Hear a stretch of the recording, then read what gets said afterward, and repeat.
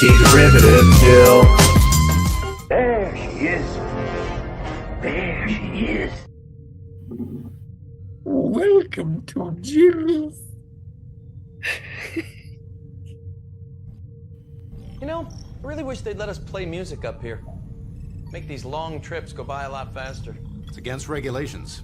Yeah, I never understood that. They just don't want us having a dance party when a proximity alert goes off. See, that's a dumb reason. Because we'd already be on our feet, ready for action.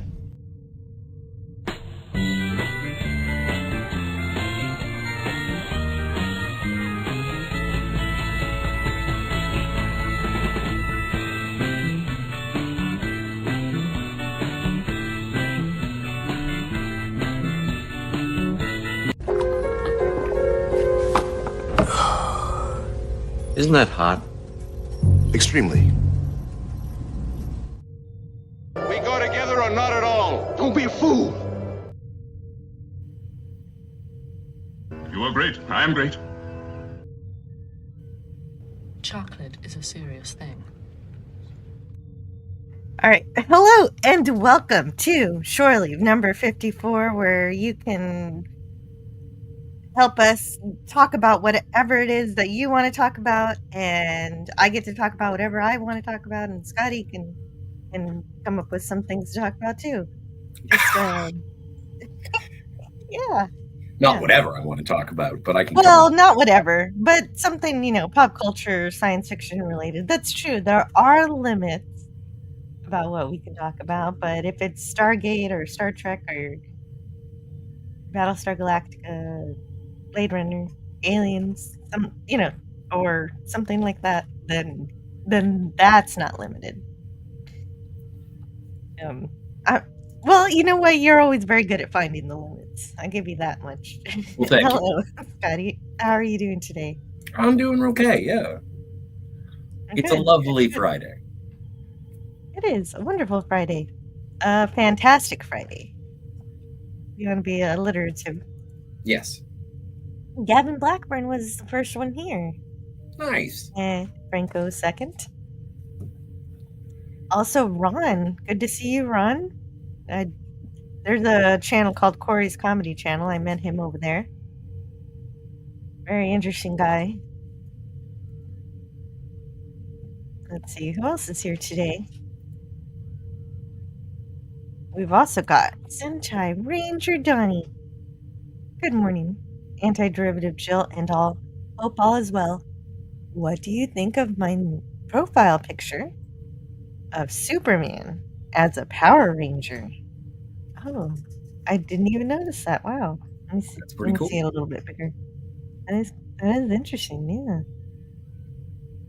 That might be a topic today, but no spoilers, because Scotty R37 has seen the movie and I haven't, so nobody spoils Superman for me. I'm going to see it on Sunday. I think there's only one real big spoiler. Then don't tell me. No. There's only one big one. No, I don't want any spoilers. I don't care if it's what Crypto ate for breakfast. Don't tell me.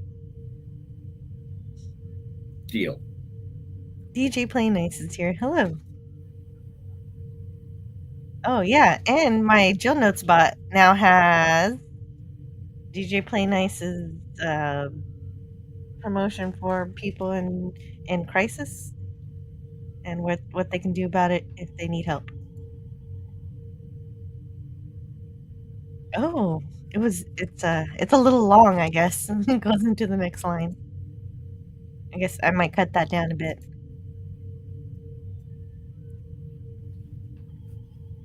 And let's see, Miss Sparkles is here too. How lucky are we? Very. Good SG1 clip, says Lemon Pie. Well, and someday I will. I do plan to talk more about Stargate. I just haven't figured out the right way to do it. There's so much to talk about. It's a very, very amazing series. Stargate SG1 and Atlantis. I might not talk a whole lot about Universe. Not as big of a fan. Although I've been hearing a lot of more people talking about how they like it. Franco Walker says, Scotty will get us all banned.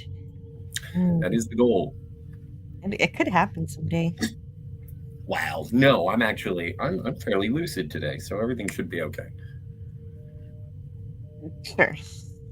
Sashi says, "Did you get your cardio in, Jill?" It doesn't mean everything. I mean, sometimes when you're lucid, you also get kind of angry. So Yeah, I'm not mad though. I'm not in that kind of mood. good. Yeah. This is happy Miss as pie. Did you get your cardio? No, I didn't get my cardio. No, I didn't. I'll have some cardio today. But Sashi might be talking about the big chocolate feast I had yesterday over at Canadian Spider-Man's channel. And I still have 2 pounds of chocolate here. I didn't eat it all, so I should be okay. 2 pounds? I mean, let me see. It might even be more than that.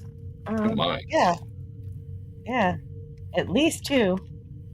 Yeah, I got sent a lot of chocolate. I'm going to have to share with the children. You're a benevolent god. I am in this household. One who won't let me have a kangaroo, and the other one who won't strip in a suit? What? Who won't? Who? What? Miss Sparkles, I don't know if I want to know the answer to my questions that I have about that. Sashi says, "Greetings, everyone. Just came in to say hi and hit the like button before I head to bed." Aw, good night. Good night, Sashi. Thanks so much for making this your last stop before bed. Wrinkle Walker says, "Please subscribe and hit the bell, share, hit like, and select live chat." And that last one is very important because if you don't, sometimes you might miss some chats and fall off because YouTube decides only top chats matter. And whatever it does to decide what those top chats are is a mystery. The Trek Reviewer is waving to say hello. Hey. Hello, the Trek Reviewer. Greek Letters Larson says, "Stop everything. Now that I'm here, you can continue." Deal. Lemon Pie says, "Jill must jog off that chocolate while she streams. So she may sound winded." You know what? I may hit the treadmill later. Or maybe Just Dance on my Switch is fun. Yeah. Sentai Ranger Donnie says, "I shall see the new Superman movie on Tuesday." It's a good day. And don't forget, guys, there is a mid-credit scene and a post-credit scene. Oh boy, thanks for letting me know because I always just sit there and I'm gonna wait through the credits, y'all, and so everybody else is leaving and I'm sitting there. And I don't always look it up to see if there is a post-credit scene. I just sit there anyway. Christian I Panda really Peaks. had to pee, so I got up and I didn't see. Oh, you missed it. It's okay. Apparently, it was just pretty pictures. It wasn't all that important. Pretty pictures. I like pretty pictures. Me Christian too. Fandom Geek says, "Hello there." Hello, Christian Fandom Geek. Hello, hello. And he's going to be watching Superman Legacy tomorrow afternoon. Fun. Good. It's a thumbs up. I'd recommend. I think it's fun. If you like Superman. Yeah, okay. I do hear some people say it's not. Like, there are some people who think it's great and some people who don't, and some people are right in the middle. So, Well, I haven't seen anything too terrible. It's either they love it or they think it's mediocre. Well, it's something that's interesting about reviewers online. For a while, I recall being like, I can't believe that they captured the comic book. It's so faithful to the comic book. But then I've heard people review other stuff and it's like, well, apparently this is just like the comic book, but I never read it, so I don't care. And so it's a strange sort of paradox of reviewers. Sometimes it's such a fascinating and wicked amazing thing if it's a faithful adaptation, and then other times, if you weren't a fan of the original books, you're like, I don't even care. The movie itself is just too far fetched. And it's like, well, it is about an alien who comes to Earth, can fly and shoot lasers out of his eyes. So if you're looking to suspend your disbelief, you already have the ticket. Well, to that note, though, I have seen a review of someone who doesn't think it's great, who is a huge comic book fan. So I'm not just looking at mediocre reviews from normal moviegoers who just wanted, maybe more of what they've been getting. I guess, jury stuff. No, it's not like that. And this is from someone who loves comics, and so those I'm taking more seriously than people who say it's like a Saturday morning cartoon. That's exactly what I want. Yeah. Oh, and that's fairly accurate. And people are still hanging on to wanting the Zack Snyder DC universe. Some people are disappointed about that climaxing. Well, they made it. They made such a big fuss about it in that last movie, in terms of the cliffhanger. And hello to Tiger Stripes. Hello. I've got a chocolate hangover. Oh, me too. That's what I was saying. Yeah. Oh, did I say that live or behind the scenes? That was behind the scenes. Well, let's just say it out loud. Hi. Good morning. Good afternoon. Yeah. No, it's still morning. Amazing. I was thinking, is that even possible to get a chocolate hangover? I think it is absolutely. And some people, it triggers migraines. There's a lot of brain interaction. And I was totally wrong last night. It's not phenylalanine, it's phenylethylamine. However, the phenol is, in there. So the lala makes I could maybe be excused. Yeah, I know. One wants it to be lala, but no, ethyl. But anyway. So, hello, Scotty. I was saying, are we busy spoiling Superman for everyone? No. I'm going to go see it in the theater, I think, and I almost never do that anymore. I haven't seen it. No. Hello, Franco. The cacophony of flavors from last night, I think is why I think I have a chocolate hangover. I don't think anyone eats chocolate like that normally. No. But it was glorious. But I have asked my viewers not to spoil it for me. I'm going to see it on Sunday. Yes, please. Yes, no spoilers, please. Okay, Miss Sparkle says Jill is a traitor and turned on me. I had no idea I was being a traitor. I was just looking up whether or not I could own a kangaroo if I wanted to. I don't want to, but the topic came up last night, and Texans could if they really got it up their sleeve that they wanted a kangaroo farm. Also, who else thinks Scott should strip in a suit? I don't know. I mean, Scotty makes a lot of OnlyFans jokes, but I don't think those are real. No. I mean, like strip wearing a suit as opposed to stripping from the fireman or policeman. Yeah. That's what I'm thinking. The businessman, the business strip. Sure, why not? I don't know. I've been voluntold. I've seen a stripper once in real life. It was a heady experience. The guy was a real pro. And he primped forever before he finally came out. He was in the bathroom forever. I think doing a lot of grooming or something. I don't know. Last minute manscaping. And I feel like I've had one other stripper experience that wasn't that good. But I mean, pros are professional. There's a professional if they know what they're doing. Oh, that's right, amateur. Yeah, I saw a guy start to strip down at a party once, and I just couldn't leave fast enough. Oh, if it's an amateur, well, then that's not a professional. So that does sound like it could be disturbing. Oh, everybody else seemed happy enough to watch it. Old Man Bird just sent a super chat for $9.99. Old Man Bird. He says, audience wants more live Jill.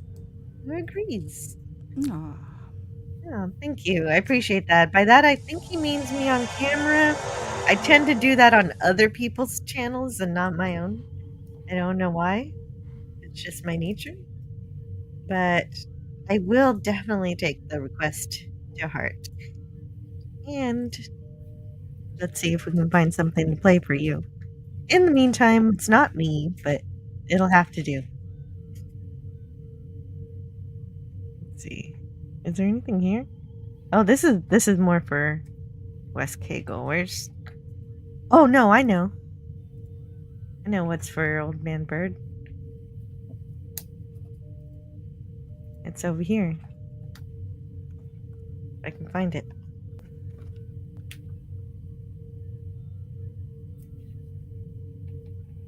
Happy, happy, joy, joy, happy, happy, joy, joy, happy, happy, joy, joy, happy, happy, joy, joy, happy, happy, joy. Yay!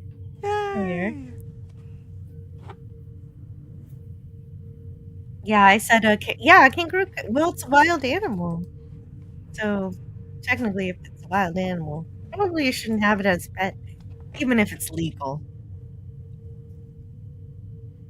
You gulped a kilo of chocolate this morning, and I thought I was gluttonous. Well, it was for a live stream. Weren't you there? Were you not For there? the cause. For Canadian Spider-Man. I didn't eat all of the chocolate. I still got a ton here. Oh, I realized this morning I overbought. But I overbuy for Halloween too. mm, Bone, hey Bone. TGIF. Yeah. TGIF. Thank goodness it's Friday. Nemesis of Eden. Hail, you Hey. beautiful beings. I hope you're doing well today. Yes, I'm doing well. I think I'll take a sip of coffee to that. Helps me do even more well. it does sound nice.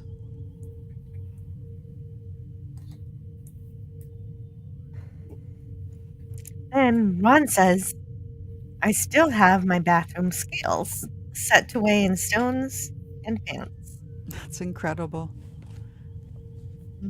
I don't know how many stones I am. I know that's I'm not, 13 what is a pounds, right? stone? 14 pounds? Is it It's a total 13 or guess. 14? 14 pounds in a stone. 14, you were right. I Yeah. thought it was 13. Very good. You know, the Beatles always gave their weight in stones back in the day. And you're like, what? What are you talking about? Yeah, you collecting rocks? What's happening? Superman made me feel morning, says Miss Freckles. Oh, wait. Nothing, not morning. I was confused. I thought you were being poetic. Ah, yes, me too. Made me Oh, feel wow. morning is kind of lovely. I rolled some tears. It made me happy. Ah, that's nice to know. Yeah. I'm a big Rachel Brosnahan fan. So She was great. she's always good.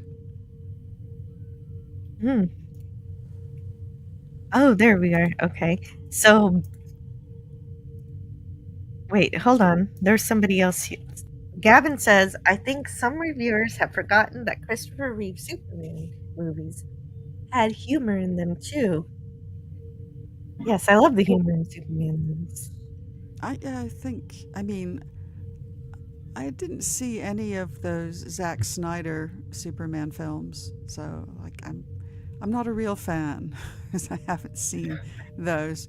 But I understand they're very dark. But it's like, nah, a superhero film intrinsically has to be sort of funny. It's a person in a suit, you know, in a tight suit, in tights.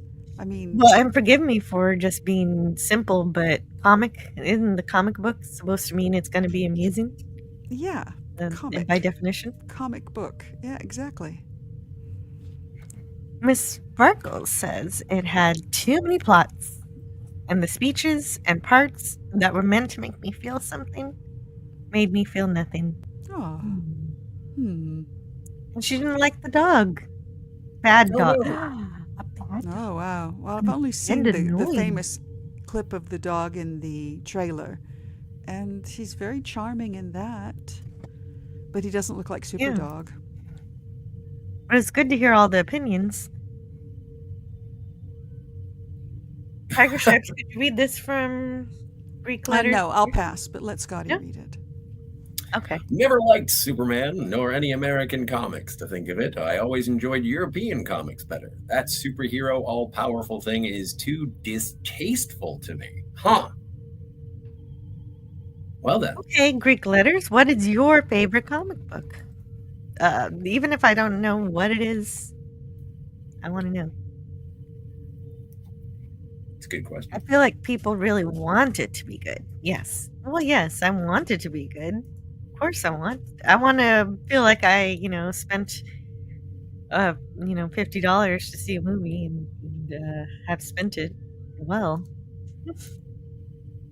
Ron says, I'm getting old, but I think a lot of film remakes just aren't as good as the original. That's true. A lot of times, that's true. There are exceptions, but yeah, basically the rule is. Mm-hmm. Yeah, that's very rare that a remake is Lemon. That a remake is better than the original. Very rare. Franco has only seen the Christopher Reeve Superman movies.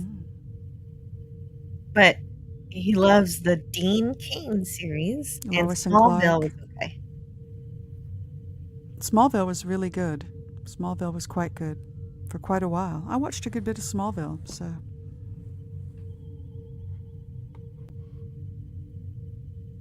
Scotty, did you watch any Smallville? No, but I did love Lois and Clark.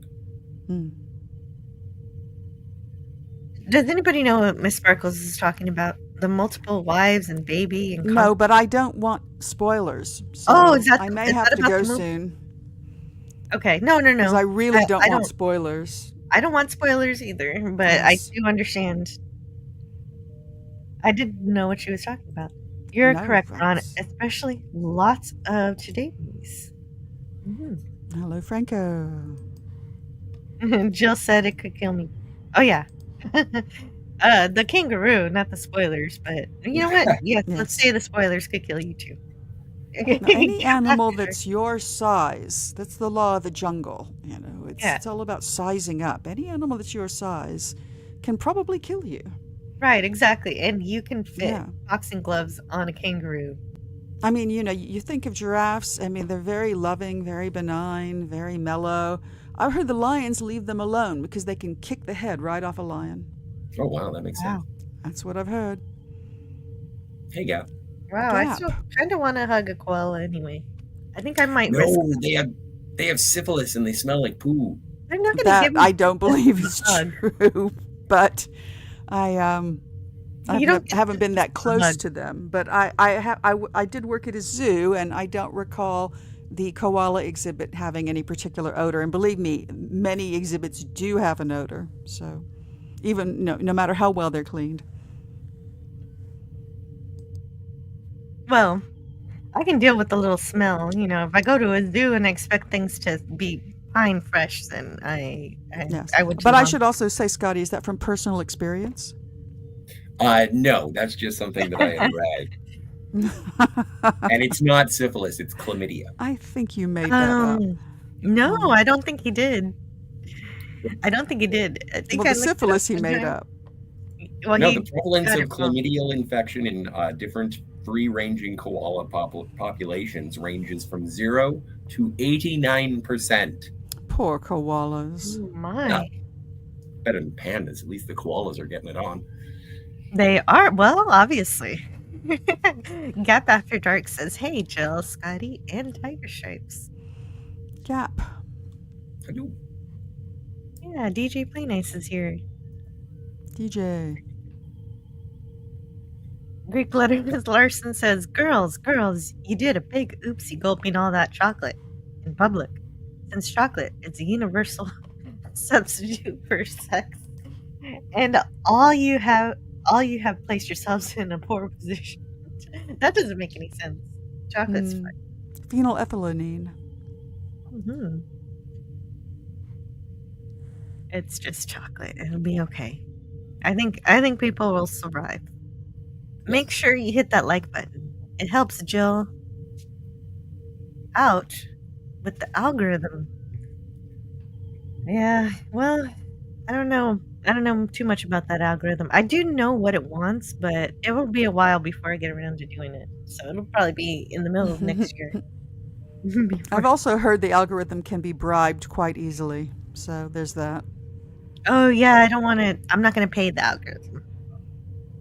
That's not I my. don't know. That's not my jam. You could put, you could get the bang for your buck, I've heard, when you bribe the algorithm.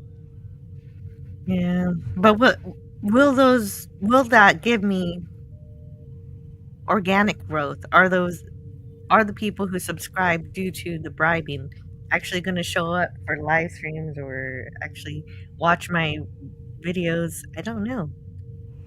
And That's so a good question. I prefer just to do it the normal way for now. Maybe later. I still haven't tried it.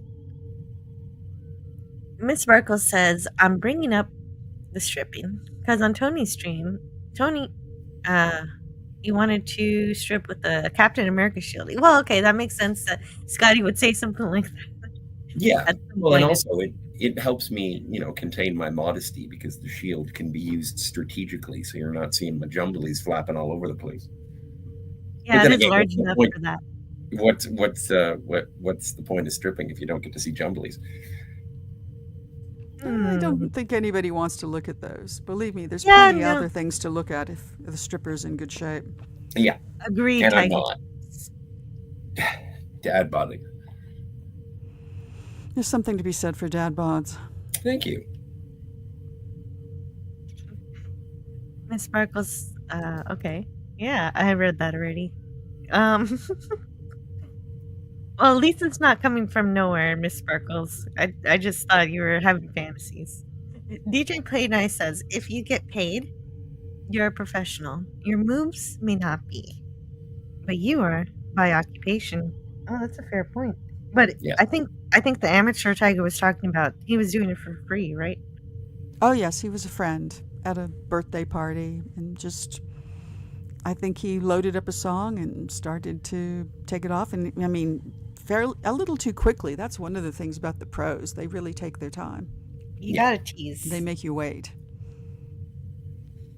And then just when you think they've taken everything off, they take something else off more. It was very impressive.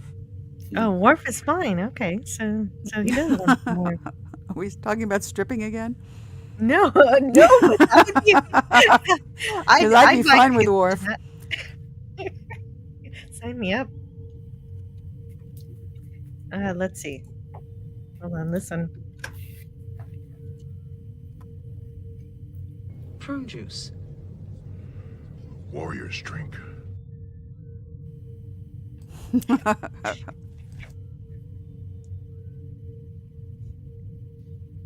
There you go. Ren Hoke and Stimson J Cat to start out our weekend. Yes. Indeed. Gosh, I used to record so much Ren and Stimpy when I was a kid. Oh gosh, that's the best. On VHS tape. Mm-hmm. That was the thing you had to see. All your friends wanted to show you Ren and Stimpy when it was new because it was incredible. What's the topic for today? Says Vile Mike. Well, whatever you want to talk about. We're going through the chat and seeing what everybody wants to talk about here. And we're doing non-spoilery stuff for Superman. If anybody wants to tell me what they thought about the movie, if you've seen it, just no spoilers. Good. I will play more soon. Oh, Nemesis is definitely gonna play more. He plays a lot of games on his channel. And he's looks like he's willing to take some requests too. Somebody play my song? Stinky Whizzleteeks. Yeah. Good to see you, Stinky Whizzle. Your old pal. Mm-hmm. Yes, we did. We did play Happy, Happy, Joy, Joy. I also want to get Log in there, but I haven't gotten my Log clip just yet because all kids love Log. Oh, I know the Log song backwards and forwards. Yes. And let's see what else we've got here. Well, that's not too silly, is it? Wearing underwear on the outside of your trousers. If you're a superhero, it's normal now. There's a big debate about that because of the new Superman is wearing trunks, and that hasn't been a thing for a while now. Yeah, Henry Cavill never had the trunks, but Brandon Routh did.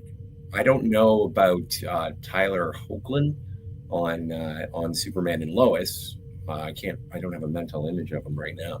But I like the trunks just because it does harken back to the origins of the character, and the reason that they had trunks in the first place is because that's what strongmen in like the 20s and 30s would wear at circuses and stuff. And so it's a callback to that. So I like it. I don't think it looks silly because I don't. I like the classic interpretation of the costume.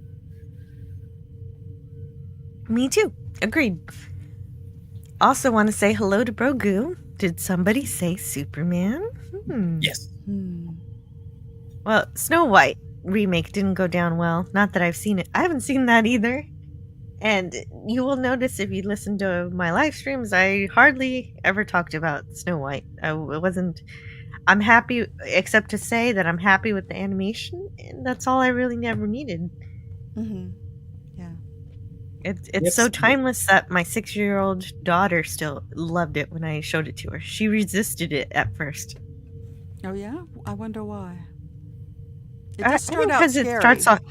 it starts off a little slow, and then a little scary, but it picks up. Yeah, I saw it for the first time like 2 weeks ago. Really? Mm-hmm. With your nieces? Yes. It was fine. It was okay. I think the only people who saw Snow White are YouTubers tearing it apart. Yeah. The zoo. That would be the AKA only work. reason to see it.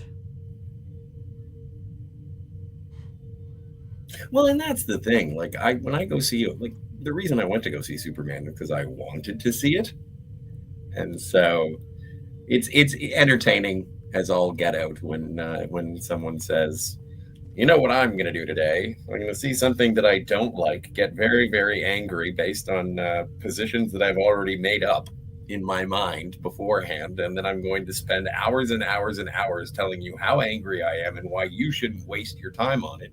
Meanwhile, I've wasted my life. So, yeah, I would say there's too few hours in the day. Some people, I guess, are making bank on that. That's true. And respect to people who can make bank on that. But yeah, I can't be angry. I'm too old to be that angry. It's not good for my health. Oh, it looks like Nemesis is taken off. Oh, Nemesis. Okay. Nemesis, thank you so much for stopping by. And I haven't been able to see Richard Spake in the chat, and so that's the only reason I gave him a wrench, because I feel he's told me before that he couldn't show up in my chat. So now I'm very happy that you can be here. I'm having issues with StreamYard, says American Patriots Pad. I'd be there if not for this. Gonna update and restart my laptop. Hope that helps. Yeah, definitely. You're definitely welcome if you can figure out your technical issues.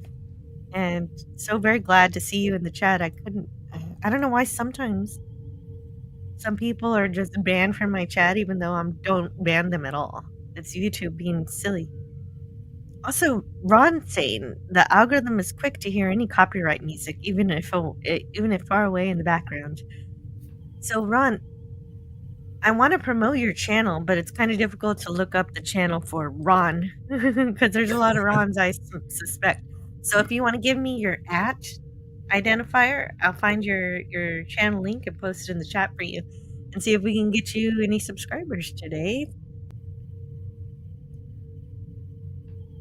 And speaking of which, my bot is posting Richard Spake's channel here. He does some fireside chats. Ron who? Yeah, exactly.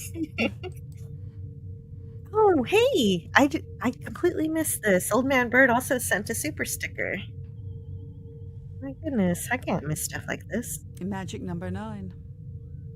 Magic number. Oh, it's a little pear scene. Thank you. Oh, Yeah.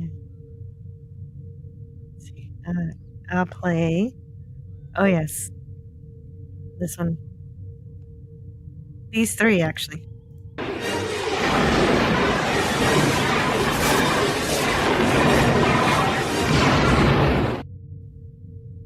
think that's so fun. What do we do? We die.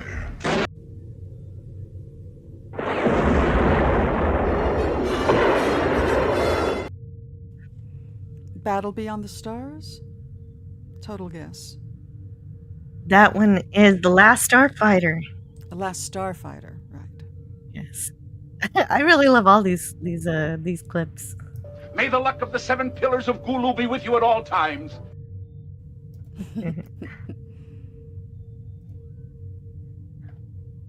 Let's see there. Check the message I sent you, Scotty, says FKHC 2005. Oh, maybe now that Scotty stepped away, maybe he can go check that message for you. Oh, man. He always steps away whenever there's a... I'm going to send him a message.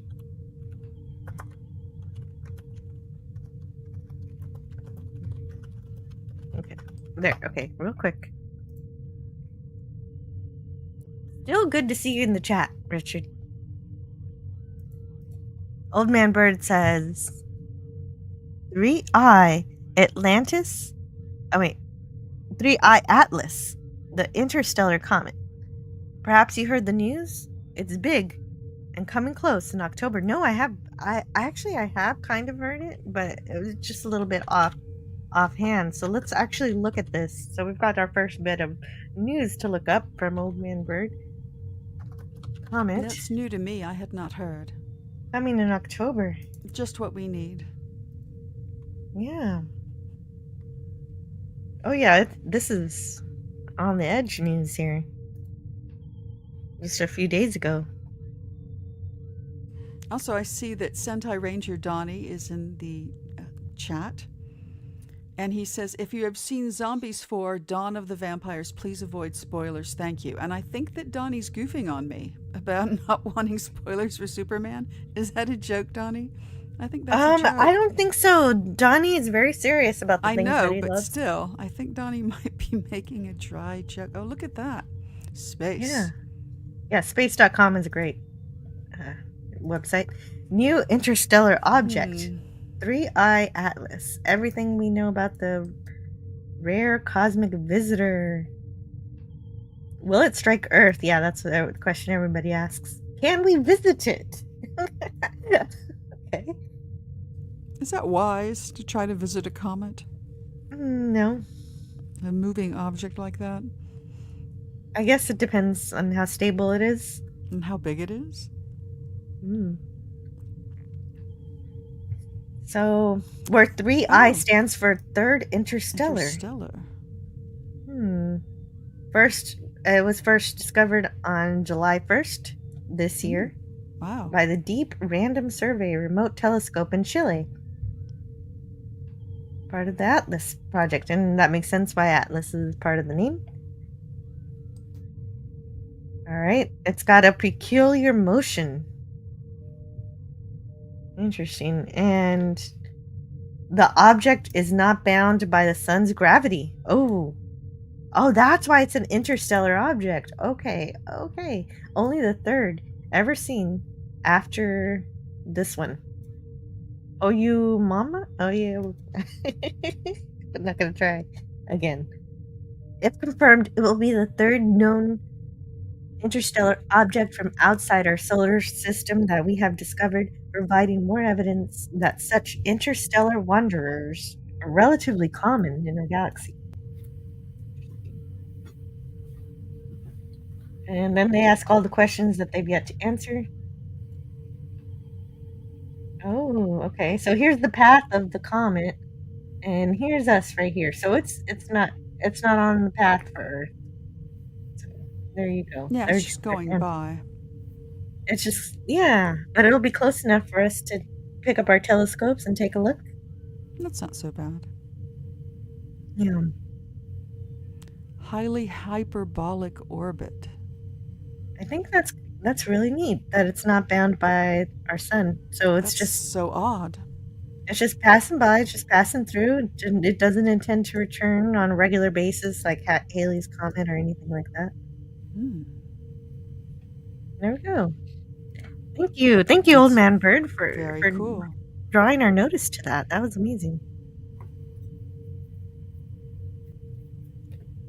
All right, hit the like, folks. Yeah, absolutely.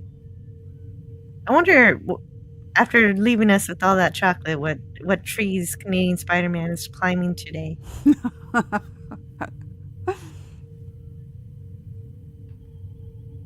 Biomike said, "I'll never understand hate watching." Well, the only hate watching I would do is for a franchise that I love, that I hate seeing being desecrated and that kind of thing. That's the only kind of hate watching I would perform anything in. Like I did review Section 31, which is the worst example of anything. Kurtzman Trek, it was kind of like just the epitome of Kurtzman Trek right there, and just laid naked for everyone to see. And it was gross. Get your man I do check on. appreciate people who do it for comic reasons, like Mystery Science Theater. Oh, sure. Clowning That's on it is different than hate watching. it's not that far from though. But Well, I hear you. I hear you. it's like I don't especially like the movie Supergirl, but I do think it's funny as hell. Because it's that bad. Because it's just, yeah, it's 80s cheesy on a budget and all this stuff. I find it entertaining. Faye Dunaway chewing through the scenery. There's charm to it, but it's not good. Mm.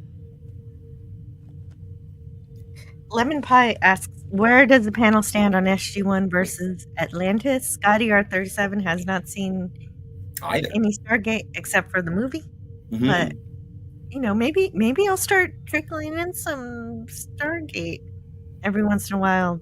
See if I can get him to start watching that. And I too only saw the film. I have not watched the series.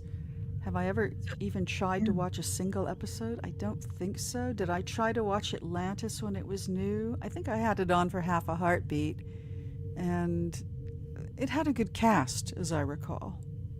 It did. But I prefer Gap at After Dark prefers Atlantis over SG-1, but I'm backwards on that one. I prefer SG-1. Richard Dean Anderson just sells that so He's well the because best. He's really good. he is the best. He ad libs a whole lot, and he's hilarious. He brings the humor there, and he plays a great leader. And Atlantis is alright. I think it took me a little while to warm up to Atlantis because I didn't really like the main character at first. And I didn't really like the scientist either. McKay pissed me off, and then there was that episode where he gets stuck in a puddle jumper on the bottom of the ocean, and that turned it all around for me, and I liked it. But since nobody else can talk about it, we'll move on. Unless we are still talking stripping, then we can combine Stargate and stripping. Lemon pie, I'll have to think about that. Okay, thanks. At Ron 2256. Thank you. Okay, I'll get that for you. Get that link for you. So there he is. Ron's watched a couple of movies, rewatched and watched a movie with Bro this week. We rewatched Jaws, which was incredible. It's been a long time since I'd seen it properly all the way through. And it's on Peacock right now for free because of the 50-year anniversary, or maybe just because it's, close to the 4th of July.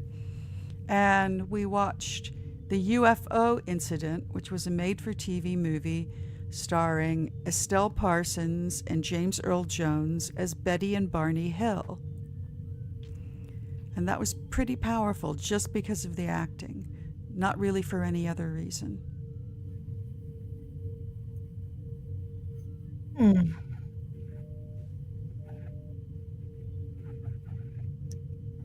And it makes me thought, wish Cardinal oh. Sin was around to talk to him about it. Because he was yes. into all that abduction stories. And Yes, things he like was. that. Yeah. Yes. That was He was something very that well educated. he was extremely well educated, and he would have Yes. very interesting live streams, way better than anything you find on the History Channel. 'Cause Yes. was just I like, only oh, know a little bit about it. So. Purist, whatever. But whatever Gil did, he made it as scientific as possible, and it was interesting. And I want to welcome to the panel Richard Spake. Hello. Fingers crossed. Can you guys hear me? Oh, yeah. Yes. Oh, thank God. And Lemon Pie's afraid that Kangaroo got Miss Sparkles, but it looks like she's okay. That's good. Oh, that's good. Yes. So how's everybody's day going?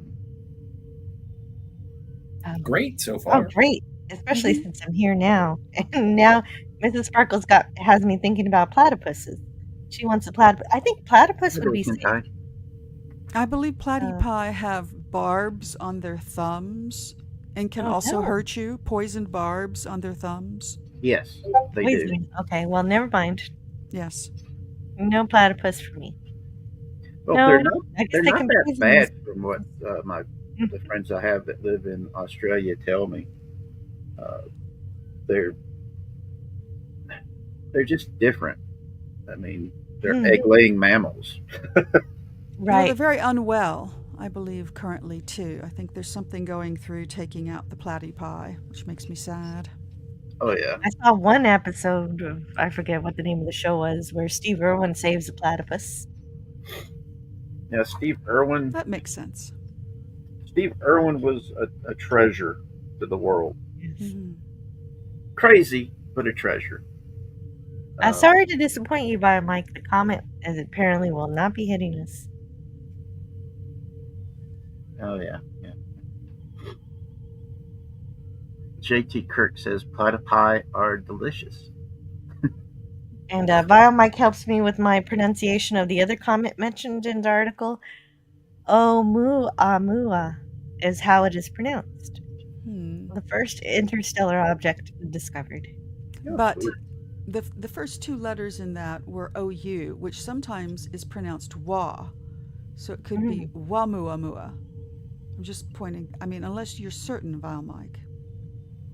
Yep. Oh, JT Kirk is here. Hello.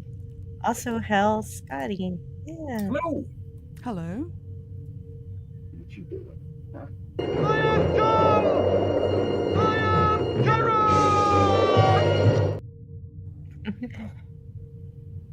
And he is legally Kirok because he's got a license plate. What is it? Greek Letters Larson says, you know, the story is bogus when a possible planet killer is named. I'd have to. Ooga booga.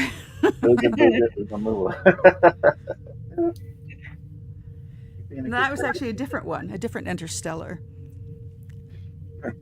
Passerby.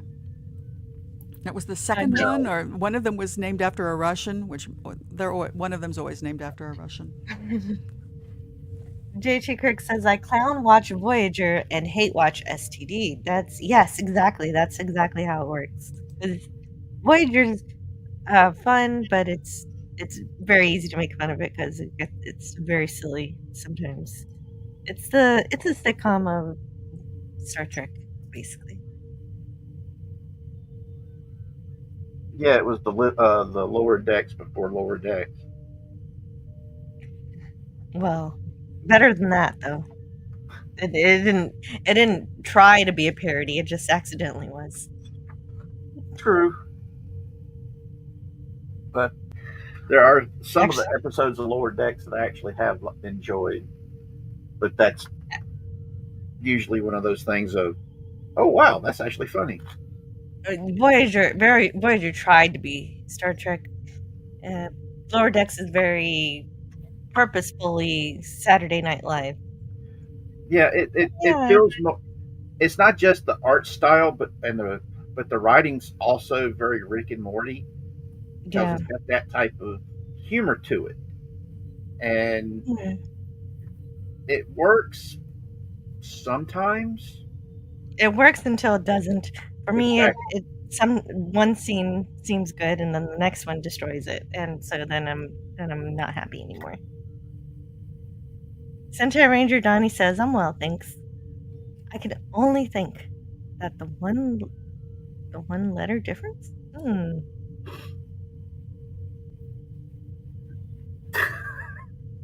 Well, who said I'm unprepared? I don't know what." You want to talk about Dostoevsky's Grand Inquisitor? It's a fantastic play. I've never seen that.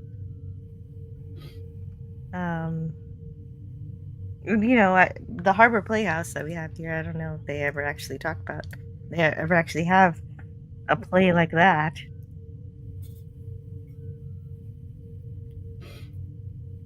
So let's see what else is here. Donnie, you talking about the possible Disney reboot that might cover Shattered Grid as they finally announced the possible showrunners? I don't know anything about Shattered Grid. What's that about? This is all metadata, isn't it? It's very specific to something I know nothing about. The History Channel has aliens. Yeah, ironically enough, way better. I used to love watching the History Channel because I'm a big time history geek, and I love watching history documentaries. Then it turned into aliens this and aliens that. Then they started doing some supernatural stuff. That's got to be disappointing for you. Hunting Bigfoot. I like the hunting Bigfoot stuff, but I think that should be on the Animal Planet channel. I did see a T-shirt the other day with a picture of Bigfoot on it, and it had a big caption. It said, "World's greatest hide-and-seek champion. All-time greatest." I thought that was clever. Well, believe it or not, there's this guy that's on both Facebook and on YouTube. He uses AI to do these Bigfoot man on the street type selfie videos that's flipping hilarious. The latest one that I saw was he's running out of a house going, "Oh my God, she said she was a chick. She said she was a chick." And he goes, "It's messed up. It was bigger than mine." It was so funny.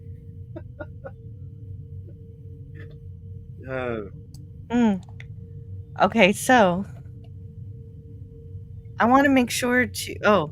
Vile Mike says that he thinks Lower Decks was awesome, that he loved every episode. Well, I will explain to you why I don't like Lower Decks, because vile, Mike. It pretends to respect Star Trek 1 second, and the very next second it degrades it and spits on it, and so it's a very schizophrenic show, and I don't appreciate that. But if the Skydance merger goes through and Kurtzman and Secret Hideout are relieved of destroying Star Trek any further, then I will do a post-mortem on some of these Star Trek shows that I haven't reviewed for fear of doing advertising for a Star Trek that I don't want to continue. No, I heard you said that you would watch Section 31. Yes, and the only reason I did do that one was because I made sure not to put Section 31 in the title of the live stream. So that doesn't, I got away with it there, because if you look at the thumbnail or the title, you can't, if you're a Star Trek fan, you know. If you're not, then I'm not directing you to any to watch something that isn't very good. And plus, I guess I could review Lower Decks if I didn't put it in the title. But I don't know. I'm gonna wait. I hope. Oh, we lost Richard Spick. Oh, there we go. Sorry. I'm trying to turn my I was trying to turn my camera thing to work, but that's not even working right now. I don't know what it is with StreamYards. It's not wanting to recognize my my camera or my OBS. I had to jury rig it to be able to accept my microphone. Wow, well done on that. I want to say hello to Jacob Ironside. Ahoy all. Hello. Everyone check out Jacob Ironside's channel here. And Data of the Grid is telling us Shattered Grid is a Power Ranger comic series by Boom Comics. That's awesome. Yeah, the Boom Comics has had some really good stuff coming out. What's going on with Diamond's got so many different places. Oh boy, it's bad. I know Diamond Comics is very. I think they were able to get a loan to be able to cover payroll.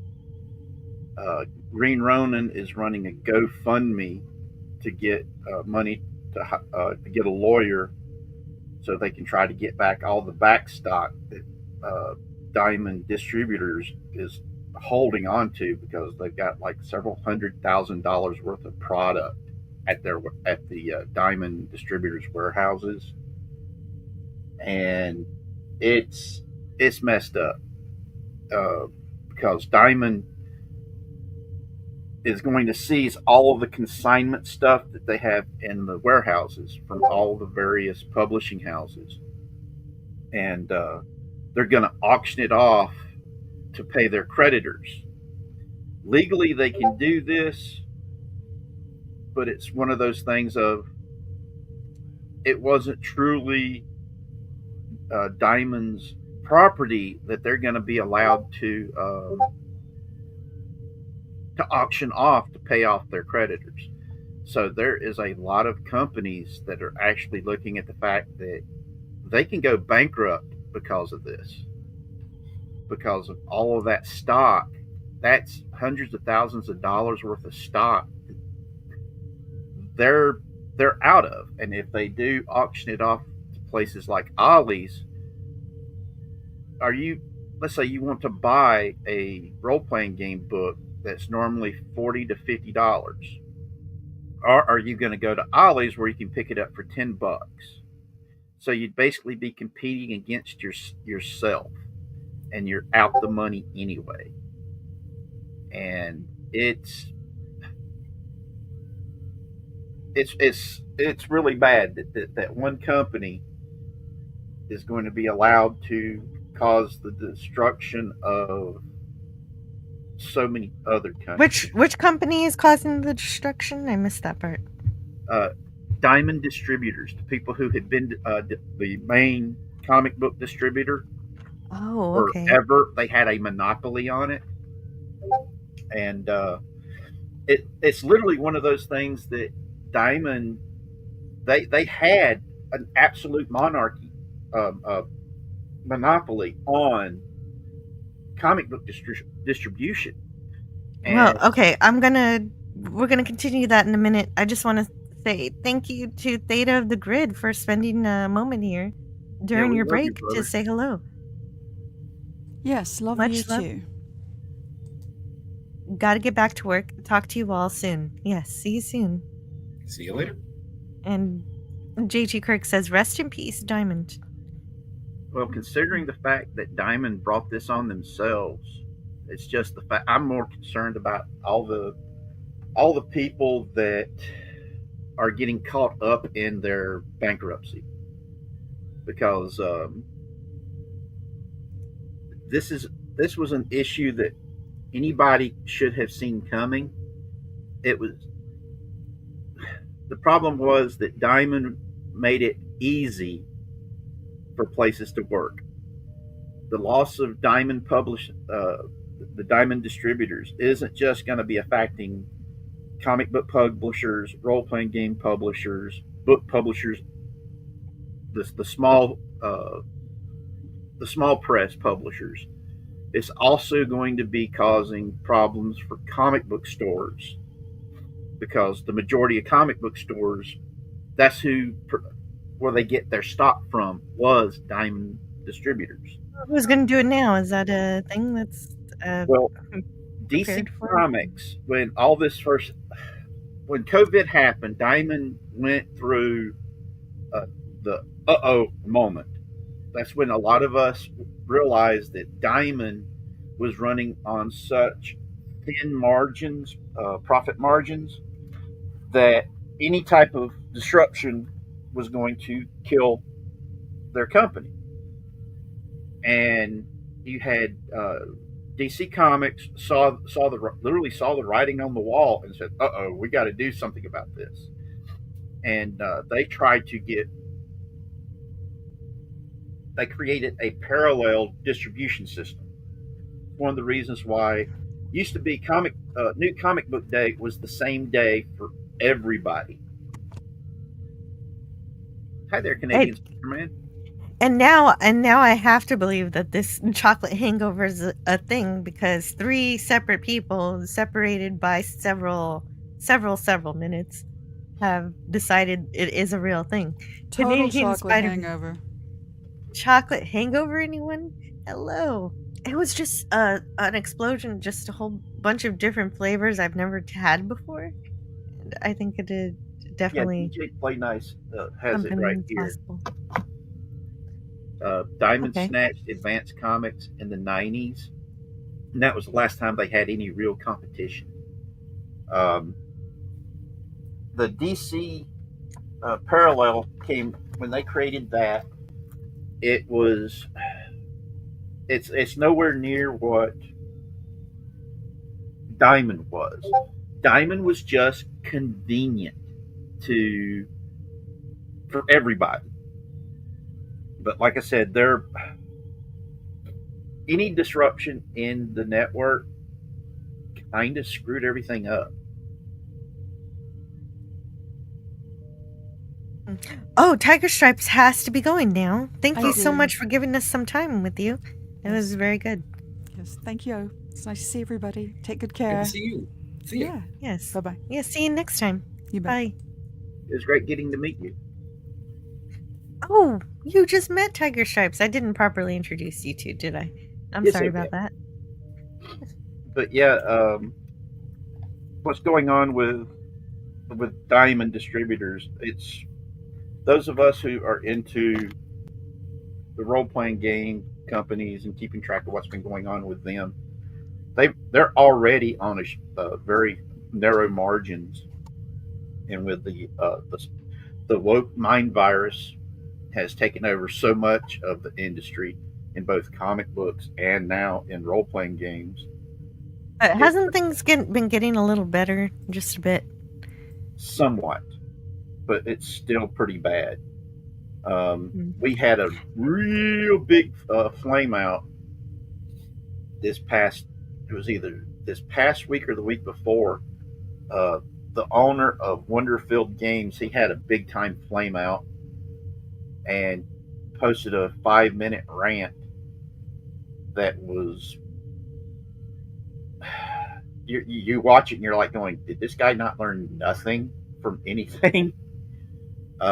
Blaming everybody else for the fact that he's not been able to sell anything in over 2 years, and attacking anybody that did not share his political ideology and blaming them for causing his company to not sell nothing for so long. And it's hopefully things will start turning around. I think they will, because supply and demand will make it happen. Yes. J.T. Kirk says is chocolate hangover tastes basically chocolate plus vomit. Well, I haven't thrown up because of the hangover, so it's more of a mild headache that a chocolate hangover can induce, if this is related to that.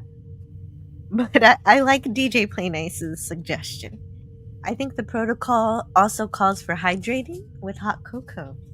Deeper down. I've been doing it with coffee. Coffee's been helping. Well, It's nowhere near chocolate, so yeah. Yeah, it's nowhere. Yeah, coffee and chocolate go together so perfectly. And no, it's nowhere near as bad as a real alcohol hangover or anything. I don't feel like dying. Low Spec Linux Gaming is here. Hello. Oh, we so want to play Fallout this weekend, but it might not happen. We'll see what happens. We've got such busy weekends. If I do, it'll be in a hotel room. I don't know if I can bring an Ethernet cable there. Oh, it'll be such a hassle if you have to do it from a hotel room. I've been a guest on a live stream. Oh, before, sure. in a hotel room.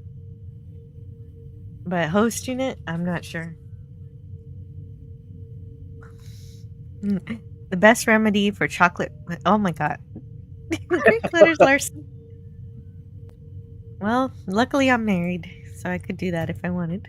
Hot and cold, running sex. That's what marriage gets you. Yeah, and apparently it helps with chocolate withdrawal. Hey, if my wife was to have called and said, "Come home for that,"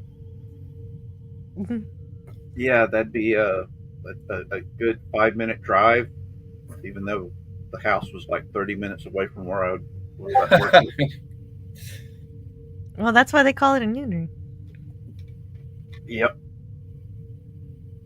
So. But yeah, I mean, I'm hoping that all these publishers are going to be able to get their stock back, because it's just unfair, the whole situations. Greek letters Larson says, I forgot you Americans are such Puritans. Yeah, except for with the violence. We can talk about violence all day, but apparently we're a little more shy in terms of sex. Not me. Well, you're not American. This is true. Yeah, you're a Canadian. It's true. We have to keep warm. That's true. So there's so much politics on my Twitter feed, so I was happy to find something that wasn't. sci-fi-history.net. I think I'm gonna bookmark this. Nice. It has on this day in science, and it's a lot. It's a lot. There's just so much. And so for July 11th, they have. I don't know what this is. Oh, that was a good TV show, the 4400. Oh. Okay, the 4400 were people who got. Okay, the TV show had this really cool premise. In the distant future, there was a big cataclysm that really messed stuff up, and they developed science. They developed the technology of time travel, and they pulled people from the past and brought them to their time and trained them on how, and basically programmed their minds and gave them abilities to fix what was wrong in the past, and then sent them all back at one time. And you had people who had been okay, in that picture that you highlighted.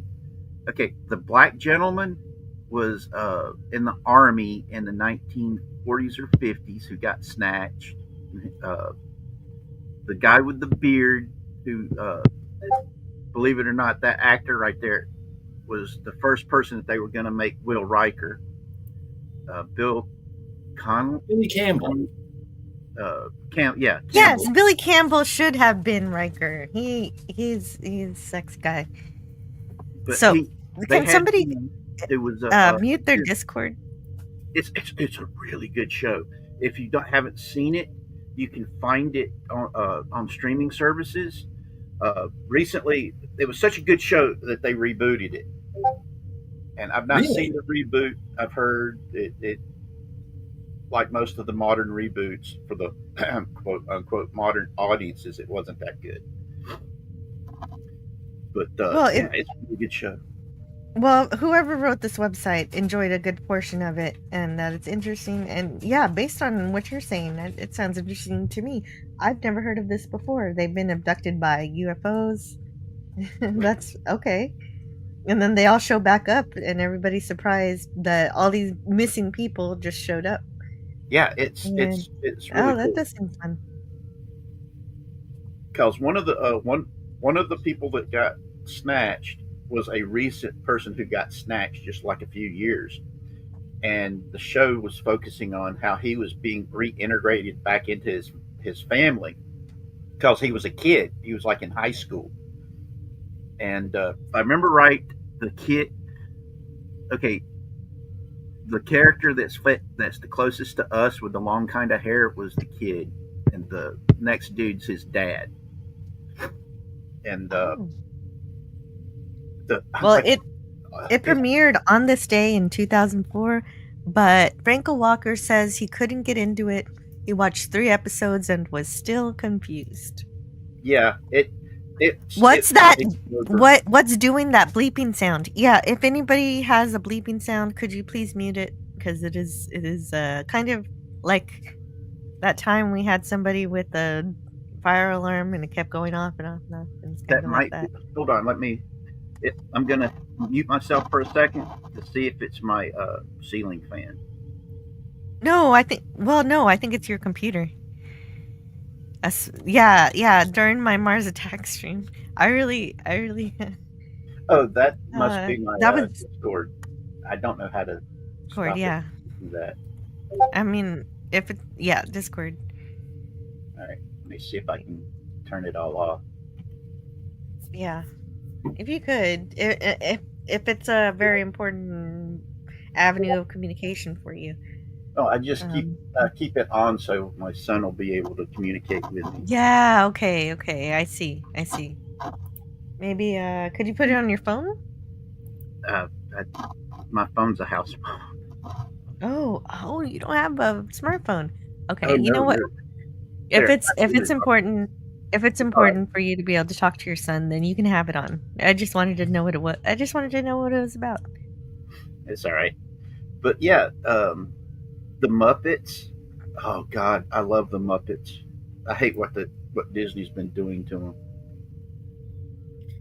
Well, and I saw an interesting interview with Frank Oz talking about the the modern Disney era of the Muppets, and the one thing that they really don't grasp, just because it's Disney, is that the Muppets are kind of anarchists. They kind of have an edge, and Disney's nerfed that and tried to make it into like The Office. I did like the Jason Segel Muppet movie. I thought that was okay, but I'm just kind of a purist when it comes to the Muppets.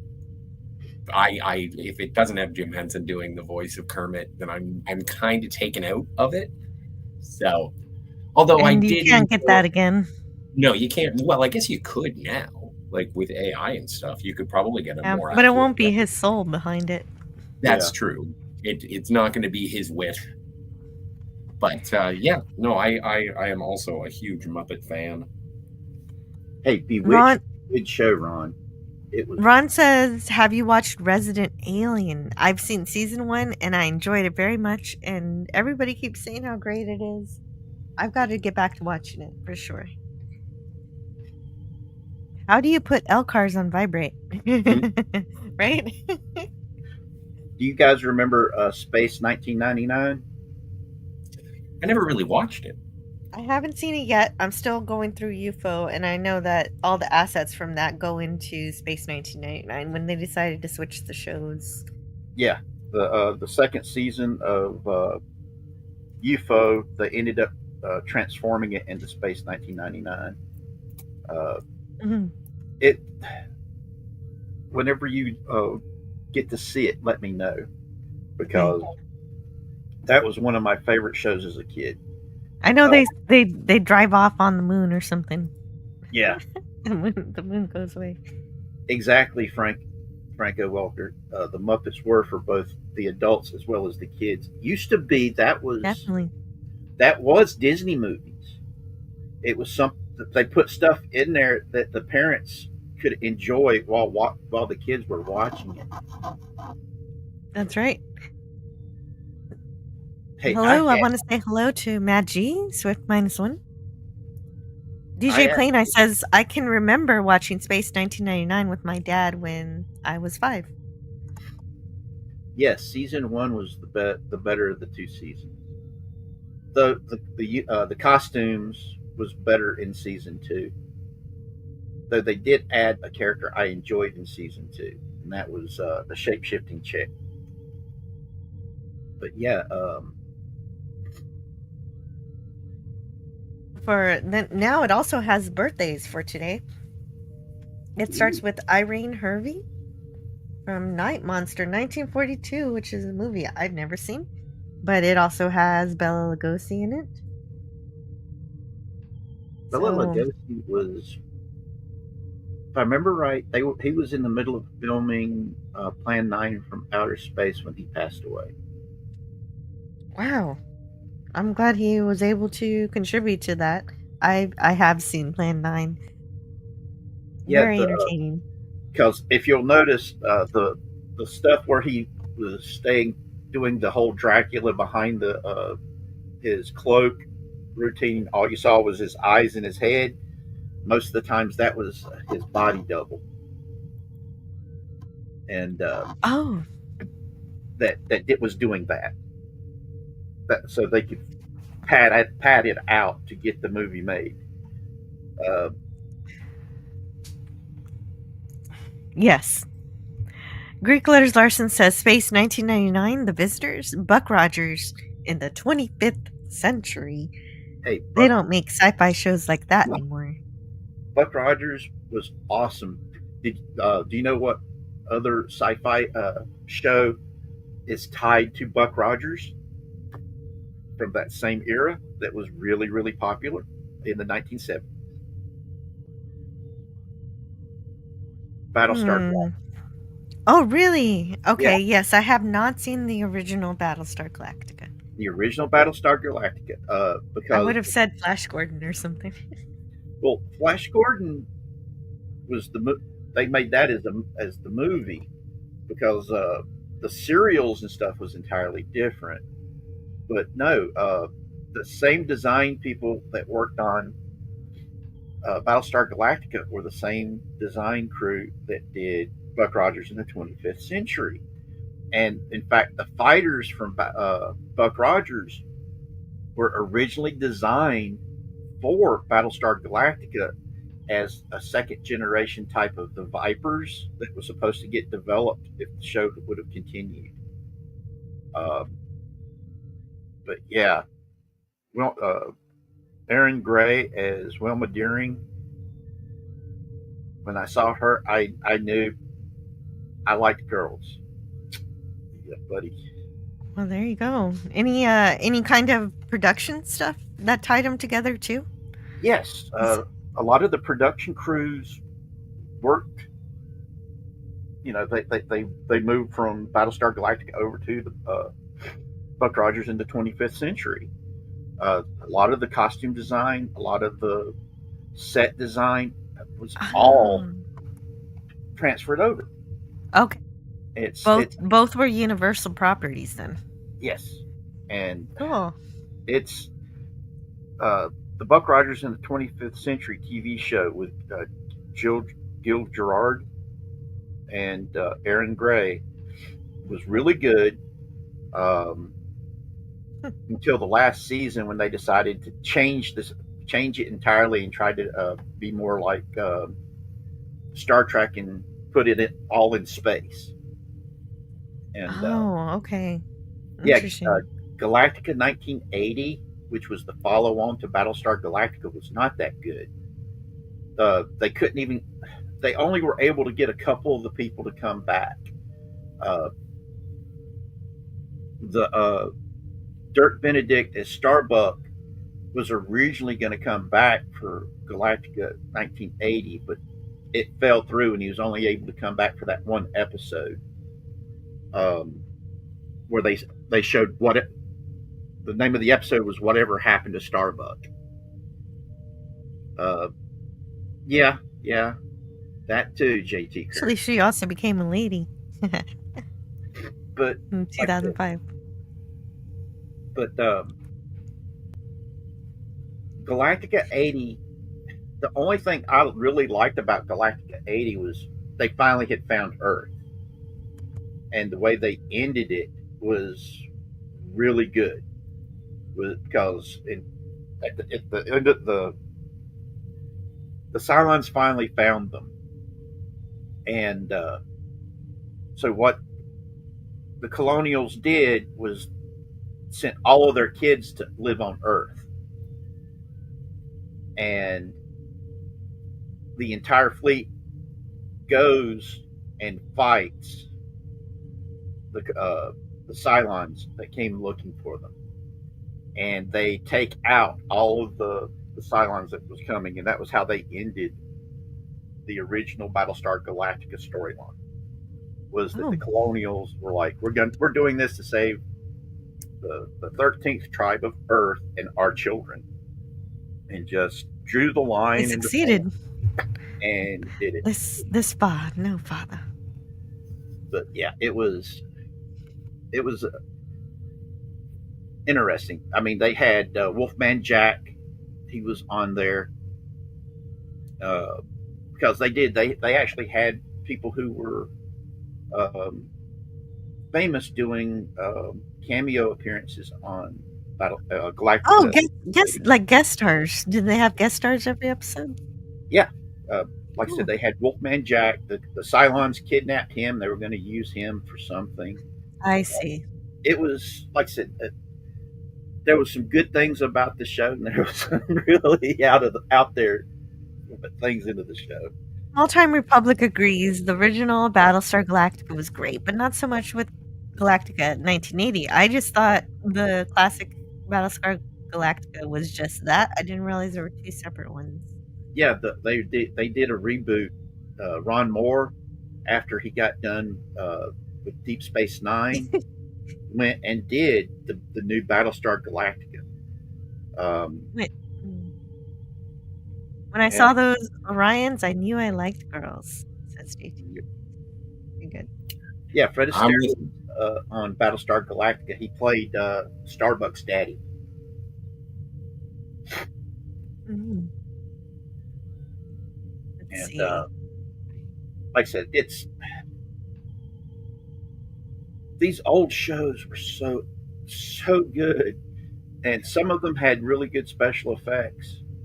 It's like classic Doctor Who had really good stories, and the special effects was hit or miss. It all depended on how much money they had at the time, of whether or not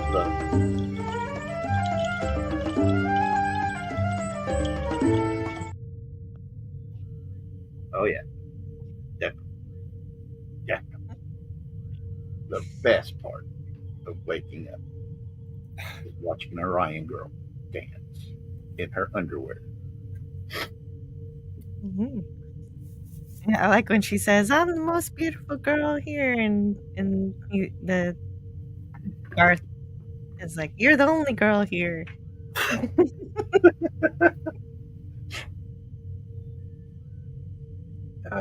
I'm the most beautiful one in this galaxy. Anyway, Fred Astaire was on Battlestar Galactica. Oh, really? Yeah, he played Starbucks Daddy. Huh. Yvonne Craig, thank you for your service. Yeah. But Yvonne, you know what? I've got to get Avila also. It's upsetting that I don't have her too. So I've got to work on that. Well, Yvonne Craig, I mean, she was a pretty amazing actress and dancer. Most people don't give her the credit that they should. Hey, Jason Love is here. I remember Shada. Doctor Who is great, but the villain is dressed as a disco-dressed villain. Even aliens love disco. Yeah, well, even Dr. McCoy in the motion picture looks like he just stepped out of a disco when you first see him. That is true. No, that's because at that time, that style of clothing was seen to be futuristic. It's kind of like in let's see, what was it again? Where the one piece bodysuits for the longest time was what they're going to be wearing in the future, and you saw it all through the 40s and 50s when it came to sci-fi stuff. You know, the clothes were all super tight, and people are going, "Oh, that's okay." Do it to nowadays. They're like, "Oh, that's being sexually exploitive," and all this other BS. Gavin Blackburn says the reason BBC special effects were so hit and miss is because of the union rules. Didn't have permanent staff. Yeah. Interesting. Well, you also have to remember when Doctor Who first came out, they basically told them they couldn't have robots, killer robots, and stuff like that. That's why the Daleks were these little alien things inside the robot body, so they could get around it. Oh, is that why they made them cyborgs? Yes. Interesting. That's also the reason why the Cybermen were cyborgs, because they had all these. BBC gave them all these rules, and what gets me, all these people that are sitting there saying, "Oh, we're making Doctor Who for woke audiences," keeps ignoring the fact that Doctor Who was created by a woman. His primary camera person was a gay guy back in the days when being gay was illegal and it wasn't cool what they would do to you. It, like I said, it's most of these woke people. They don't know the history that goes behind the stuff that they spout off about. Problem is that diversity is not the same thing as being woke, and so they try to own that, but it's not theirs. Yeah, exactly. And I get frustrated with it because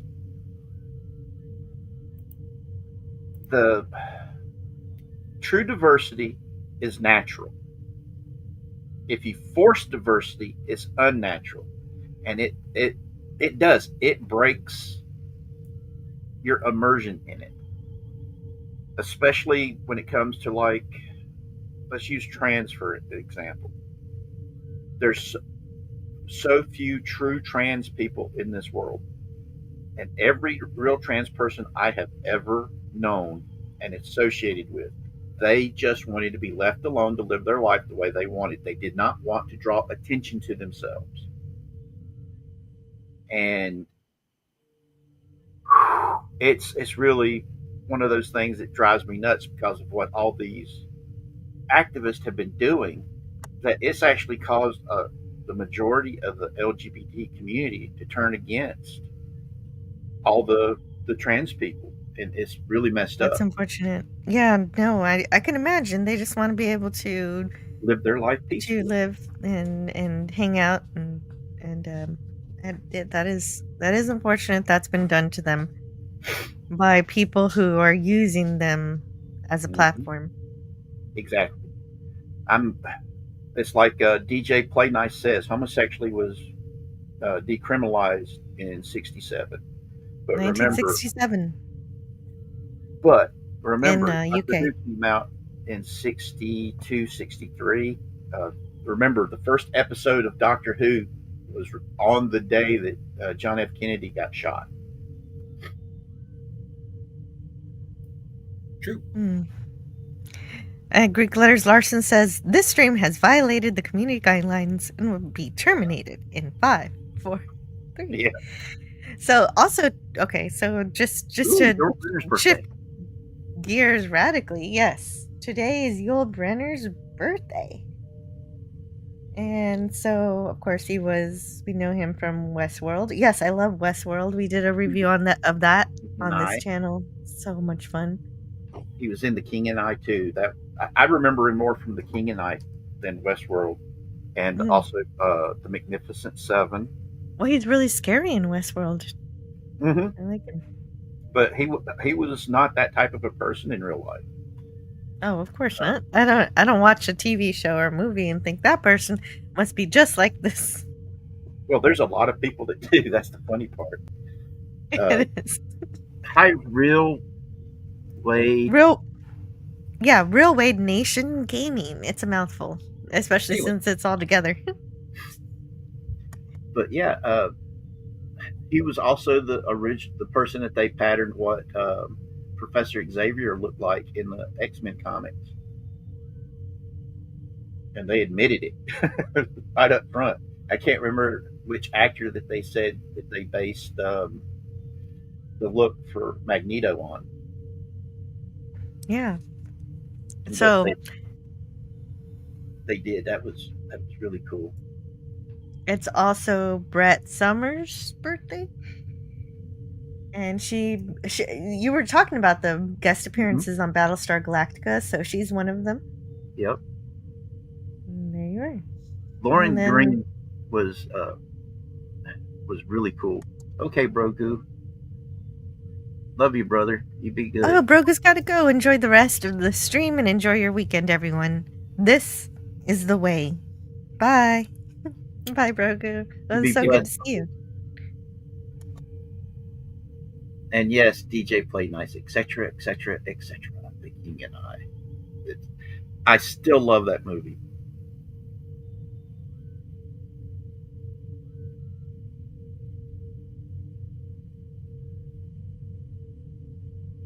Oh wow. Gavin Blackburn says that Yul Brynner was in the sequel Future World. His face is completely hidden from camera, making you think it was a lookalike, but it was really him. It was Well, a he weird only- decision. Yeah, he only You really saw shows Future up- World. Yeah, I've seen Future World. He only really comes back for like a fantasy dance sequence. It's odd. It is weird. My favorite Westworld, The Magnificent Seven, says Jason Love. From regarding Yul Brynner. Well, the Magnificent Seven. Whenever I hear that theme, it just makes me want to go and watch Western movies. And now it's playing in the back of my head. Damn it! I'm going to have to go watch some Western movies now. It's not a bad punishment. No, it's not. Well, one day I'm gonna have to just watch a ton of westerns because I'm not very educated. Greek Letters Larson says, never really liked Doctor Who. I enjoyed Tom Baker and Capaldi, but still too cheesy for my taste. And speaking of Doctor Who, today is David Graham's birthday. He was born on this date in 1925. And he voiced as one of the earliest voices for the Daleks.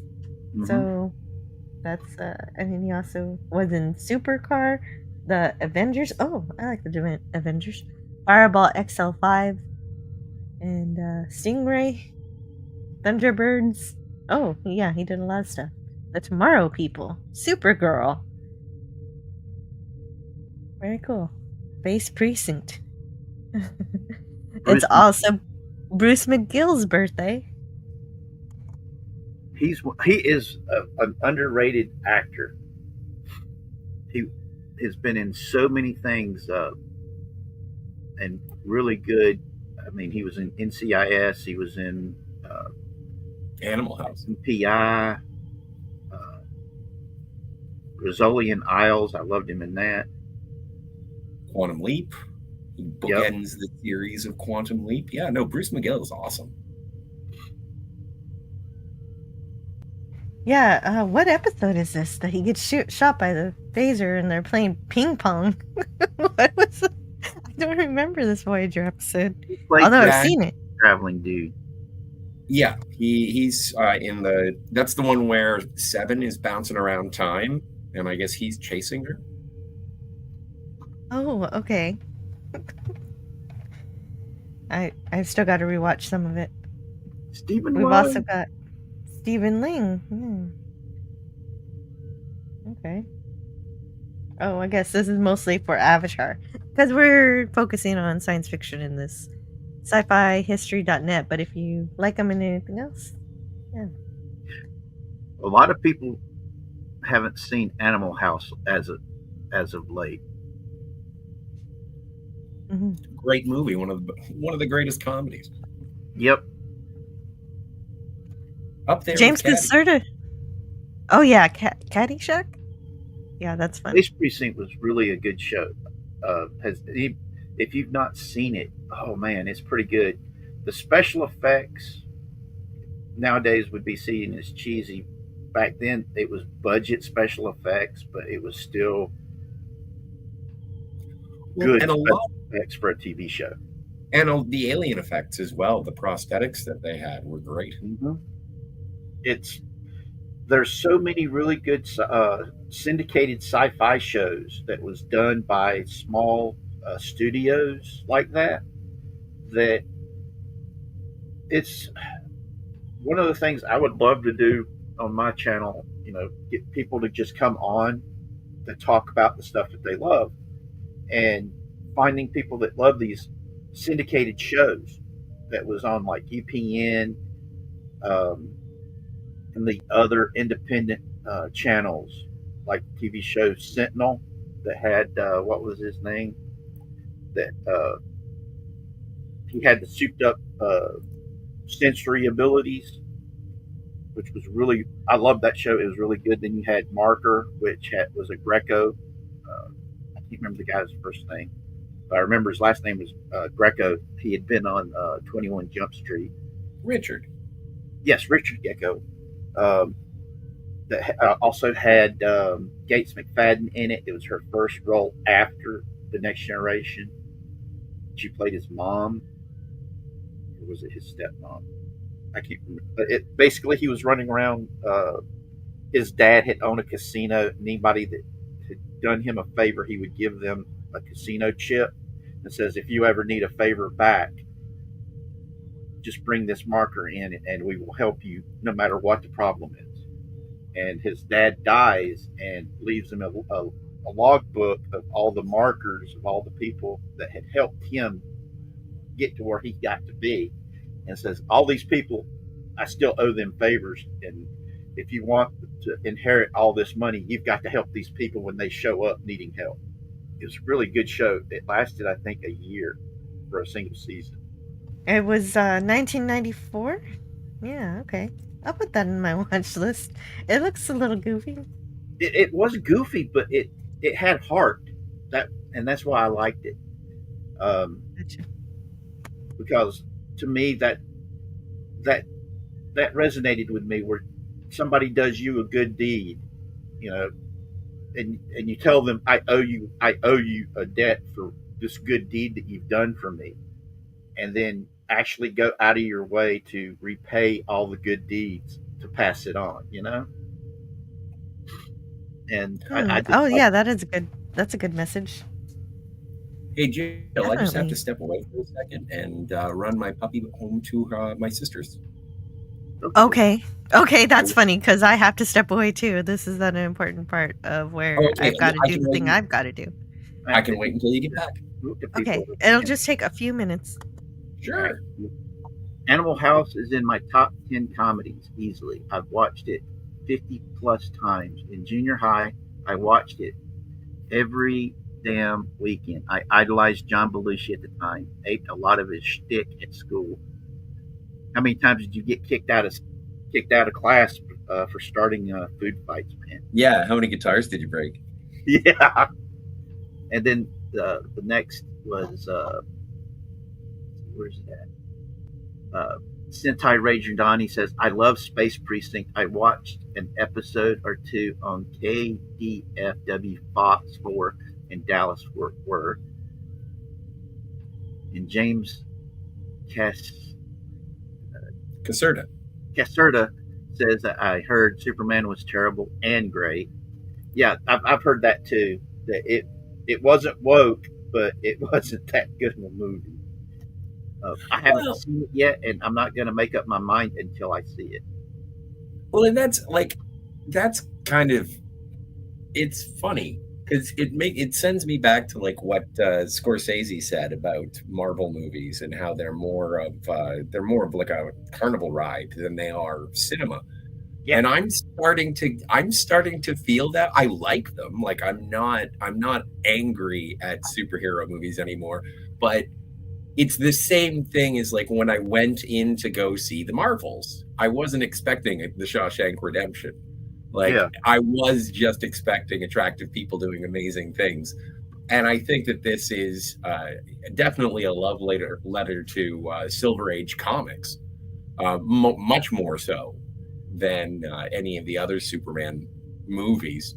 And also, it's funny when you see how Zack Snyder was trying to really fast track the DCEU. Yeah. And this movie just sort of, it starts off, there's a title card, and it's just like, yes, this is the world of Superman and this is what's going on. And you're basically, everything that you know about Superman is addressed. And it's just like, why are you in a Superman movie if you didn't know what Superman was, kind of thing. So I can see how it would be sort of, it falls apart a little bit in case you aren't steeped in the lore. But I thought it was a fun popcorn movie, good summer blockbuster, good Superman movie. The only recent criticism, and I guess all the criticisms are recent, and considering it came out this week, but David Cornsweet's Superman doesn't necessarily have the authority of Superman. He's more of like a Superboy.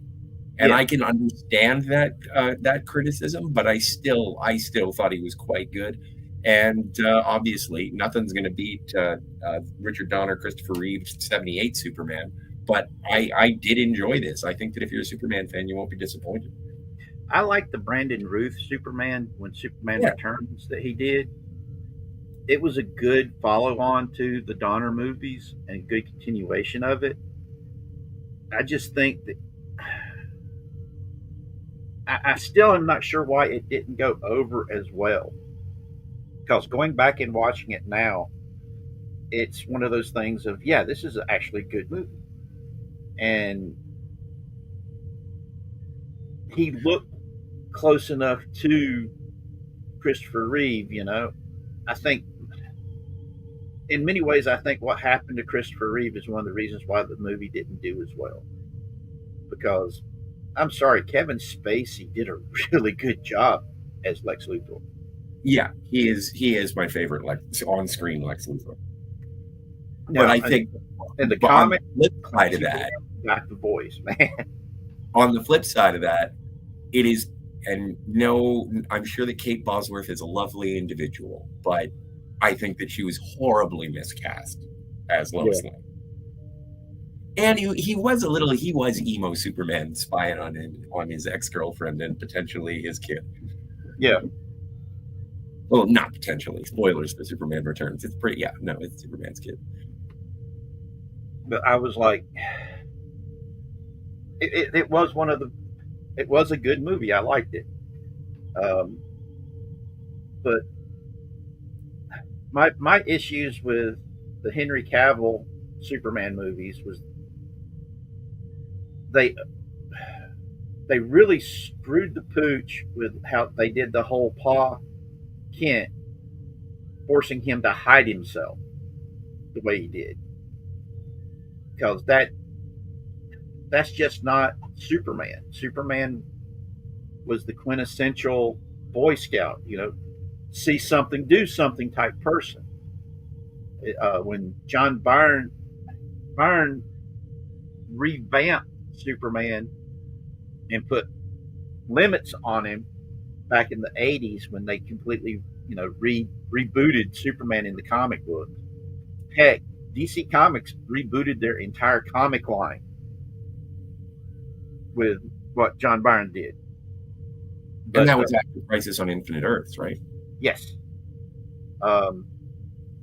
Because at that point, there was nothing Superman couldn't do.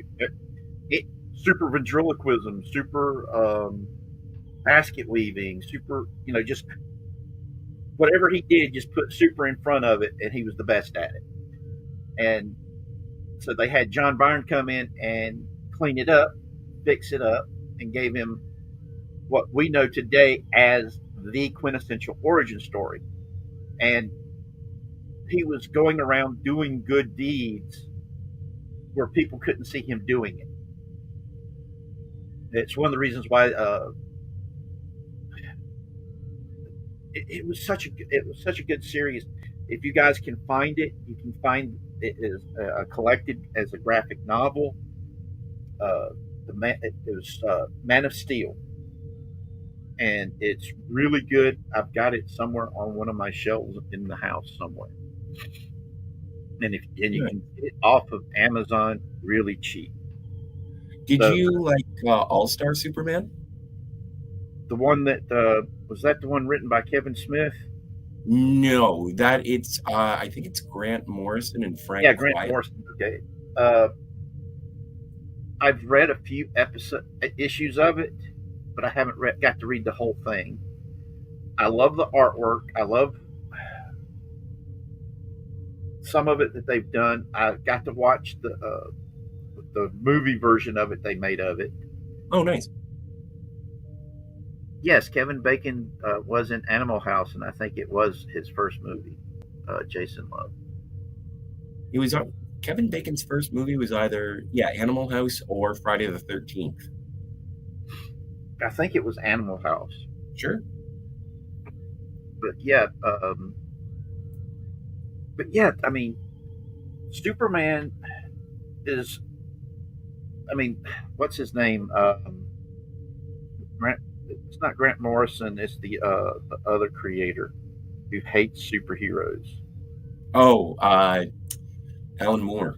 I Alan have Moore returned. hates all superhero stuff except for Superman. Superman's the one superhero he actually respects and likes. And he was being interviewed about it a few years back, and he said that the reason why he liked Superman was the fact that Superman is a truly inspirational character, and that was really cool. Welcome back, Jill. Oh yeah, it's definitely good to have a optimistic character. Obviously, I love optimism. I love Star Trek. Yes, I have returned, and just checking out. And I know now you need to go drop off your puppy. Drop off my dog, but I will be back. I will be back as soon as possible. Drop off your. What type of puppy is it? It's an Australian Shepherd. She is an Australian Shepherd. Yes. She's really pretty. She is. I'll give her a hug for me. Will do. Will do. I'll be right back. Jason Love says, "Hail chocolate Spider-Man." Oh, I mean Canadian Spider-Man. And DJ Play Nice says, "Animal House is in my top 10 comedies easily. I've watched it more than 50 times in junior high. I watched it every damn weekend. I idolized John Belushi at the time. Aped a lot of his shtick at school." Yeah, he said that he when I asked him if he had ever gotten thrown out of school for starting food fights, he says, "Nope. Got involved. Good. We're thrown out."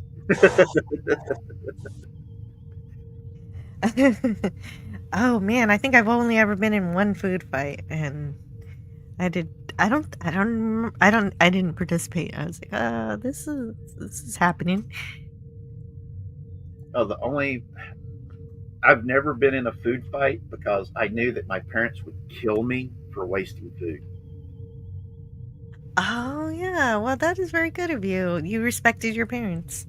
Yeah. It's also one of the reasons why I'm probably fat today is the whole thing of clean your plate. There's children in China starving to death. Yeah, that only works when you're a kid, but when you're a grown up, you probably shouldn't eat more than you want. Yeah. But like I said, when it's drilled into you from a young age, clean your plate. Oh, I love this. Toga, toga, toga. Did we quit when the Germans bombed Pearl Harbor? Germans? Shh, he's on a roll. That was one of the funniest bits. I reversed the whole clean your plate thing by telling myself I am not a garbage disposal. I do not have to do this. True. But I've got my own problems. Yeah, with me, I still hate wasting food. And yes, I understand that. So I put food away for later and go back and eat it. And then it's also kind of a primal thing because we used to have to survive and we used to have to squirrel food away, and now we really don't have to so much. But it's still sort of ingrained in our biology. Hey, we might need this later. Yep. We had a lot of food fights in elementary and middle school. Wow. Mm-hmm. Special effects and characters shooting lasers from their eyes will carry the show so far. A movie needs solid storytelling and sturdy directors and actors, whether it deals with heroes or mundane people. I agree completely. Exactly. Yeah. I think you should start with story and come up with the special effects later. And the problem is they do it backwards. Yeah. Today. That's one of the big things that that ended up becoming what they were referring to the Marvel model, the Marvel model when it came to the MCU movies, and it's one of the reasons why so many of the movies people were complaining about uh, the special effects not looking good was because they kept changing the story halfway through the making of the special effects. And yes, I own the DVD of the animated All Star Superman 2. I love Yeah, watching. Jason Love. Seems fun. Pudgy Hedgehog is here, and he's cheering for me. 2, 4, 6, 8. Who do we appreciate? Jill. Jill. Yay, Jill. Pudgy, that is so sweet. Thank you, Pudgy the Hedgehog.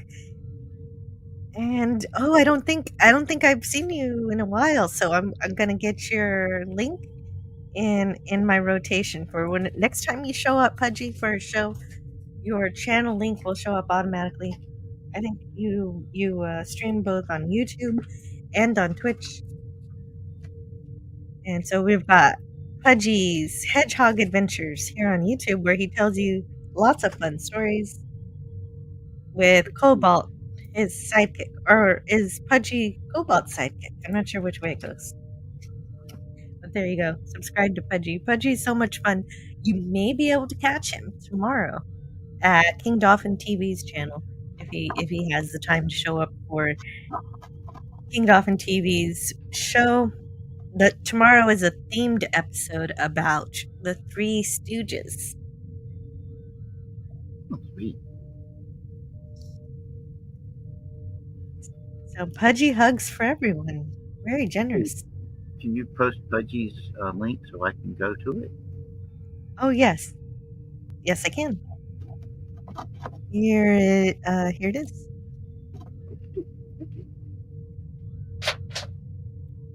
Pudgy Hedgehog Adventures. I've never heard of that. Oh, that's the other one. Okay. Oh, and the other one is the Twitch. Yeah. Thank you for the shout out. You're welcome. Well, Pudgy, you work so hard writing those stories about the future where animals are the, I guess there was a problem and all the humans are gone. And so it's the animals trying to continue civilization as far as I can understand it. Cool. Gorilla's Random Thoughts is here doing a drive-by. Very busy at work. Hey, Norla. Hope you're doing good. Thank you so much for the drive-by. I thought about jumping in for your Twilight Zone rewatch, but I was busy getting excited for the chocolate stream. But it's on Canadian Spider-Man's channel. Who also says hello to Gorilla. Spidey. And you got a subscription, Pudgy, from DJ Play Nice. Jill, you could have asked Franco or one of us to drop the link. That's true. I'm always so busy doing it myself, I forget. I have people who want to help me. That's my fault. James says Superman can shoot lasers out of his eyes, right? Yeah, he can. For sure. Well, how do you think the fist fights start?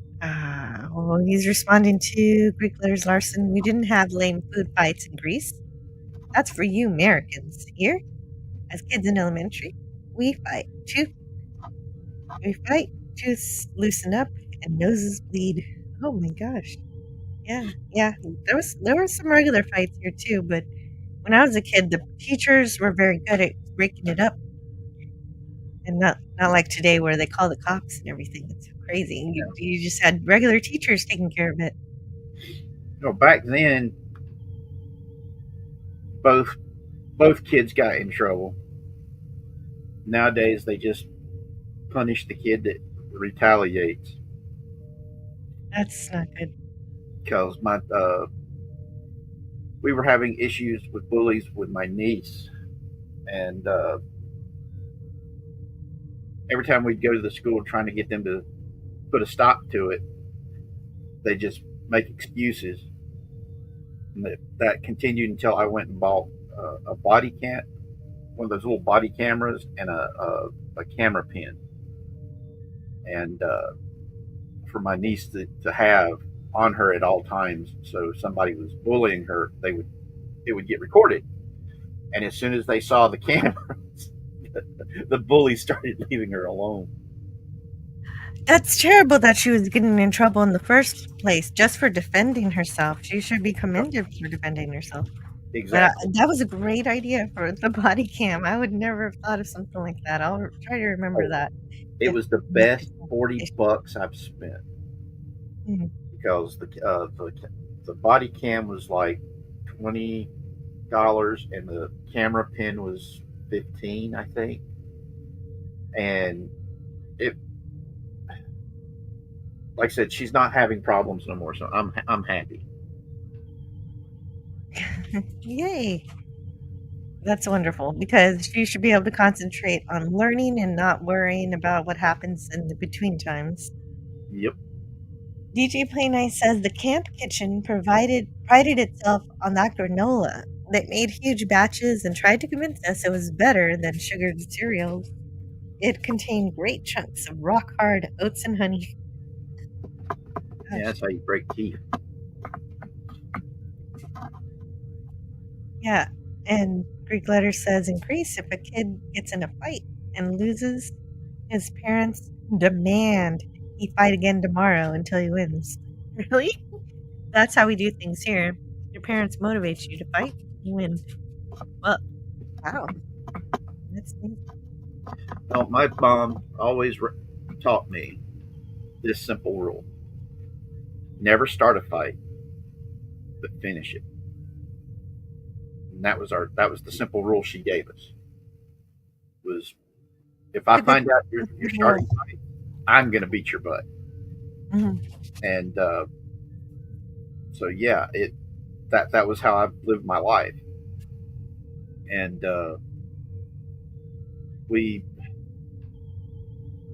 I dealt with bullies in school. I mean, I was a geek, and I was the second shortest person in my classes back then. The only person who was shorter than me, she had I can't remember what it's called, but she never went past 5'3" in height. But she was proportioned to that height, so she wasn't a dwarf.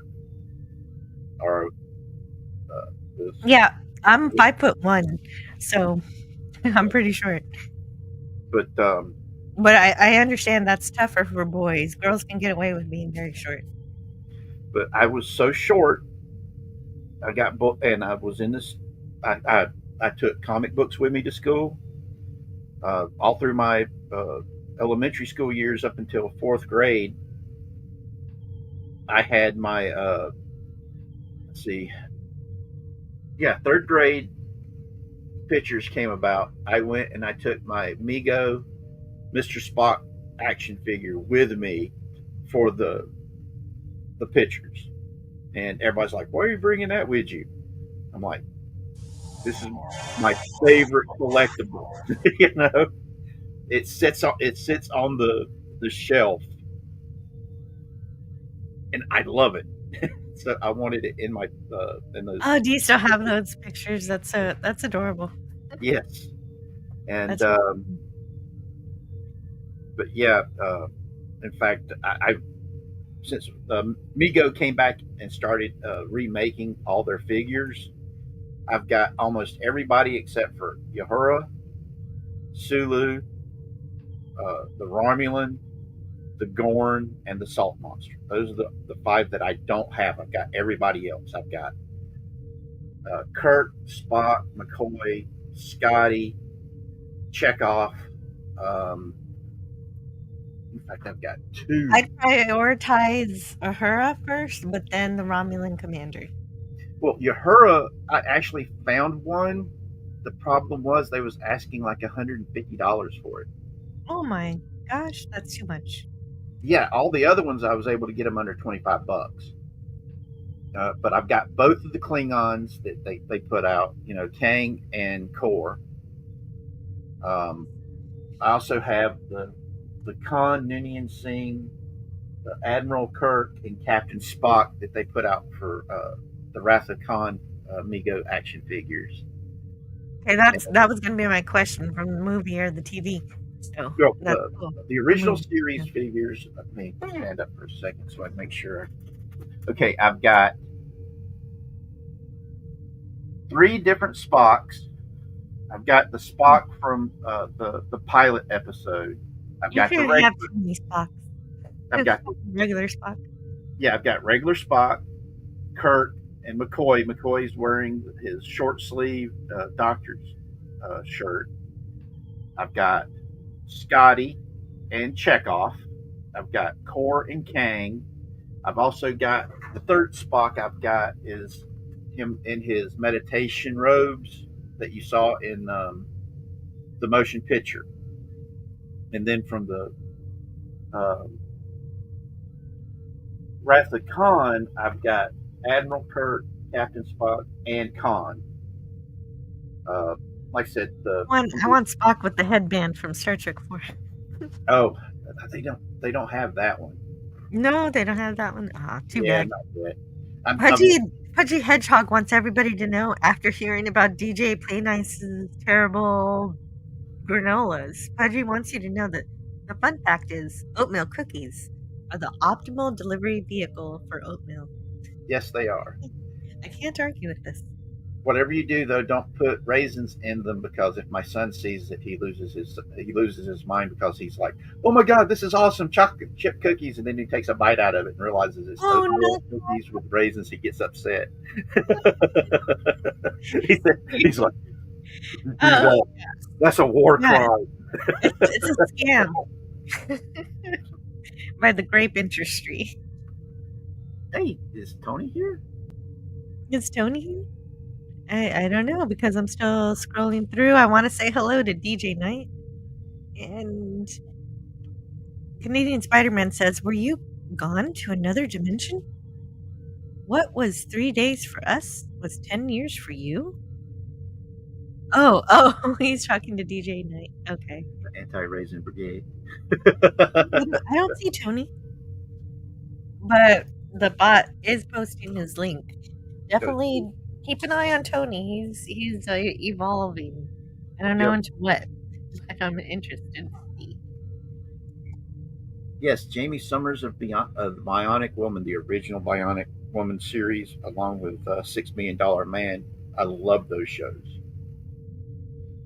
I actually had all the toys that they put out for $6 Million Man and the Bionic Woman.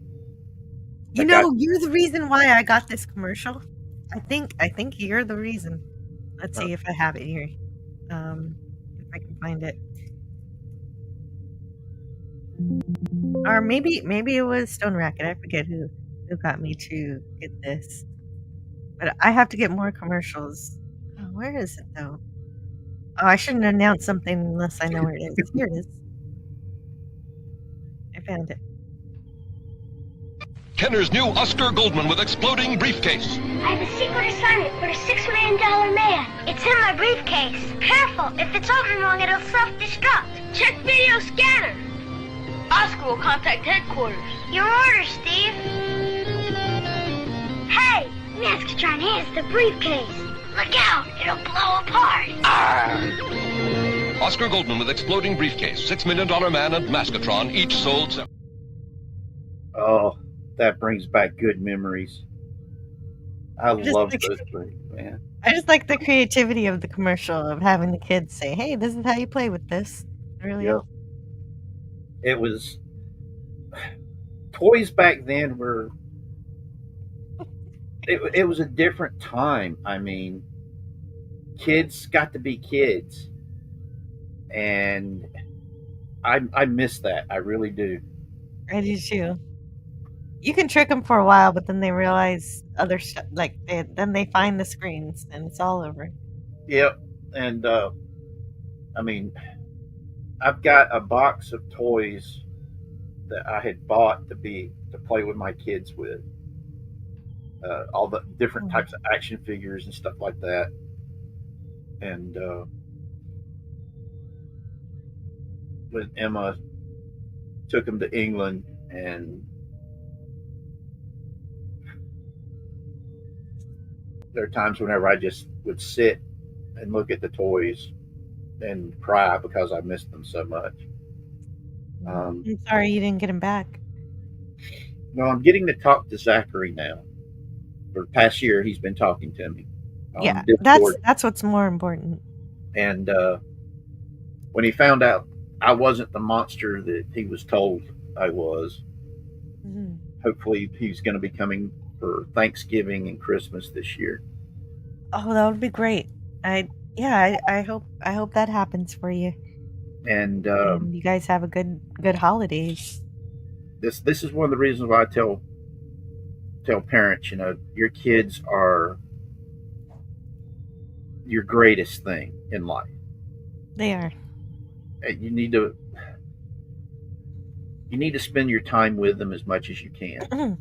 Even though you are putting a roof over their head and you're putting food in their belly, they need you in their life. Because especially the older they get. Because the little ones let you know they need you, but the bigger ones don't. Exactly. And someone clipped that if Jill actually reads it. Which one? Everybody left Oscar Goldman on the shelf? But yeah, that's why I keep telling people, never pass up a moment of hugging your kid, kissing your kid, and telling your kid you love them. Never pass that moment up. Speaking of, I was the dad that did that. I was the dad that woke up early and get stuff ready for them, got them ready for their day. And yet, I always said this. And I say this because if something happens and you don't get to be with your kids, all you have is your memories. And you just keep remembering all these times that you had with your kids, and then you see those moments that, hey, I could have just took an extra second and wrapped them up in a hug and kissed them and told them I love them. And you hate yourself for not having taken that second. And if you can hear it in my voice, how much, even today, it's still painful. So if you guys, when you've got your kids, I don't care if you're my age and your kid is 20 years old, go hug them, kiss them, and tell them you love them, okay? And it's great advice. And one of the other things that I try to do is I try to share things that I enjoy with them. But my son so far has not really taken to Star Trek, so I tried different things. He likes modern Doctor Who more, and so I watched some of that with him, and we got up to season 4. But then he stopped watching with me. Another show that he watched with me though a little bit was Red Dwarf, and we watched 7 series of that together so far, and it just happens. Greek letters, what? If you want to be rich, make friends. If you want to be important, make enemies. If you want to be immortal, make kids. Very true. Yes. And so it is also Craig Charles's birthday, and that's why I mentioned Red Dwarf, because Red Dwarf's a good show. I love it. It is. Yes. Yes, so he was born today in 1964, and it's wow, he's older than my mother. Have you seen the role-playing game for Red Dwarf? No, I haven't. Oh, it is cute. I bet it. I've read it like multiple times. I used to actually have a hard copy of it, and it was fun to read. Very cool. But Red Dwarf's awesome. So, Lester's birthday. Fun. Lister, rather. Let's see what else is here. Yes, Gap After Dark, the Space 1999 role-playing game is put out by Modius Games, the same people who do Fallout and several other really good games. If you guys like these settings, that they've put role playing games out for, I recommend. Even if you don't like role playing games, but you like the settings, buy the role playing game, because a lot of the stuff that they put in the role playing game is background information from the Bibles that they put out for writers. Because you know what a writer's Bible is. Of course, yes. Of course, I'm most familiar with the Star Trek Original Series Writer's Bible, Writer's Guide by Gene Roddenberry. And that's and they use those whenever they put out the role playing games. There's a lot of stuff that doesn't get to make it on the big screen that they get to put into the role playing game. Yeah, that's pretty awesome. Franco Walker says, definitely something wrong with me. Not got any of those. Oh. Yeah, Red Dwarf rules, says DJ Play Nice. It absolutely does. And I'm glad that my son actually wanted to watch that with me for as long as he did. Because I wanted him to like some sci-fi, and I think I got that across. Red Dwarf seasons 11 and 12 were a return to form, and I have not seen those yet. So I'm so glad I've got some good science fiction to look forward to whenever I get back to watching it. Yes, Gap, that's true. I'm actually looking forward to that, because I actually had some of the Space 1999 toys back in the day, which included an eagle that I was gifted as from one of the when Dad was the head groundskeeper at one of the golf courses. The people that he worked for saw me coming home from school with my Space 1999 lunchbox, and he goes, "Your kid likes Space 1999?" And my dad said, "Yeah, he does." He goes, "I think I have something that he can have." Because one of his and kids. So for context, Gap After Dark says there's also 2 versions of the Space 1999 Mattel spaceship that they're releasing this September. Retooled and one retro. Yes, the Eagles. It's really cool. There's a model that we got that they built back then. That it's beautiful, but it's extremely expensive. I can't spend the money on it because I'm not that good of a model builder. I wished I was. I wished I could contact. Send it to Sean Carter. Hey, Sean, could you do me a favor? If I send you a model, would you put it together for me? I don't know. I mean, it doesn't hurt to ask. Oh, Gap yeah. After Dark says, I also have the Comlocks from the Space 1999 and 2 of the original figures. Yeah. Which ones do you have? Do you have Koenig and the Professor? Or do you have, because if I remember right, that it was the main 4 that they put out. Oh, yeah. Gavin says, I built 4 of the MPC 22-inch Eagles Rescue Standard, Cargo, and Laboratory Eagle. Wow. Yep, those are the 2 I had, Gap. It was the Professor and Koenig. Yeah, I had a whole lot of action figures. Yeah, apparently. You're a connoisseur of those. Oh, yeah. I loved I loved having action figures. I collected action figures like you wouldn't believe. I had the Star Trek ones that they put out, the big ones that had their clothes and stuff that Mego put out. Mego also put out a whole bunch of other figures. I had the original G.I. Joes that from the 1960s. I had a whole bunch of those. I had a lot of the stuff that went with it. God, talking about these toys is just bringing back really good memories as a kid. Oh, wow. It's really good to bring back that nostalgia. Could you read this from Gap After Dark?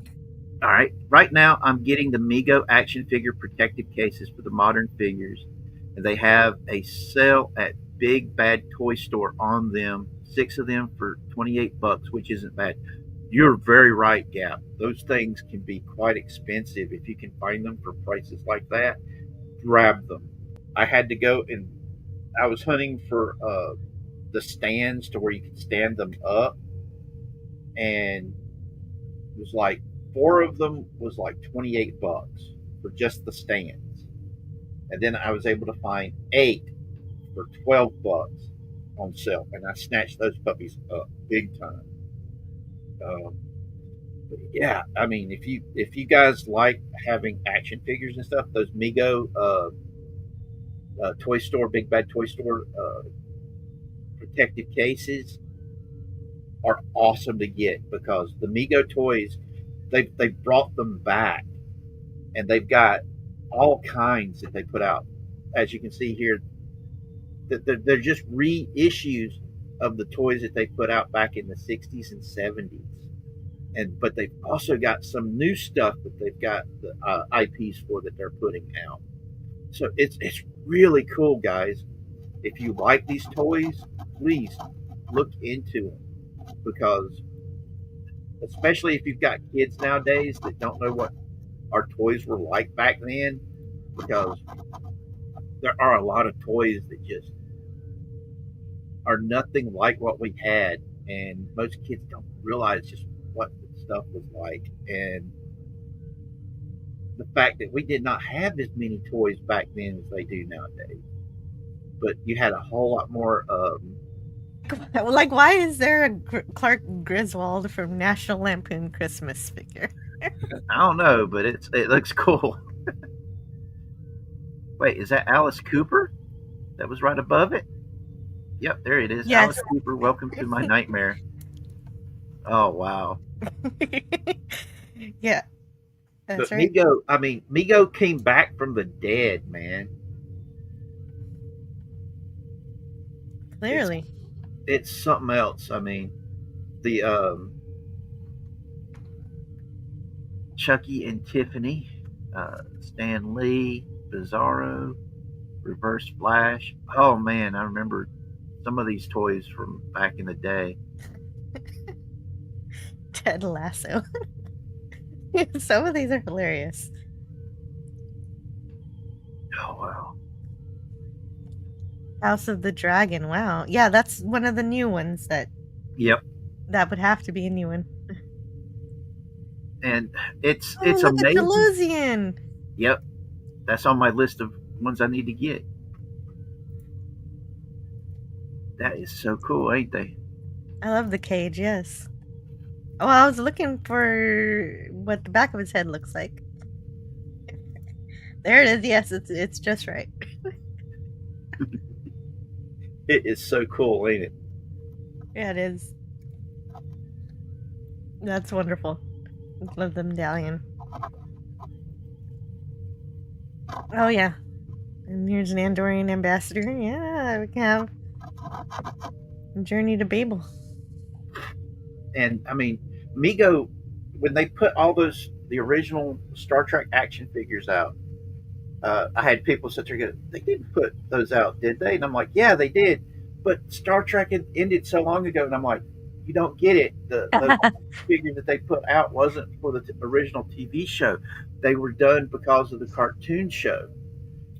And the looks on their faces when I explained that to them, they were like, oh my God, I didn't know that. I'm like, yeah, that's the reason why the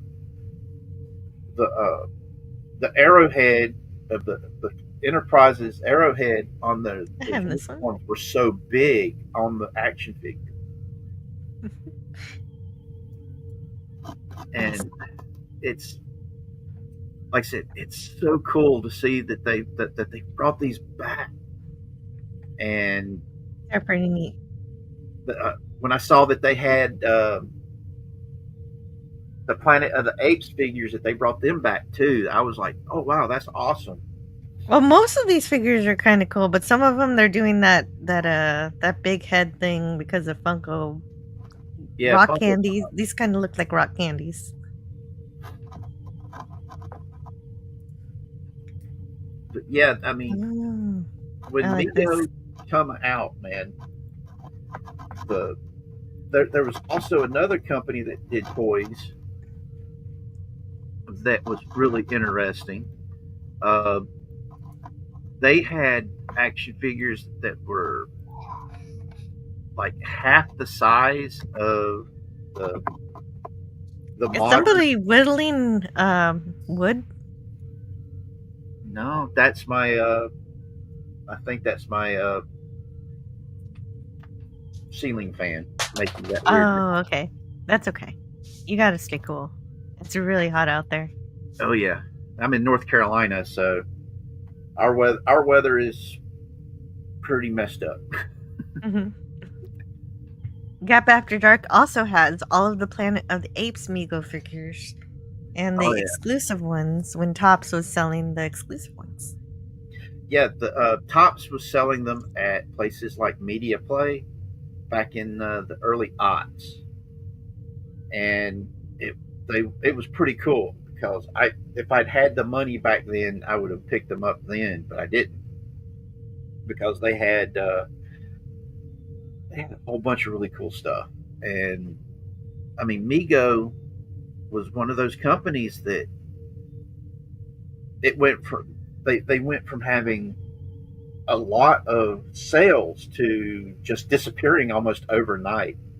If you ever go and look at the Mego, there is a website that did for the Mego Star Trek line that where they were there's this guy that does restoration of old toys, and he did a restoration of the Enterprise playset, and it is on. You can watch it on here on YouTube, and where he basically, I think he said he had found it on at a garage sale.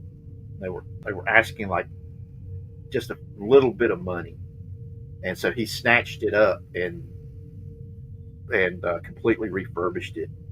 Wow, And, that sounds awesome. yeah, it was awesome watching it. If I could remember. Well, yeah, if you do remember, let me know. Or put well, it in the private chat if you do.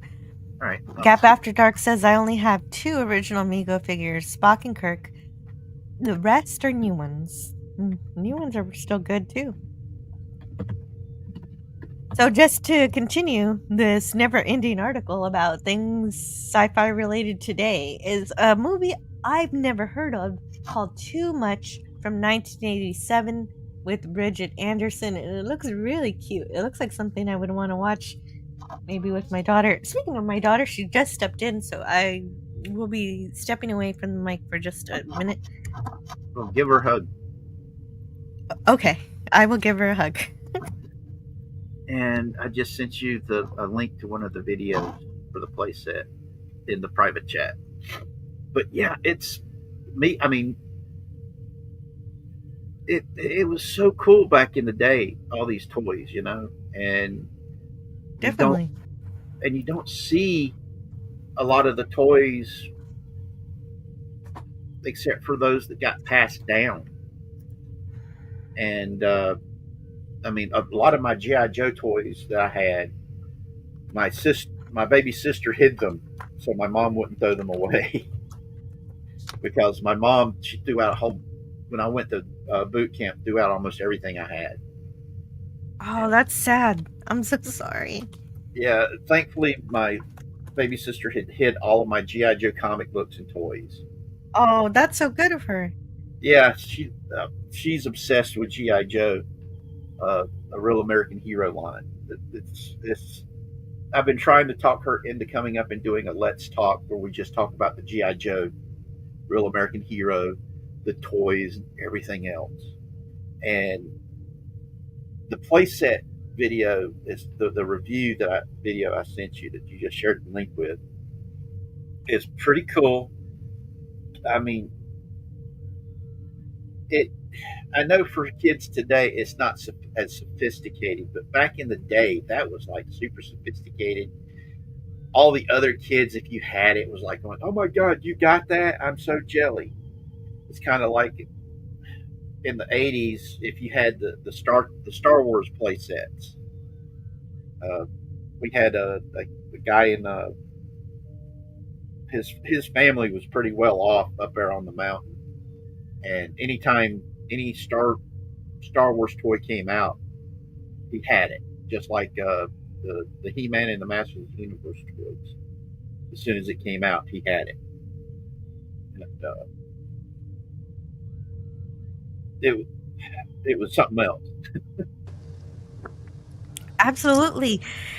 Speaking of something else, I haven't talked to Gap After Dark in so long. It's so great to see you today. How are you doing? I don't know. Yeah, I'm doing good. There How you are are. you guys doing? Fantastic. Oh, is Scotty back Yeah, too? I just know I all saw this his talk. avatar, but he was quiet. So I figured he was doing something. No, I'm here. Yeah, it's been a long time. I've just been, I've had some health stuff going on, and Oh, I hope things are getting better. yeah, we're just trying. You know how it is. Try the medication, see if it works, and all this stuff. But like, they got me on Percocet right now, and I'm like, I don't really like it because it sort of makes you like a zombie. But what can you do? Yeah, but yeah, I love all this talk about the Mego stuff and all the retro stuff. If I whenever I feel good, I try to make shorts of the collection that I have. Oh, that's No, a good idea. hold on a second. It's my mom. I'm on a stream. She thought I was talking to my aunt. Hello, Aunt Jill. Well, yeah, Cardinalson used to call me Auntie Derivative Jill, so I'm cool with it. I prefer Yeah. Auntie Yeah. than when people call me Mom. Like, oh yeah, like the 12-inch. Yeah. But yeah, I just like all this retro stuff because all the new stuff today, it's like, eh,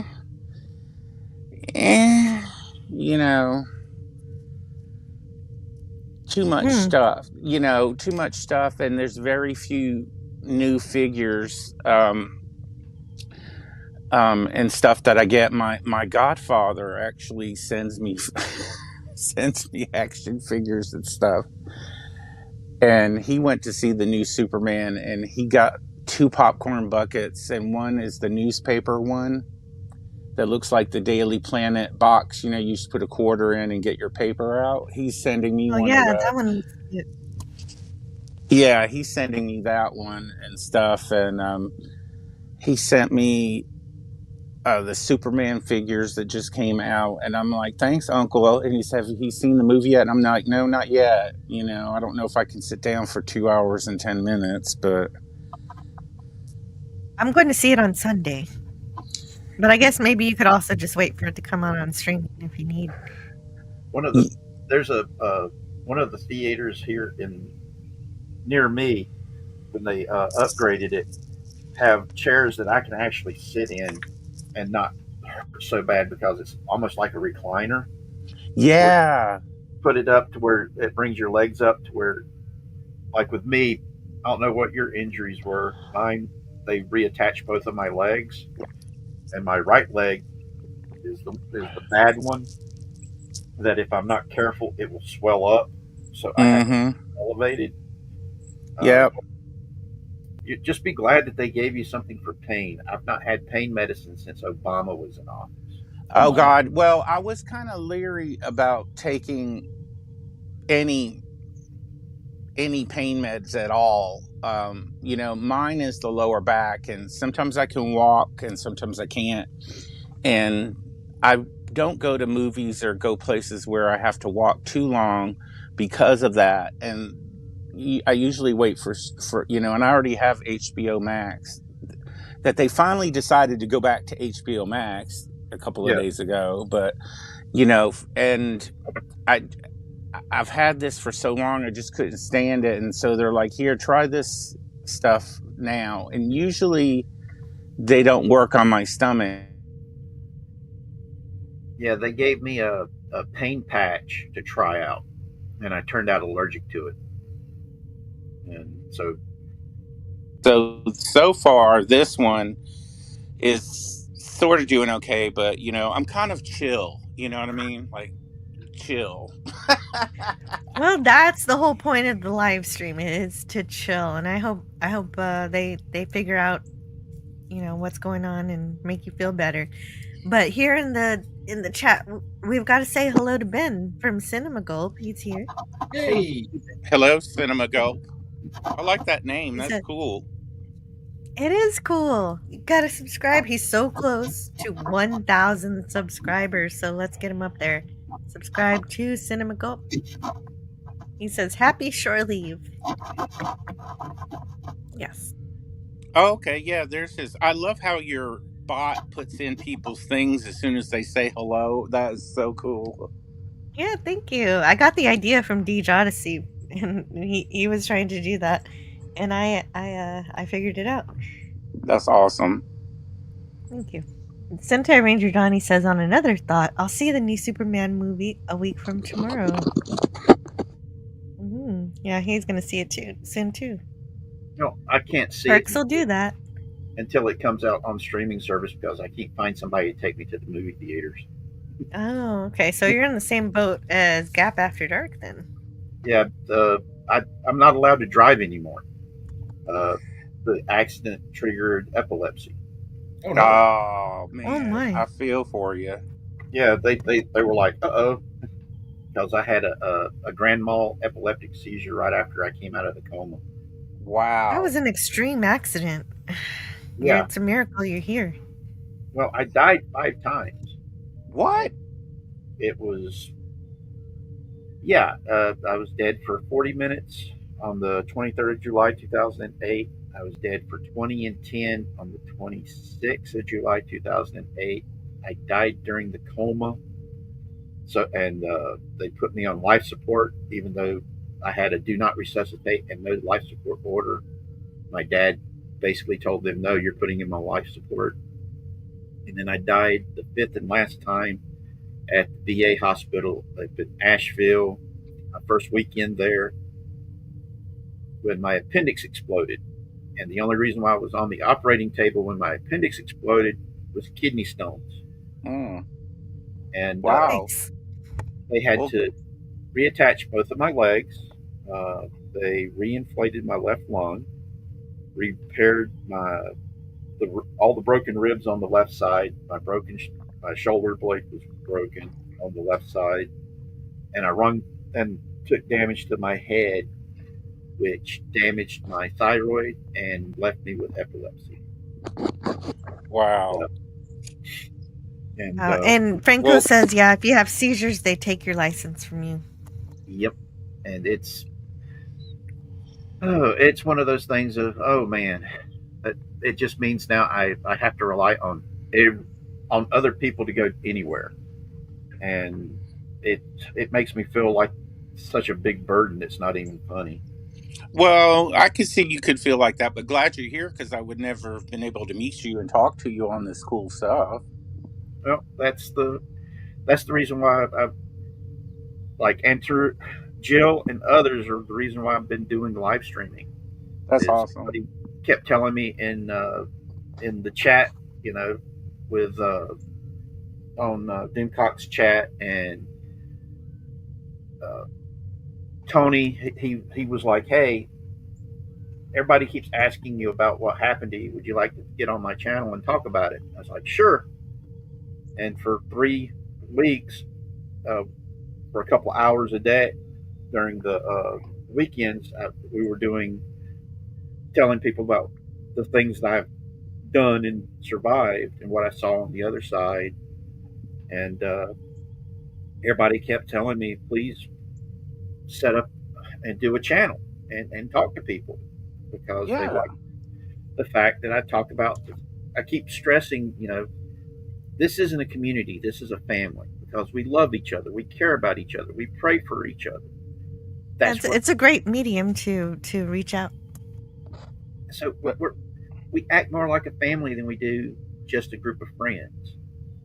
And I talk about the stuff that brought us together, and pop culture, it's stuff that we love. Yeah. And we hear about it. And we're passionate about it because we love it. It's something that brought very different people together. There's a commercial that they have for Sideshow Toys where it talks about pop culture brings very different people together, unified over something that they love. Mm-hmm. And this world needs a lot more love in it. It does, because I don't like to watch any news or anything. I see enough ugly stuff on my Twitter feed, I and know. I keep having to mute things that people share about that yes, they keep having to share politics. yes, and I'm like, if it's something real big, my mom will tell me, but there's so much negativity. I'm just like, ugh, I can't And stand. speaking of sharing the love, we've got to say hello to the Padawannabe. He Hello, says, Padawannabe. "Hello, all. Hope your weekend is great. I'm super busy cleaning the house for the Padawifey's birthday tomorrow. Oh well, Taking a break. happy early birthday to your wife. Taking a break to hang with you fine folks. Yes, happy birthday to the Padawifey. That's such a cute name. Uh, yes, that's good. You're preparing for that. Yeah, when you get through Wonderful. cleaning their house, you can come over and do mine. Yeah, yeah. Gap After Dark is next, Padawannabe. Oh wait, no, I gotta update this to the new headcanon channel. I still haven't updated it. I gotta do that today So, because Appion's got a new channel oh with yeah, Rocco. Yeah, I'll put it in the chat here okay. in case people haven't gotten to it yet. It's right there. Right here. Oh, awesome, awesome. Yeah, because I was wondering what was going on. Well, he had stopped for a while because YouTube decided to nix his accounts, and Yeah, been there, don't understand. been there, done that. There was no reason for it. He's got such a great channel, and he is such a good person, so it makes no sense. Yeah, well, you remember what happened to mine, and I don't know. All I do is toy shorts and movie trailers when I feel good. That's all I do. So I don't know what was on there that would offend YouTube, but I just I got it back and I added 2034 to Gap After Dark and just went back at it again, and I'm up at 619, I think. 619. That's good. That's good. You'll catch back up to where you were last time. What? How many did you have before? Oh gosh, I'm past where I was before. I had Oh, good. 515 where I was last Good time. news. Okay, so you caught up. Yeah. It's just a Oh shame you had to do that over again. yeah, I love this name. And no. I do too. Num, num, num, num, num. Scotty calls it Num, num, nom num, nom num. nah. Num. Ba-da-da. No. Ba-da-da-dum. Did we say hi to Matt G? If not, hello. Hey, Hello. Small Time Republic says the main accounts I block on Twitter are the ones that intentionally mislead. You mean like the clickbait? Yeah. Yep. Yeah, that's annoying. Well, Yeah. here wanting to say hi. Can I say hi? Who wants to say hi? Kraken, I don't he's upset understand. the camera doesn't work. Oh, is it a kitty? Yeah. Oh, okay, but the camera doesn't work, so you can't show us. Yeah. He's sitting here in my arms, being kind. Which Yeah. one is it? Is it the white one, or which Yes, one is Kraken's it? the white one, and Prince is the little gray one. Hmm. Yeah, Prince is the ace holder who will just sit there and stare at you, and if you try to pet him and pick him up, he gets upset. But Kraken, he likes being held and petted. Did you say Kraken like Clash of the Titans Kraken? Yes, that's his Oh name. my god, I love it. And but yeah, he's a good kitty. Last time I had a minor seizure, he actually went and got help. Fortunately, I haven't had a major seizure, since 2008. But whenever I have my minor seizure, I get locked inside myself. Mm-hmm. So he goes and gets help, which is good. That's awesome. That is good. And Wonderful. The Padawannabe says, "I feel bad about Appian. I wish I could have. I wish I would have Testament and sharing with him. I still have a bunch of watch party videos on my channel. I wish I would have. I don't restream, but I wish I did restream our Galaxy Quest. It was such a good Galaxy Quest stream. It was so fun to talk about it with him. yeah, It's gone. It's messed up the way YouTube does stuff, because there's times whenever, I mean, I get aggravated whenever they allow stuff like winky or dildo. Oh my God! Yeah. Don't use the term winky. It's the D word for winky. Whereas gay guys, with that there's a sheet set up to where you can't see his back end, and he's laying there, and the other gay guy is inserting stuff into him, and he's That's on YouTube. It's on YouTube. I turned off my history because I was getting all kinds of weird stuff like that and other woke stuff, and I was just like, I am not in the mood for that. And so I turned off my history, so I don't get recommendations for nothing. Only when I see Jill post, like, hey, so and so is on, like the English guys that did Jaws. Mr. Yeah, and I Brown, don't share anything like that. Yeah, Mr. Brown Alliance. Yes, they're still doing Jaws. Last I heard. Oh my God, yes, they were on Jaws Part 4. I was like in the Part 3. I'm like, didn't you roasted this already? He said, no, we're not done yet. We got Part 4 to go. Yeah, you know how I try to get everything done in one stream? Yeah. I think Mr. Brown deliberately tries to have 7. Yeah, and I like his side steps, and he goes, let's put it in the bin, put it in the trash. And if it wasn't for you, I wouldn't have discovered him and a whole bunch of other people that just cracked me up. And I just discovered WDW Pro or something. Yeah, he's good with Disney stuff. Oh my God, what a voice. And he is the sizzle. Oh my God, the sizzle cracks me up. I had to,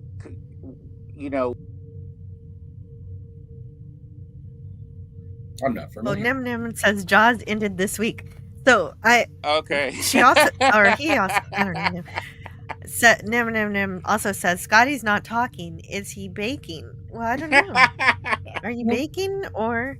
I am honestly, just because of the temperature, I am so drained of energy. If I think of anything interesting to say, I will speak That's up. what I was about to ask you, because if what we're discussing isn't engaging, is there anything you want to talk about? Oh no, I'm cool. I'm happy listening to you guys. I don't want to interrupt the flow. Again, it's, you ever have those days where it's just so hot and it's just I wouldn't mind. I would like interruptions. Oh, then is I it will. just too hot? Is it just too hot? It's too hot. I'm wearing these headphones. It's like wearing earmuffs in the middle of July. Scotty, you crack me up. Snow on the ground up there in Canada, and you're saying it's hot. It is hot. It is hot. It's funny. I went to the one time family vacation. We were going to Tennessee, and it was like June, and there were Americans coming over into southern Ontario with skis strapped to their roofs. No, guys. No, we do have summer. It's okay. Oh man, you just broke my heart because, oh man, I can't stand the heat. And one of the places I was thinking about moving to was like Canada or Alaska to get away from the heat. You're telling me that the heat follows up there. Oh God. Oh yeah. What about the Yukon, Scotty? Have you ever heard of Meten? No. Meten, it's on the east, go east from where you are and go past Quebec and go all the way up north. It's a little coastal town. I bet you it probably is summer over there, but it's probably like 50 degrees or something over there as their high today or something like that. My family is from there. Oh, yeah, my family came from Canada, so. But yeah, you guys do get summer. That's true. Oh, for sure. No, and it's going to be like this. It's going to be heat stroke season until next Thursday, apparently. Well, in Texas, we do have a lot of us have central air, so summers are bearable for us because we just cool every room in our house. It's like it feels nice and cool in here, even though if I step outside, it will feel like 103. Well, Yes, I'm in the southeast, so when you walk outside, you immediately have raindrops on your body. You all of a sudden you're like drenched. It's like walking. It's like that episode of Star Trek, the original series, when they step through the portal. Edith, what was the name of City that? on the edge of forever. Yes, it's almost like going through that. When you go through that, all of a sudden you're drenched in water. It made me the other day. I walked outside and it's the humidity slapped me so hard. I was just like, okay, I'm going back. That's intense humidity. It's not even from rain. It's just air. Yeah. DJ Play Nice says Scotty R37 is out practicing magic and sawing a lady in half. Allegedly. Well, don't you need two ladies for that trick? No, you just need fake legs. Oh, fake legs. Oh my God, Scotty! There's a video, isn't there, on how they do that trick? Isn't there? There probably is, yeah. Yeah, because fake legs would have to be like animatronic, so they move. So they're like, oh, I'm gonna leave my legs. You know what would be funny is they're doing the lady in the half, and the fake legs fall off. Hilarious. Good. Gavin says if Scotty gets overexcited, just heat him up. Yeah, we just found this fun tip. This fun tip today. Scotty's too excited, heat him up. He will relax. Scotty, keep that in my back pocket. I love your setup for your videos, your DVDs, I like your setup. It looks so neat, and they're probably alphabetized, I bet. They are, yes. I am, I do have that ADHD or whatever. Now, here's the question. Are they alphabetized, or alphabetized by genre, or alphabetized by directors, or... The ones that when I'm on camera, those are actually that's my dad's movie collection, and they are just straight up alphabetized. But my collection, which is up in my room, is alphabetized. So I've got like alphabetized by Marvel, alphabetized by DC. James Bond is in release, and Quentin Tarantino, Kevin Smith. So like, yeah, there is a little bit more organization on my personal collection. But yeah, that. How many do you have? I would say, like, it's funny whenever my dad gets a new movie or whatever, and he's like, well, you're going to get this eventually when I die. So collectively, both of us, I think we're north of 1,500. Wow, I've got 1,838. I don't know if you ever heard of this app called My Movies Pro. Let me write it down because I definitely need that. I actually got Jill. She got upset because I sent her a movie for Christmas because I had an extra copy of Jackie Brown, and she said, next time, just a thought, maybe get something that you thought of when you wanted to buy me, not just your garbage, okay? And I was like, oh no, I didn't mean it like that, really. I still appreciate. You still did. It was from your personal DVD store, so I don't want anybody to think I'm not appreciative of any gift. I'm happy. Yeah, it's called My Movies Pro, and I think it's up to the 3rd or 4th edition. But it's really cool because you can scan the barcode, and it can find in any country that you want, and you can sort them any way to Sunday and back, and then they have keep track of all the actors, directors, and you can sort them by that, and you can do 4 or 5 on a row depending on how big you want, and then you can blow them up and you can scroll through all the covers, and if they have the back cover photo you can flip up and it'll show you the back. It's really pretty cool, but I was just wondering because I just Is straight it? up alphabetized mine because I got so many, you know. What is it Yeah. called again? My My Movies. Movies Pro. My Movies It's Pro. on, Okay. yeah, on Apple. Oh, but And- it's only Apple. No, it's on I Google don't Play. know. Oh, it's also on Android too. Yeah. That's good. There it is. That's it. Mhm. I highly recommend that because I mean, when you have as much as Scotty and I do, and you're into it like we are, it's really good to have it at your fingertips. And then if you're at the store or somebody wants to send you some of their movies and stuff, you're like, I already got that one. Or you can put a wish list, you can put that you watched it, you can rate them, you can share it with people on the website. Well, Oh, and that's Scotty had interesting, already Gavin. started trying to keep track of his movies, so this would really help him out. That would I definitely Yes, help. highly. I think it's $10 or something for the whole time, and you don't have to do the renewal because I haven't done the renewal since the third version of it. But highly recommend that because you just when I decided to alphabetize, I found that and I started scanning them, and then I put them in the shelf and double check on how it's alphabetizing them, and it does the missing children. Like if you've got that, one that has 6 movies on one Oh, sure. Oh, title. nice. Yeah, it calls them missing children, and then every once in a while it'll go and update the missing children. Then it's got movie trailers and release schedules, and it's worth the I've got to step $10. away for just a minute. Can you guys figure out something to talk about while I'm gone? For Mhm. sure. Well, my movie collection is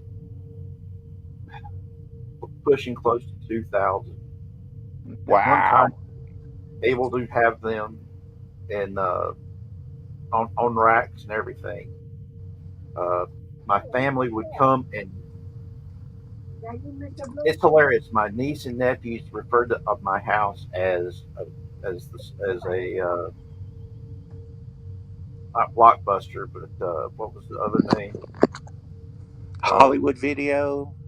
Yeah, because I would buy a lot of whenever they would be selling the DVDs super cheap. I'd buy a whole bunch of them. Oh Plus, yeah. I love collecting movies because I love watching movies, and I Yeah. like having own copies because there are times when the internet goes down and you can't stream. Well, So yeah, and also too, that's cool, Gavin.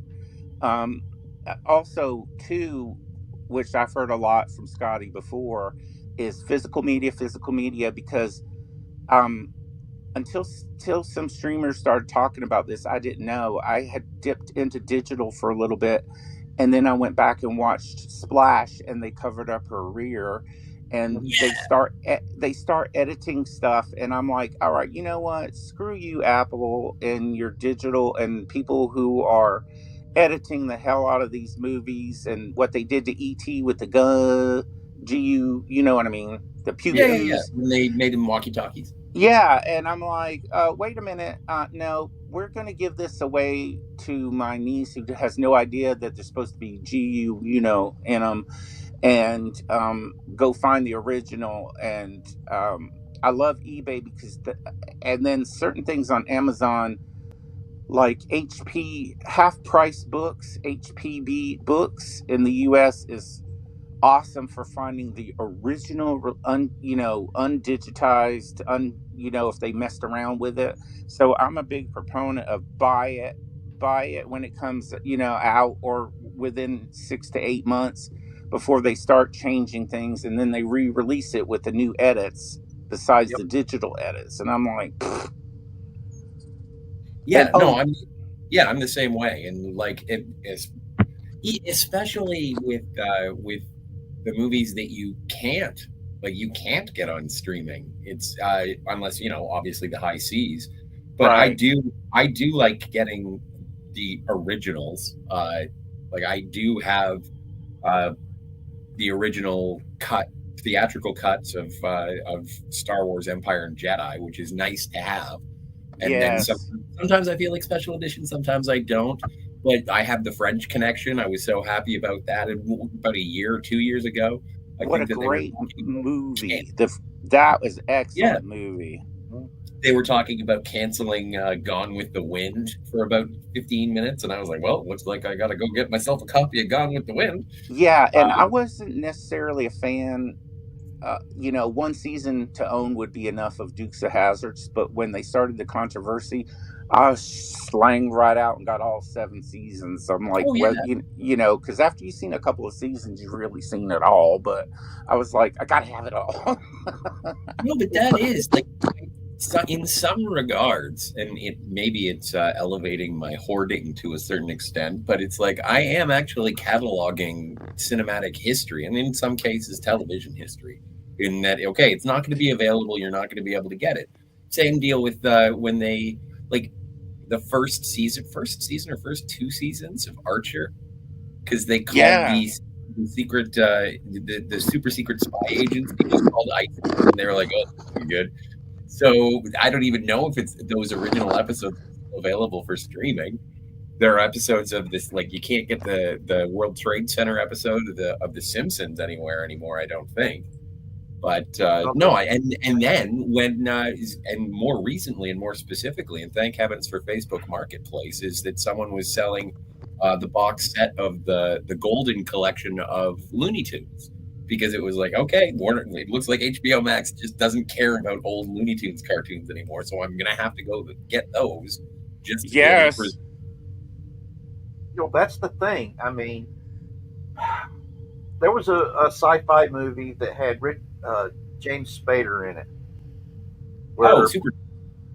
And the captain of the ship, the Nightingale, was doing his thesis, and he had to get permission to go watch all these old Looney Tunes cartoons. And his thesis paper was saying that the reason why humanity was so violent back then was because the cartoons were violent. Oh, that's hilarious. So hilariously stupid. And I remember watching that going, damn, they really are stupid. And we're now living in that age. Yeah. Oh, yeah. When you look at something like Demolition Man and how prescient it was. Yeah, exactly. Right. I mean, Demolition Man is one of those movies that, they made it as far out there as they possibly thought that they could get away with it. And then now we're living it. And I can't remember who it was that they were talking to, because I know Sylvester Stallone was one of the guys that they were talking to during the interview, talking about Demolition Man and how it basically predicted all this woke, politically correct bullshit that we're dealing with today. And he was lambasting it, going, when we made it, we didn't think anybody would think something like this should happen, And yeah, because they were making fun of the fact that everybody was supposed to be virgins living in isolation, wearing kimonos, and that's basically what we're getting. And they live. Oh my God, such an underrated. I mean, a cult classic. But think about They Live. They probably been doing that stuff for a long time. Yeah, it's. I mean, I'm looking at these stuff that, and trying to explain it to my son who just turned 18. It's like amazing, and trying to tell him how different the world was before September the 11th, and internet and the cell phone. I can remember when there was no such thing as internet or the cell phone. hell, I remember. Okay, you guys remember the first Lethal Weapon movie? Yes. Okay, and the dude's walking around with what looks like a suitcase, and he's got a phone attached to it. Uh-huh. Yeah. I'm like, my nephew was like, "What is?" Because I was watching it because when Christmas comes around, I watch the Lethal Weapon movies because they're Christmas movies. And Absolutely. he's like, what is he carrying? What is that? And I'm like, that's what A phone used to be, son, nephew. And he's like, that's what it used to be. And I'm like, it went from that to the brick. And he's like, really? And I'm like, yeah. Hold on. And I had him go onto the computer and pull up where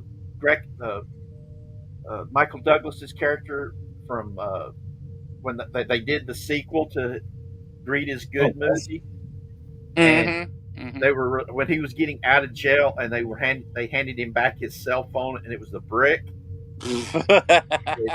I still have my Nokia brick, and it's got Snake on it. I keep all my old cell phones going. I do too. I thought I was the weirdo who did that. I'm sorry, Jill, but you know, I keep my old cell phones too. Remember the Nokia flip phone that was the thing with the little doo-doo-doo, you know? I think I had one of those too, a version of them. I've actually got some old rotary dial phones in the house. I love those. Don't because you? My grandmother was an antiques dealer, and for the longest time, that was my goal. Was whenever I was going to have a real life job, and then after I did that, and it was time to go into retirement, I wanted to go and become an antiques dealer, and do that as my part-time, retirement gig. Yeah. So I've got stuff of antiques and stuff that we kept from when Grandma was an antiques dealer, and amongst those are these old phones, and we showed them to my niece and nephews and says, all right, here's what we used to use as phones, and they were like looking at them going, what the hell is that? And it's funny. It's oh man, I mean, our generation, we grew up without all the modern stuff to where we've got to record us doing stupid shit. Remember mixtapes and cassette tapes? Yeah, where you would literally sit listening to the radio with your fingers on the thing to make the recording. And yes, but then the DJ would still talk over the song. Yeah, right. And oh god, that stuff brings back some big time memories, man. And it's like when I was telling my nephew, you guys don't realize how good you've got it. And yeah, there's some really fucked up shit you've got to deal with when it comes to interpersonal relationships and stuff with nowadays. Because too many people nowadays, oh, if it's broke, throw it away.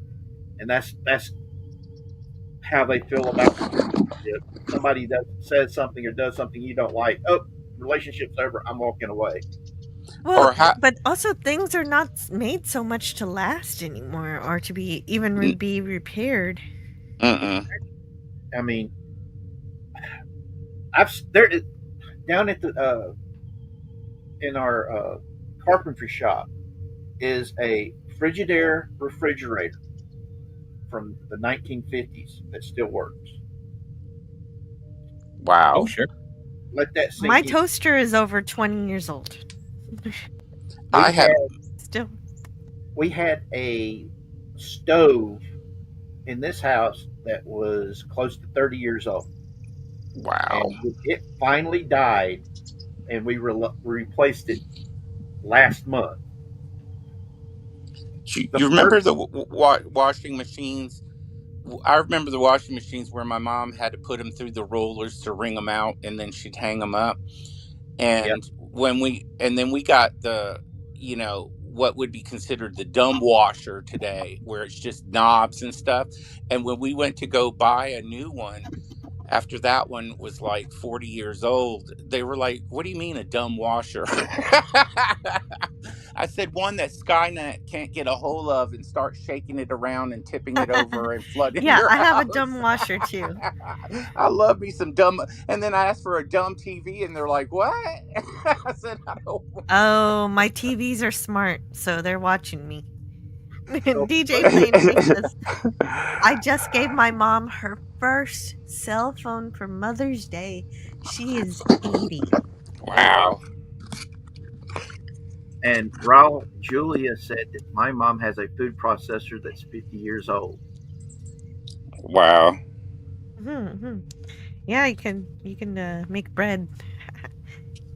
But like So it, life. I mean, there's there is a stove that a friend of mine showed from an antique store, and he's like, "Why don't they make these anymore? Because this thing still works."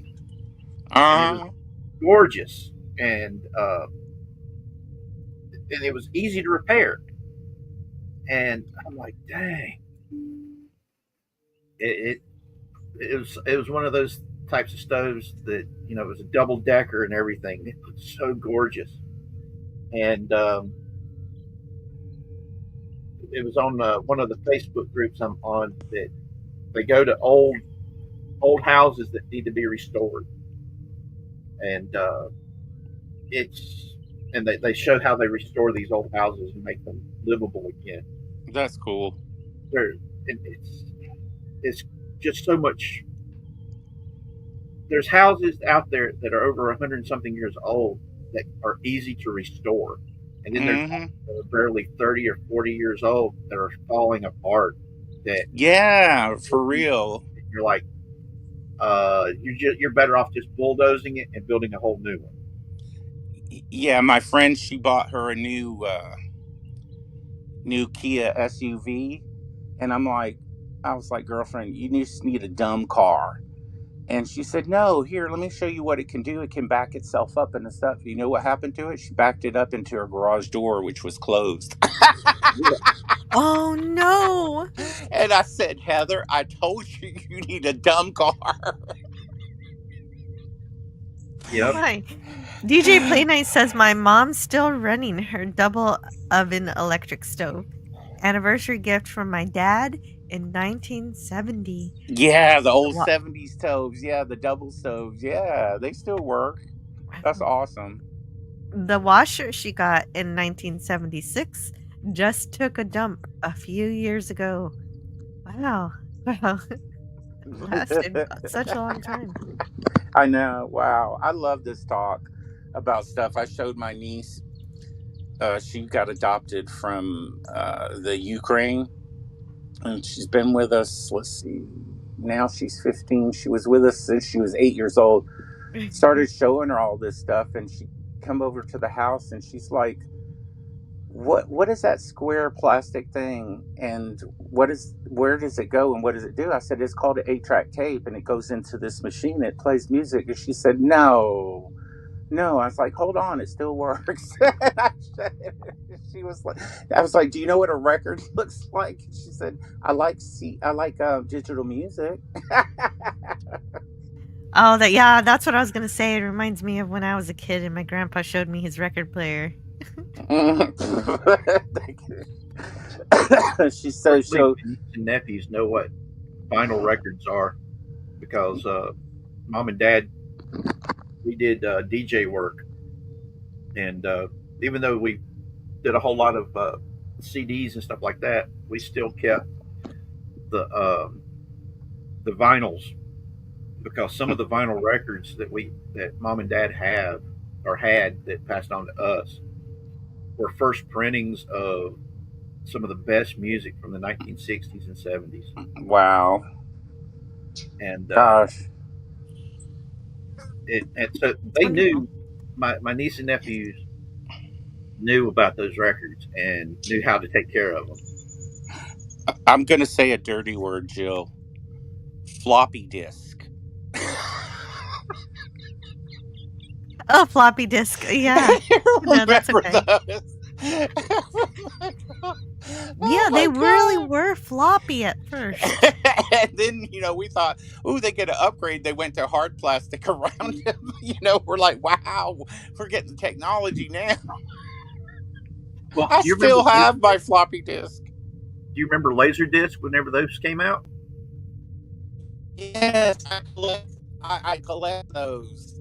Oh, Yes, I love Gap, that. you're roboting just a bit. Because those things were Oh, how's that? Or Much DVDs. better.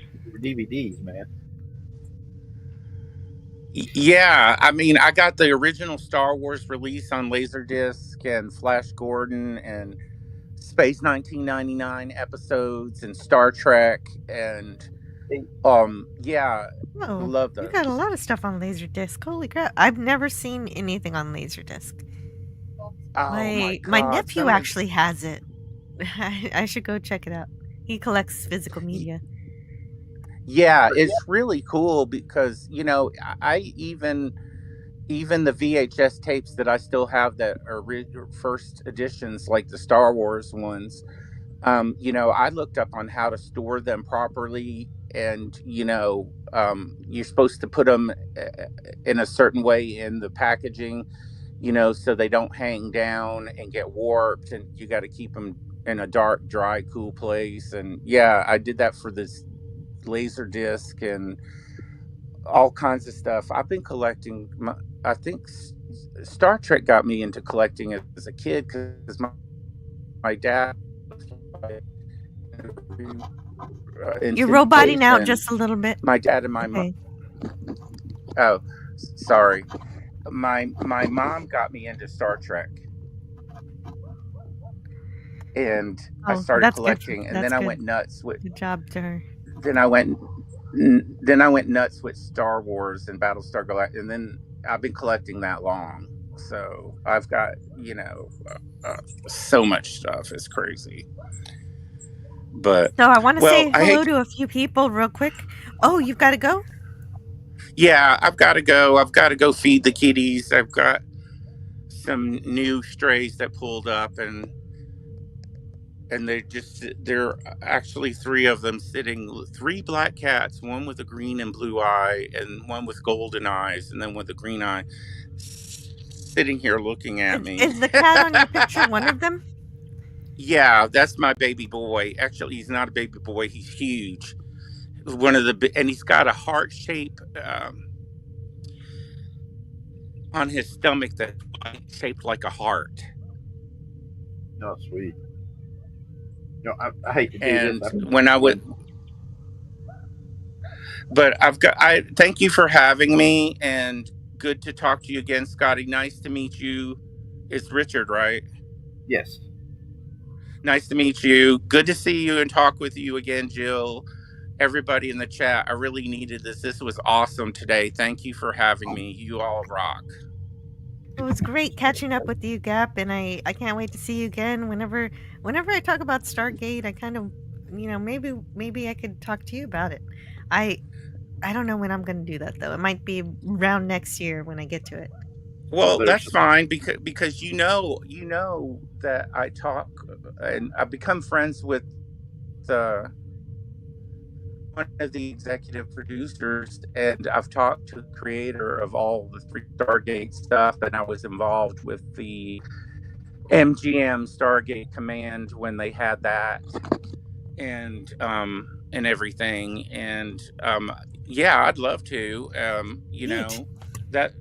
That sounds awesome, and I've got all the toys and figures and everything that goes with Stargate. I mean, everything. Yeah, I mean, they even made. My husband started 3D printing a Stargate, and we even got around to spray painting it, but we haven't yet put it together. Yeah. Have you heard anything the reboot that they've been talking about doing? Okay, here's the deal on the reboot, real quick. They rejected Brad Wright, the original creator of all three Ooh. Stargate series, they rejected his script. He wanted to reveal the Stargate to the public and take it from there. I think that's And just a cool idea because it flips on the head the original. yeah, they didn't want to do that, and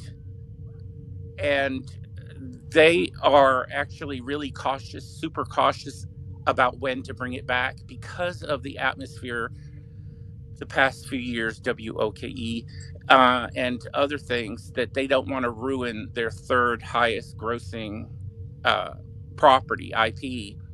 So they're hoping that, how things ebb and flow.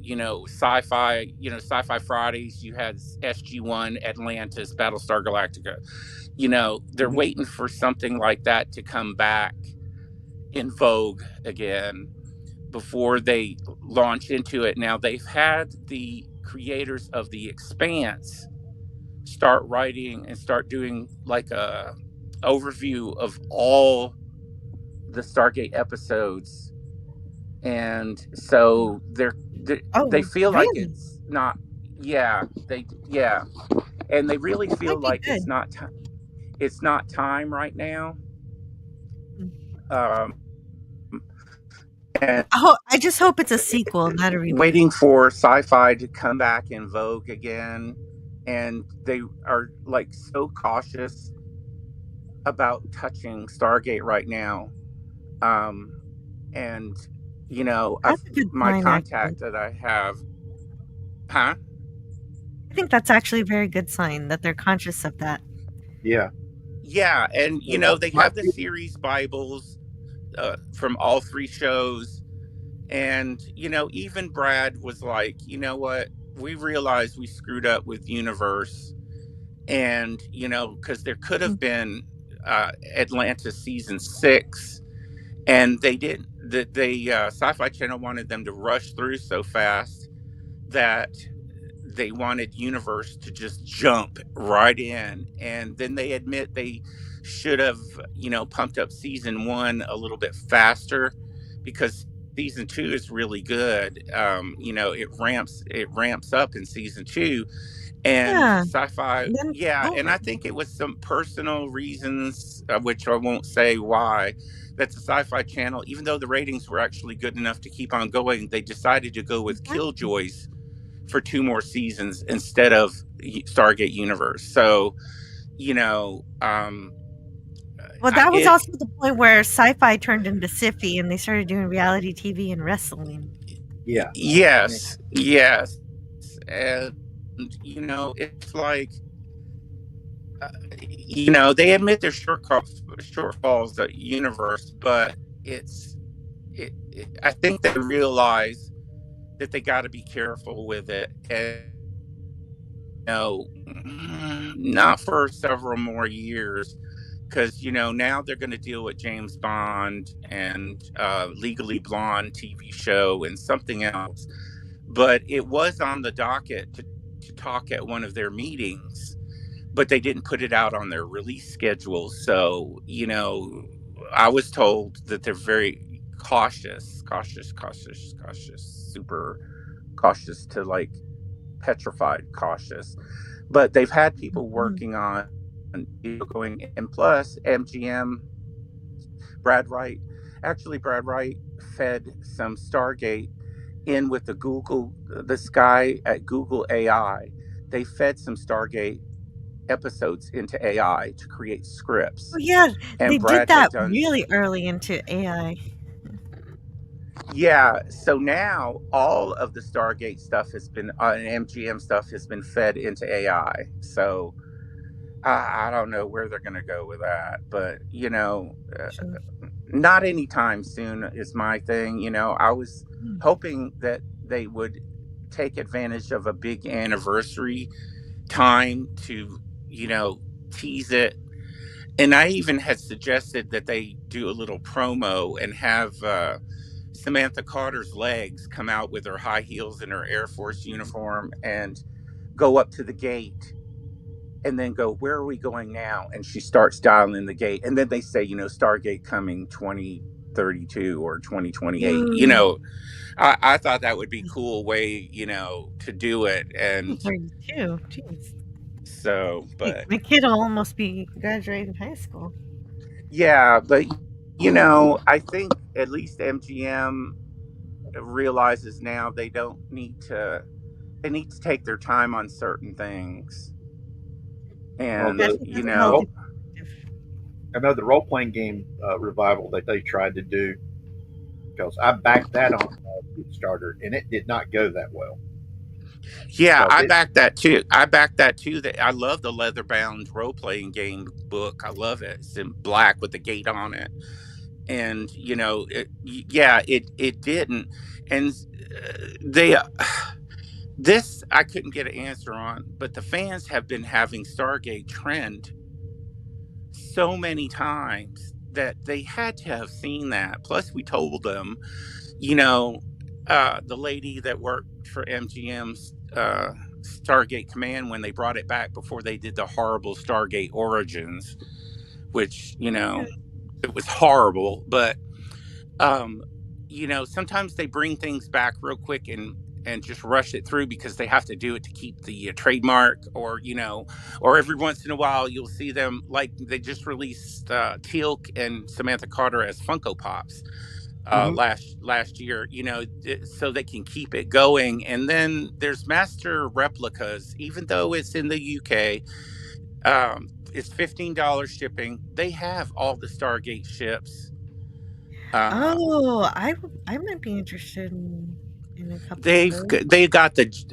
they've got all three Stargates, from SG-1 Stargate, Atlantis Stargate, Universe Stargate, the Thor ship, the Gold ship, the Death Cool. Glider. It's fun. I'd want the Death Glider that they put the Stargate stickers on, and then Sam Carter's dad said, "Yeah, just slap a sticker on it and expect it to be."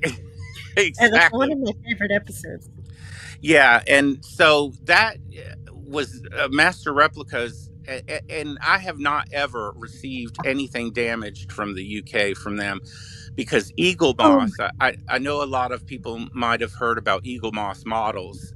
They did all the Star Trek, Doctor Who, Alien, Stargate. Well, Master Replicas bought all of that, including the Stargate stuff. And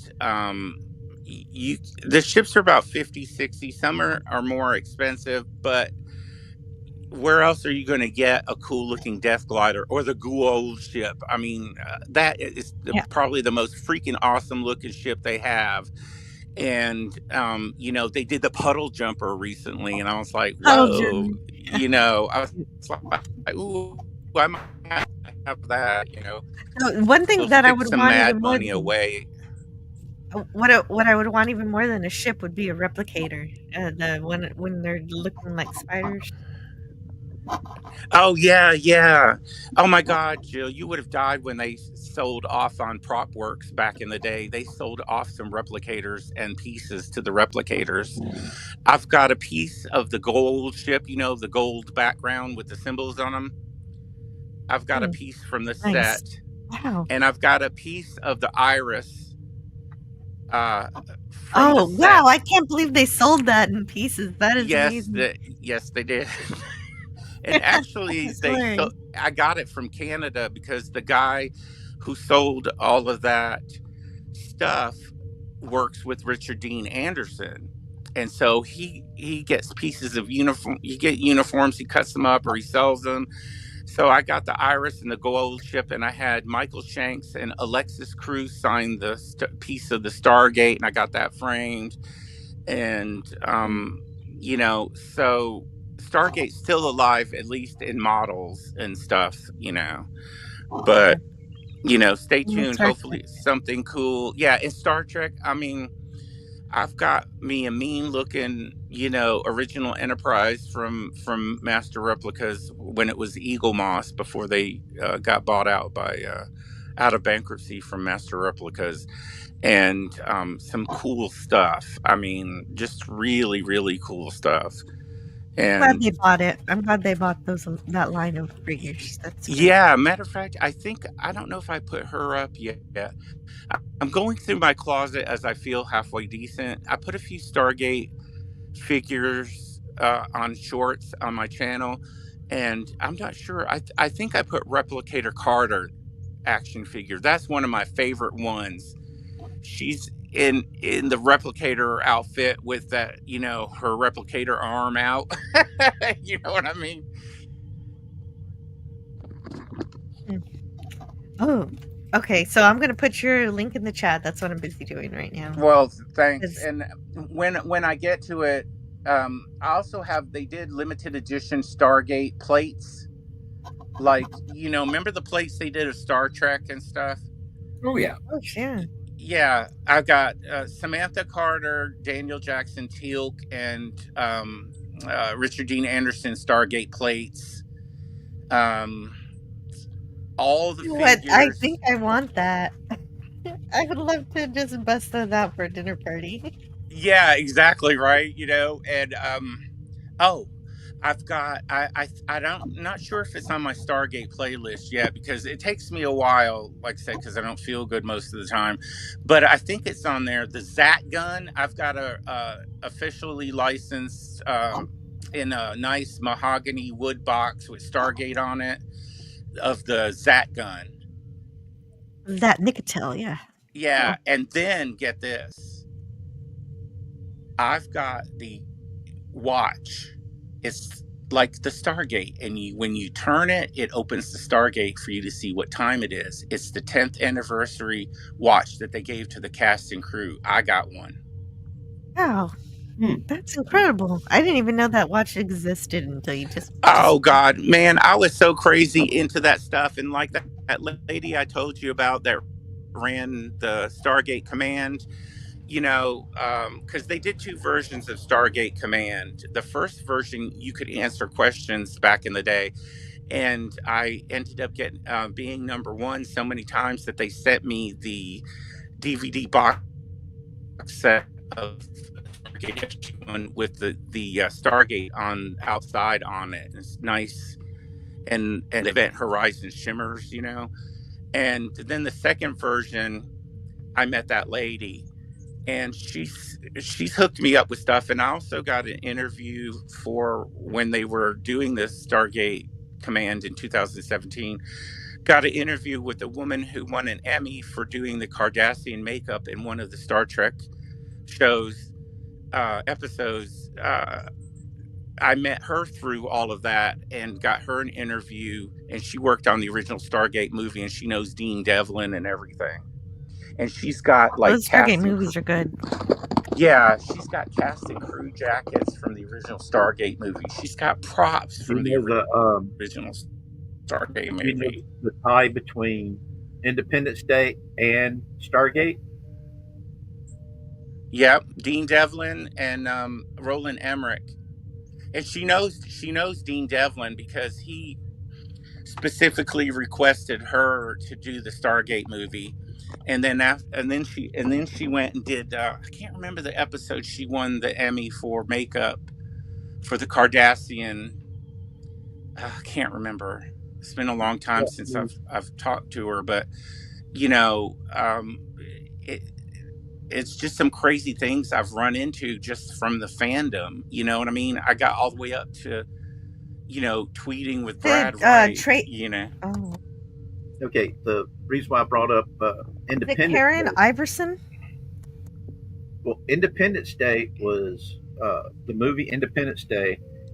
The script for it originally started out as Stargate 2, the sequel to the original Stargate movie. Mm-hmm. Yeah. The aliens that showed up in Independence Day were supposed to be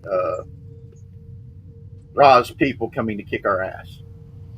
Yeah, well, I kind of would have been cool, but even Dean Devlin's talked about, at the time, how Stargate came. I guess they had poltergeist or ghost or something. Somehow that's how he came up with Stargate. I don't know, something like that.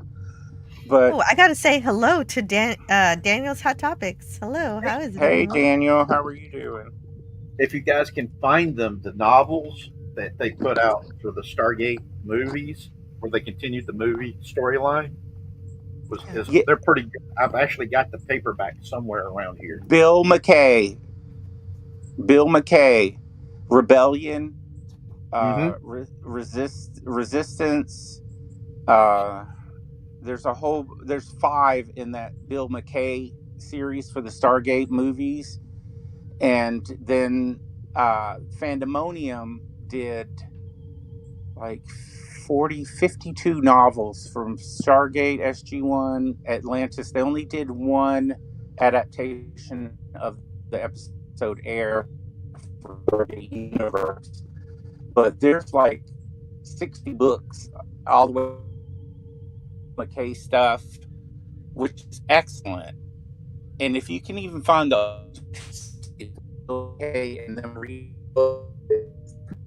fascinating You're breaking up and again. read it at the same time. Oh, sorry. But it's That's okay. fascinating, all the stuff that's out there. But the Bill McKay Stargate book series, highly recommend that. Those are freaking awesome. And They're if you're really good, well written. I there love them. they are. Yeah, you're right. Excellent. They're very, very well written. Those are excellent, and that will give you a really good beyond Stargate movie. You know, and it's written by the same author, and like you said, he does an excellent job. Hey, I gotta say Wonderful job. hello and welcome to But I think I've that talked old. about Stargate enough. But I'll. Yeah, I know. I really got you going, so I'm very, very excited to talk to you whenever I do Yes, get you around to it. did. They're still sitting here looking at me like, shut up about Stargate so I can eat. Yeah, but I just want to say hello to that old Yorkshire geek if they get around to doing new Stargate and continuing the SG-1 legacy. The next big bad should be the Furlings. That would be We Yeah. only ever we only ever saw it during that comedy episode. Oh, the 200 episode. Yes. Well, Yeah, thank and it you was very just much. them, but they shook their hands. But yes, I'm sorry.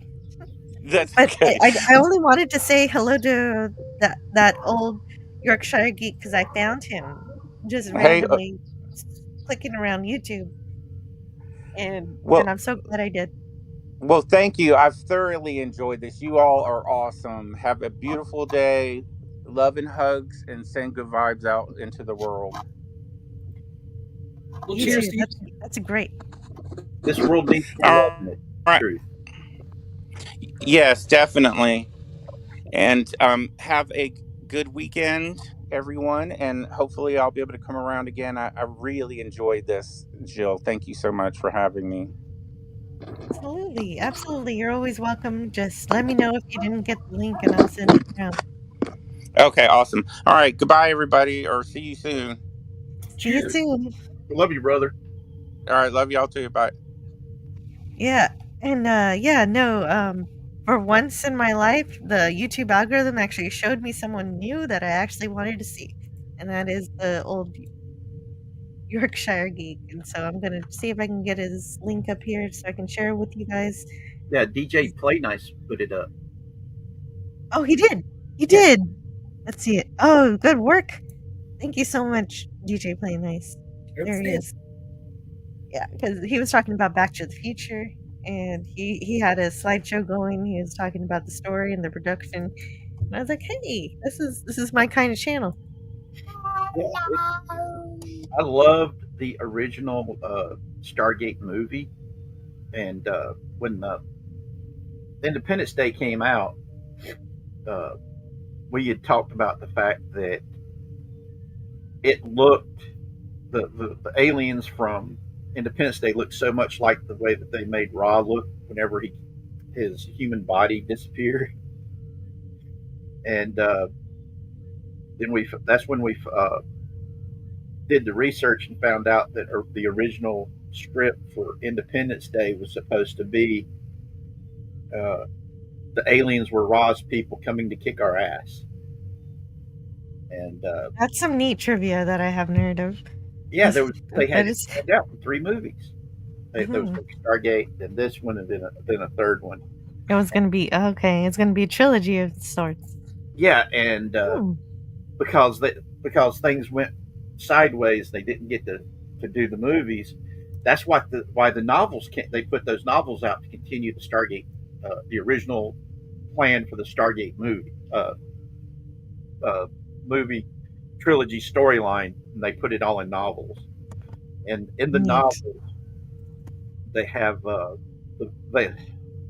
they have them go to I can't remember where it's at, but it's in on the Saudi Arabian Peninsula, and because there was an ancient city that was supposed to have been wiped off the face of the earth by a sandstorm or something that they were looking for, and you found out that in ancient Egyptian mythology, each of the gods had an animal head, and each of the animal heads had a earth-based. Just like SG-1. Yeah.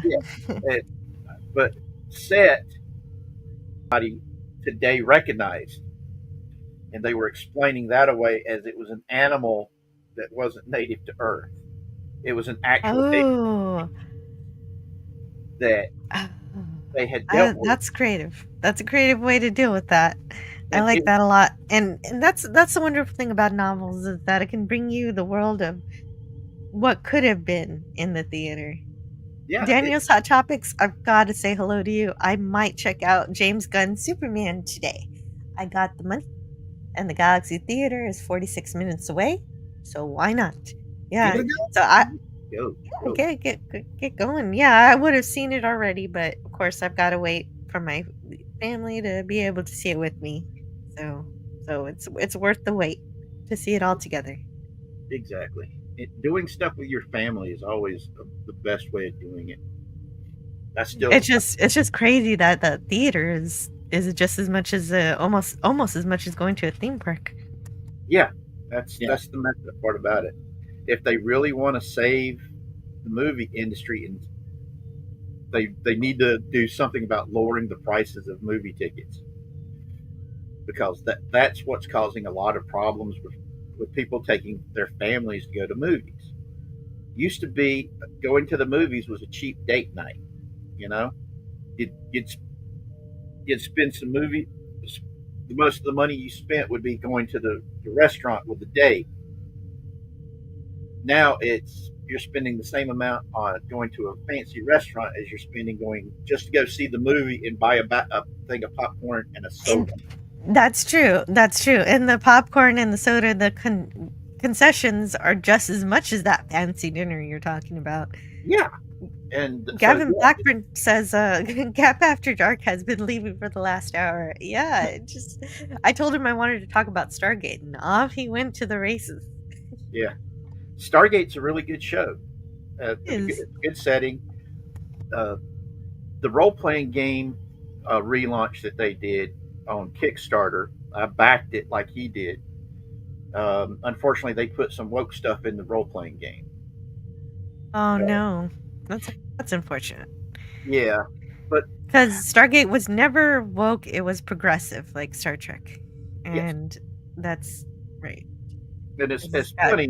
Richard Dean Anderson is somebody who hates private gun ownership, but he was playing a character who was, every time he was meeting a new alien race, he's like, "Hey, can you give us some guns?" Guns, or can I blow this up? Here's some C4. Yeah, and so yeah, it's a good setting. It's one of those IPs that hasn't been corrupted, and like Gap said, it's a good thing that they're not rebooting it right now because of all the woke BS. That's my big. I was wanting to mention it while he was still here. My big fear about the fact that they kept talking about J. Michael Straczynski's wanting to redo Babylon 5. And a lot of us are like, oh God, please don't let him make it go woke. Because some of the stuff that he has written was pretty woke. I mean, he wrote a Captain America run at Marvel Comics, and you would think writing a Captain America comic would be pretty cool, but he put woke stuff up in there. Like what? So yeah. Yeah, but like what? What did he What was woke about his Captain America comics? I didn't get around to reading that. Okay. They set stuff back in his childhood before he ever got the super soldier serum. Had him starting riots at the American Bund rallies and things of this nature.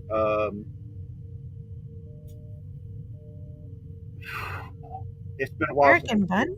3 issues of it, but yeah, I don't know. I don't think that like a lot of the stuff that's coming out now, I think is sort of free of any sort of social pandering or condescension. I think that there was definitely a serious spring of time that was directly in relation to a certain political movement in, say, I don't know, 2015, 16. But I think now, like, there hasn't really been anything. 17, 18, 19, 20, 21, 22. Sure. Well, no, but I think that once we got over the hump of the lockdowns, things have really been back on the up and up. Like, there's nothing really been greenlit in recent years that has reflected that sort of aggressive political correctness. I don't think it's you anymore. Well, in the Michael J. Straczynski run of the Captain America comic, they put today's modern interpretations into back then.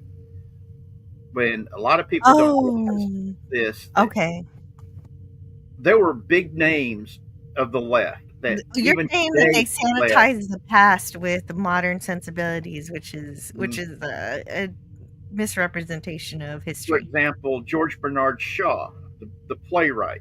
This dude is a big time celebrated lefty icon. Well, this dude was also somebody who was singing the praises of National Socialism and Mussolini's fascism back in the day, saying that Americans needed to get rid of their Constitution because it just stands in the way of progress. He's one of the reasons why the term progressive caused a lot of American people for close to 60 years to drop on the ground and start doing the funky chicken going, oh, that's scaring the hell out of me, was because of just how authoritarian the progressivism had gotten back then. And the fact that you had all the big news agencies supporting it. I mean, they were giving ringing endorsements of Mussolini and Hitler back in the day. Well, he was Times Man of the Year, wasn't he? Yes, and they kept referring to the German economic miracle, not realizing the fact that the reason why the German economic miracle was going on was they were spending money they didn't have. And if you look at the platforms that Hitler's National Socialists had, which was government run and operated healthcare, the government subsidizing poor people being able to go on to extended resort vacations, environmental protections, all this stuff, you start to notice various political platforms that there are political parties of today that support it, but it's not the one that keeps getting called fascist.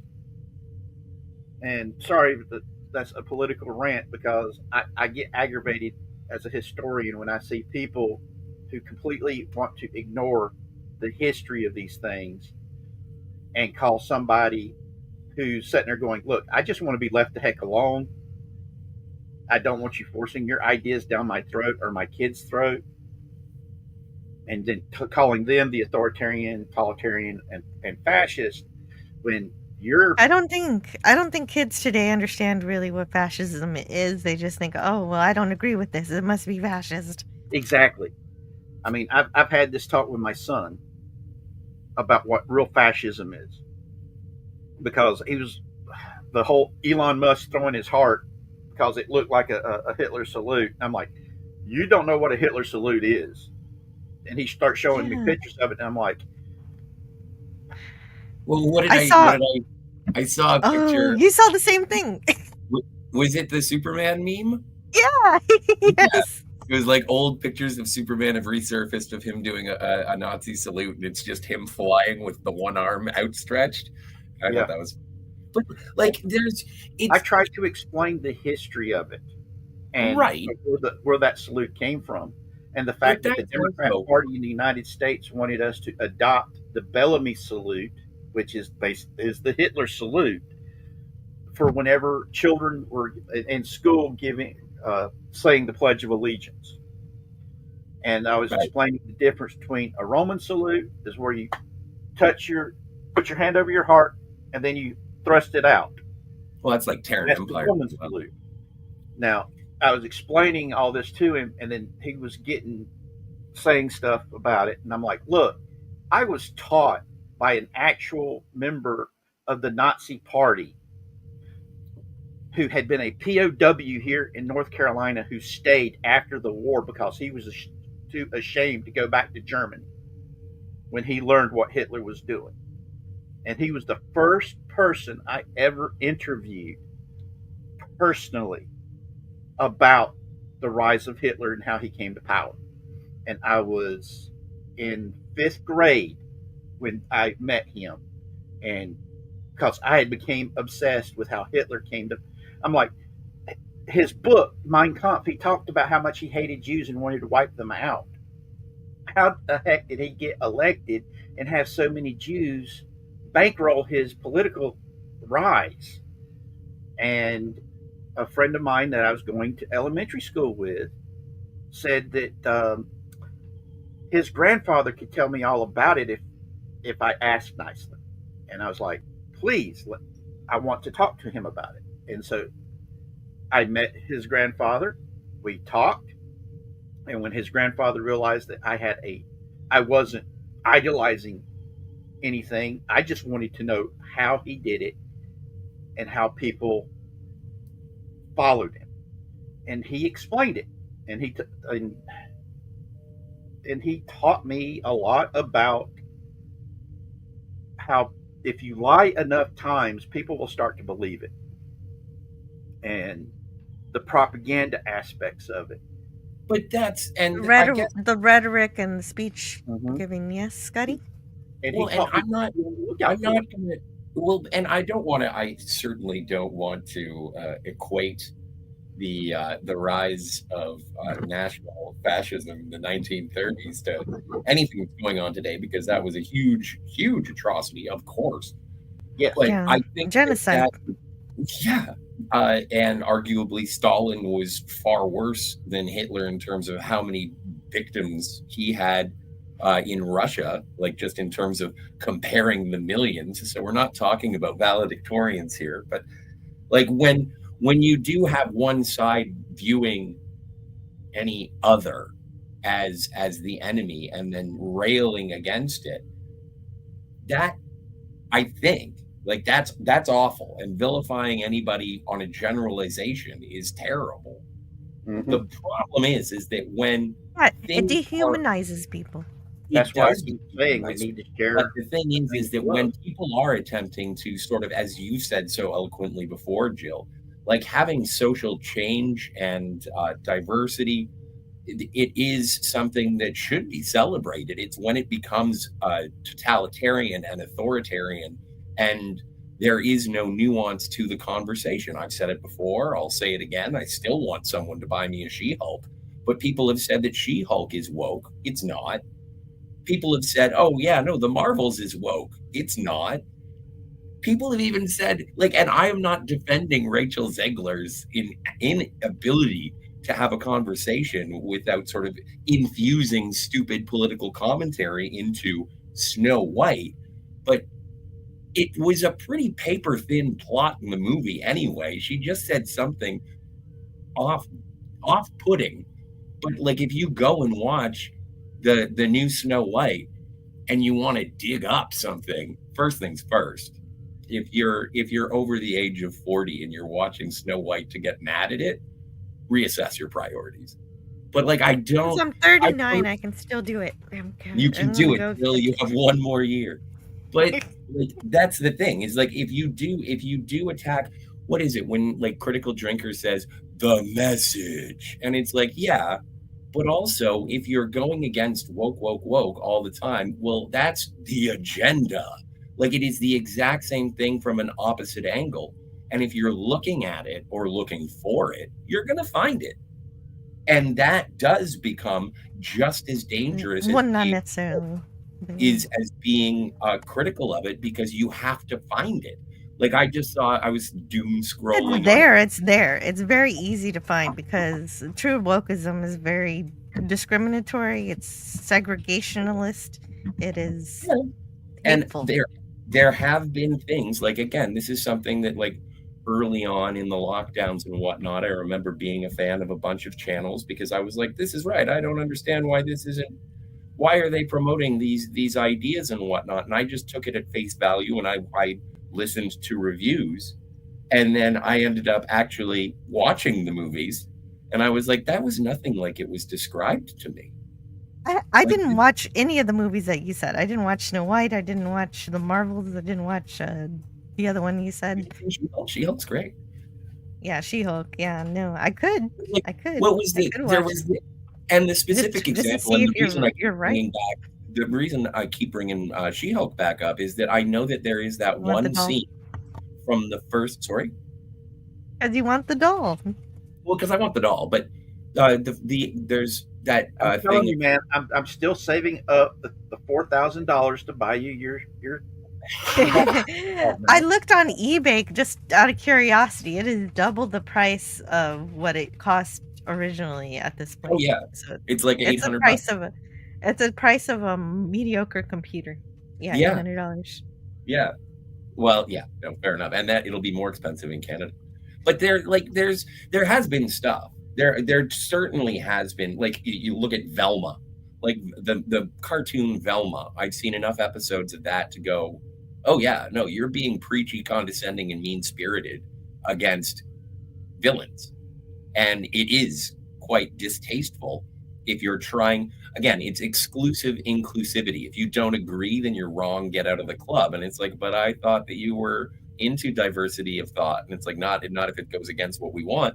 And if you challenge any ideas, then they get very, very upset. And I find that does happen in the reverse as well. And so it just goes back to that whole he who is without sin should cast the first stone, because you make something that is, I don't know, what is the opposite of woke? It's important. It's important to assess each thing as it comes along and not have a knee-jerk reaction, to assess things diligently and not ascribe a label to it that it doesn't deserve. I do agree with that. Doom scrolling through XCOM, and there were people talking about Superman, and it's like people are like, oh yeah, no, it's not very woke, but it's a little woke if you look for it. And it's like, if I have to go through this, it's a little. If I have to go exactly. Home, I think that you're princessing a pea. Well, that's how I feel about For All Mankind. It's not at all woke, but there may be one or two scenes that you could probably interpret as woke, but it is 99% not woke. And a lot of people think that it totally is, and it's completely untrue. Like if you look at Captain America, the First Avenger, and you look at the diversity of the Howling Commandos, like that is basically woke, because you would not have had that kind of integrated platoon in 1940. But they explained it really well because they were all survivors of a POW camp that got freed. Sure. Oh yeah, that makes sense. But and this is explained perfectly in a episode of Deep Space Nine I want to review, where everybody wants to save the hologram, the Singer, the the hologram, and Cisco won't go because it doesn't represent the history that he knows that happened then, that there was discrimination. And his girlfriend says, well, it's not the way it was, but it's the way it should have been. Yeah. And I think that was awesome. That was as anti-woke as you could get. It was really great. Yep. And I love. But I also want to say goodbye to that old Shire geek. Nice to meet you guys. Gotta run. I hope you guys. We hope to get to talk to you again. Cheers. Yeah, see you around. Yeah. I'll see you around, that old Yorkshire geek. You're a new friend, and I'm glad to see you here. And I hope to see you around again. Well, and it is it is the top of the hour, 4 o'clock in Eastern Standard Time, and you're still watching Perspectives. I think I am actually going to have to take my leave. Okay. So tell me what you want to share before you go. Not much. Go check out Cinema Gulp. Check out the Phantasmagorium. We just did a review on Superman last night. Always be subscribing, liking, sharing, supporting, hailing, doing all the good stuff for Jill. Great to talk to you. And thank you to everybody in the chat. Sorry about my woke tirades. No, I was hoping to keep talking to you because you just finally started talking. You were really quiet the entire stream until now. No, I know. But I hope you have a good rest of your day, rest of your Friday. Yeah. Thank you. And I will see you Jill, guys. We'll see you. Future. Yeah. Yep. Over cyberspace for sure. I think I've got maybe 30 minutes before I'm going to have to go myself. Oh, sure. Yeah. Whenever you've got to go, just let me know. Because I got to get stuff ready for cooking some dinner. I'm going to do some beef roast and some asparagus for tonight. Oh, that sounds great. And if you do need to leave sooner, just let me know, and I'll see you out. And make sure everybody knows where to find your Fireside chats. Oh. Franco Walker says, I don't have a chippy near me. I would have to get a taxi. That would cost a fortune. A chippy? What's a chippy? I think it's a restaurant. Because they were talking about spam fritters earlier. Oh, I missed that discussion. Well, if it's what I think it is, it's where you take spam, slice it nice and thin, fry it, and put it on bread. Oh, it's just deep fried spam? Yeah, okay. Who hasn't done that? I just didn't know there was a name for it. I refer to it as a spam sandwich, man. Because they're awesome. Because I've got several recipes with spam that you cube it, fry it, and then mix it in with macaroni and cheese. Yeah, see, that sounds fine. I like that too. Yep, spam in batter. Okay. Where you take the spam, batter it, and then fry it, deep fry it. Yeah. Chip shop is a chippy. That's English. English. An English idiom.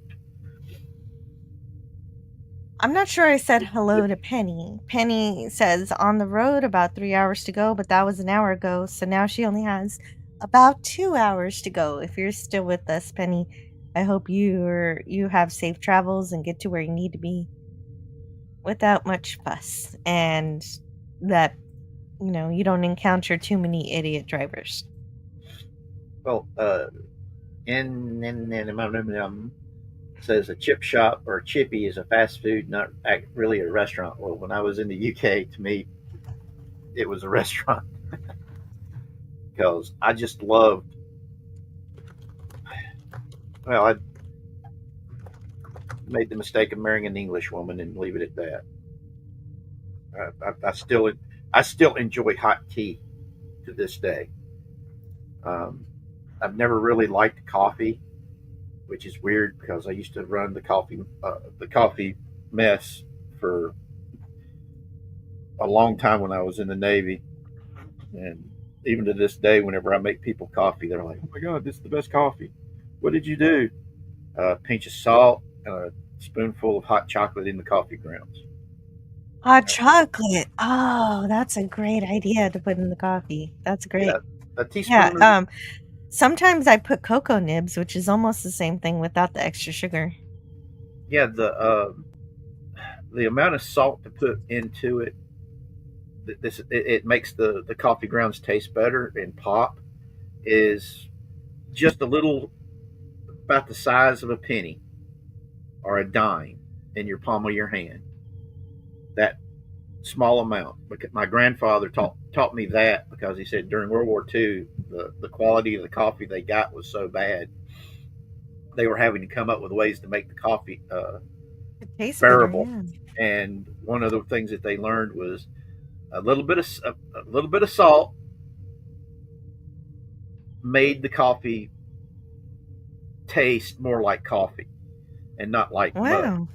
And Yeah. and then I started adding a spoonful of hot chocolate to it to help knock the bitterness out that we were having with the military issued coffee that we would get, because it would come in a big block can, and oh man, begat carrot cake too with actual carrot in it. Oh yeah. Snim nim nim says World War II was the start of carrot cake. Oh, with actual carrots in it. What? All right. Because sugar was being rationed, and they were trying to come up with sweet desserts and cakes and stuff like that. And carrot has its own natural sweetness. And that's when that's how that came about. Never been to HR, to be honest. I prefer the old chippies. Oh, okay. But like I said, food. There is a YouTube channel where this professional chef, he takes all these old recipe. He finds recipe books.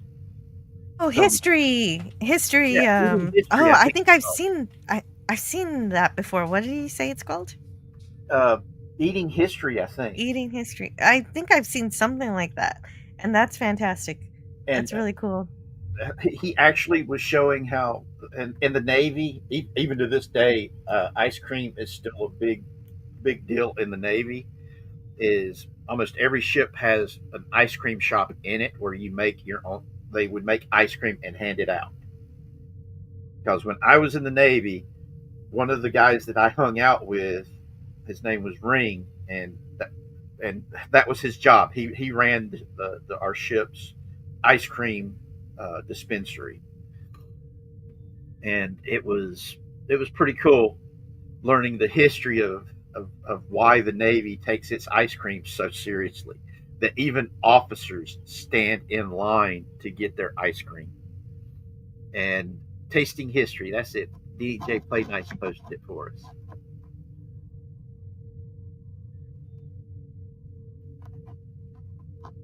Okay, Num Num says, sorry, Richard Spake, not we the people, name tag was not visible.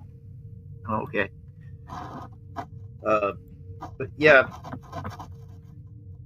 I go by the American Patriot is my the nickname that Marines I served with gave me.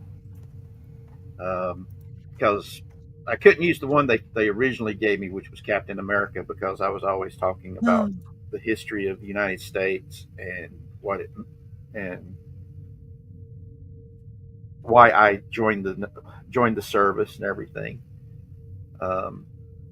You're talking about ice cream made me think of this.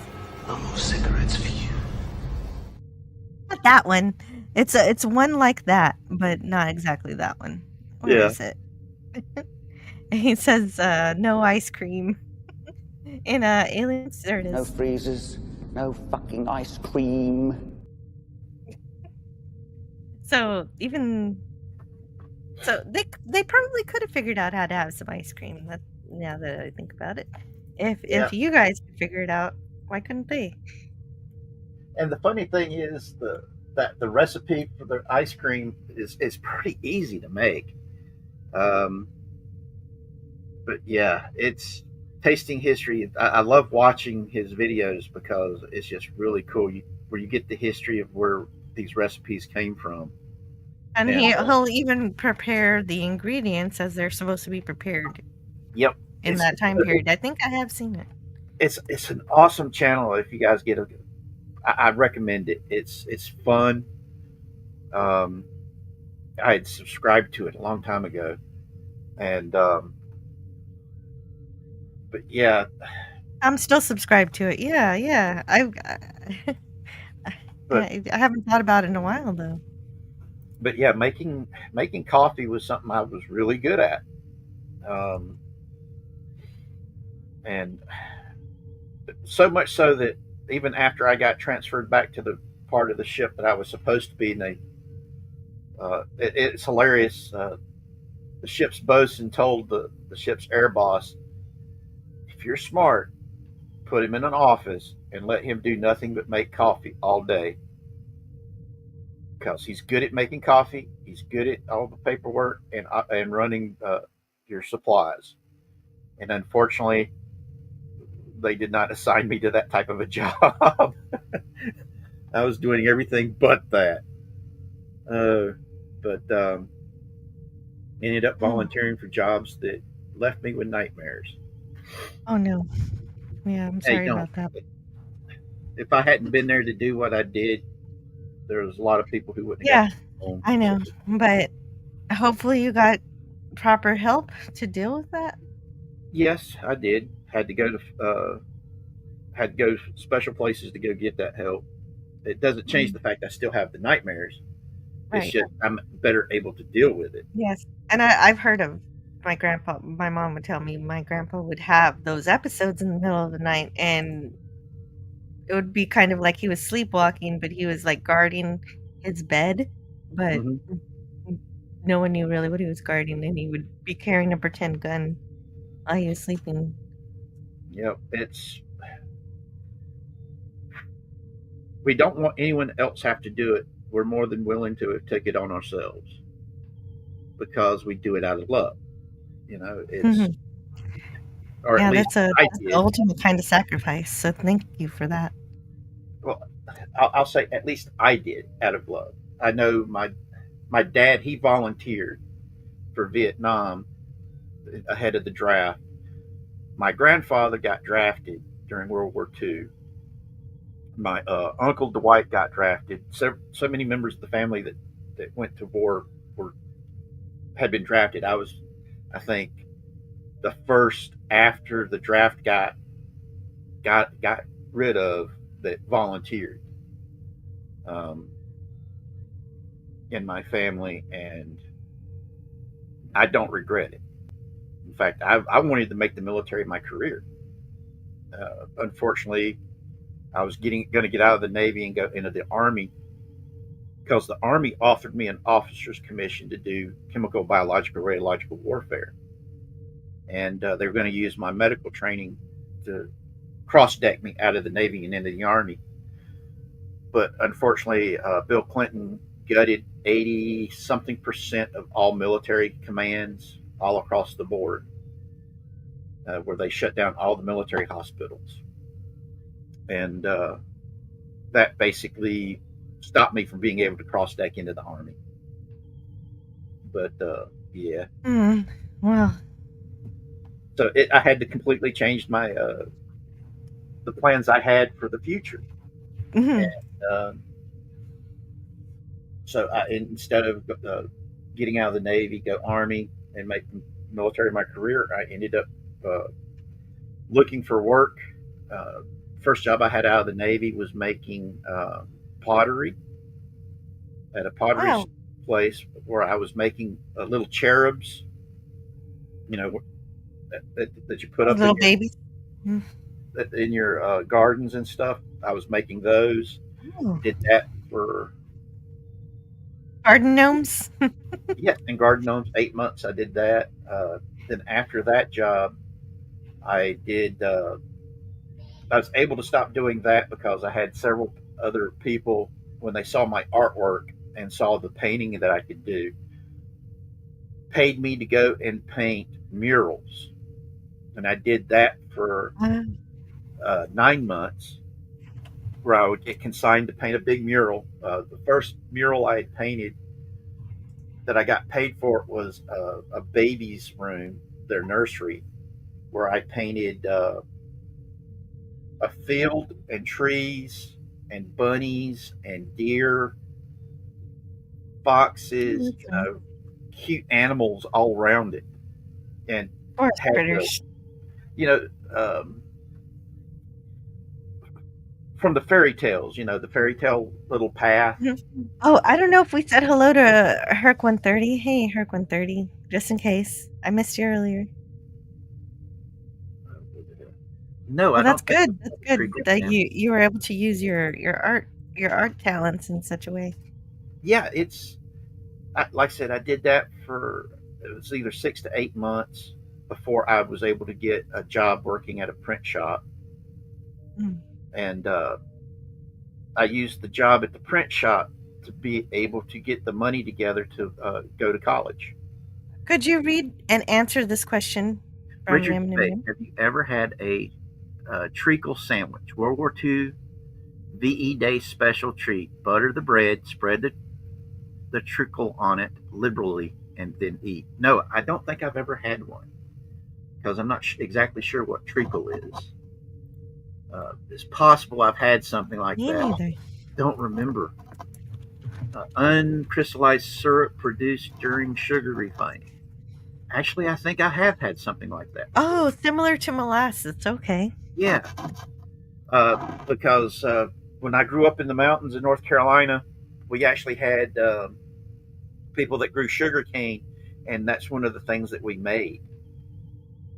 So yeah, but when I did it, we poured it over toast and would eat it that way. But no, I'll probably end up having to make a treacle sandwich now.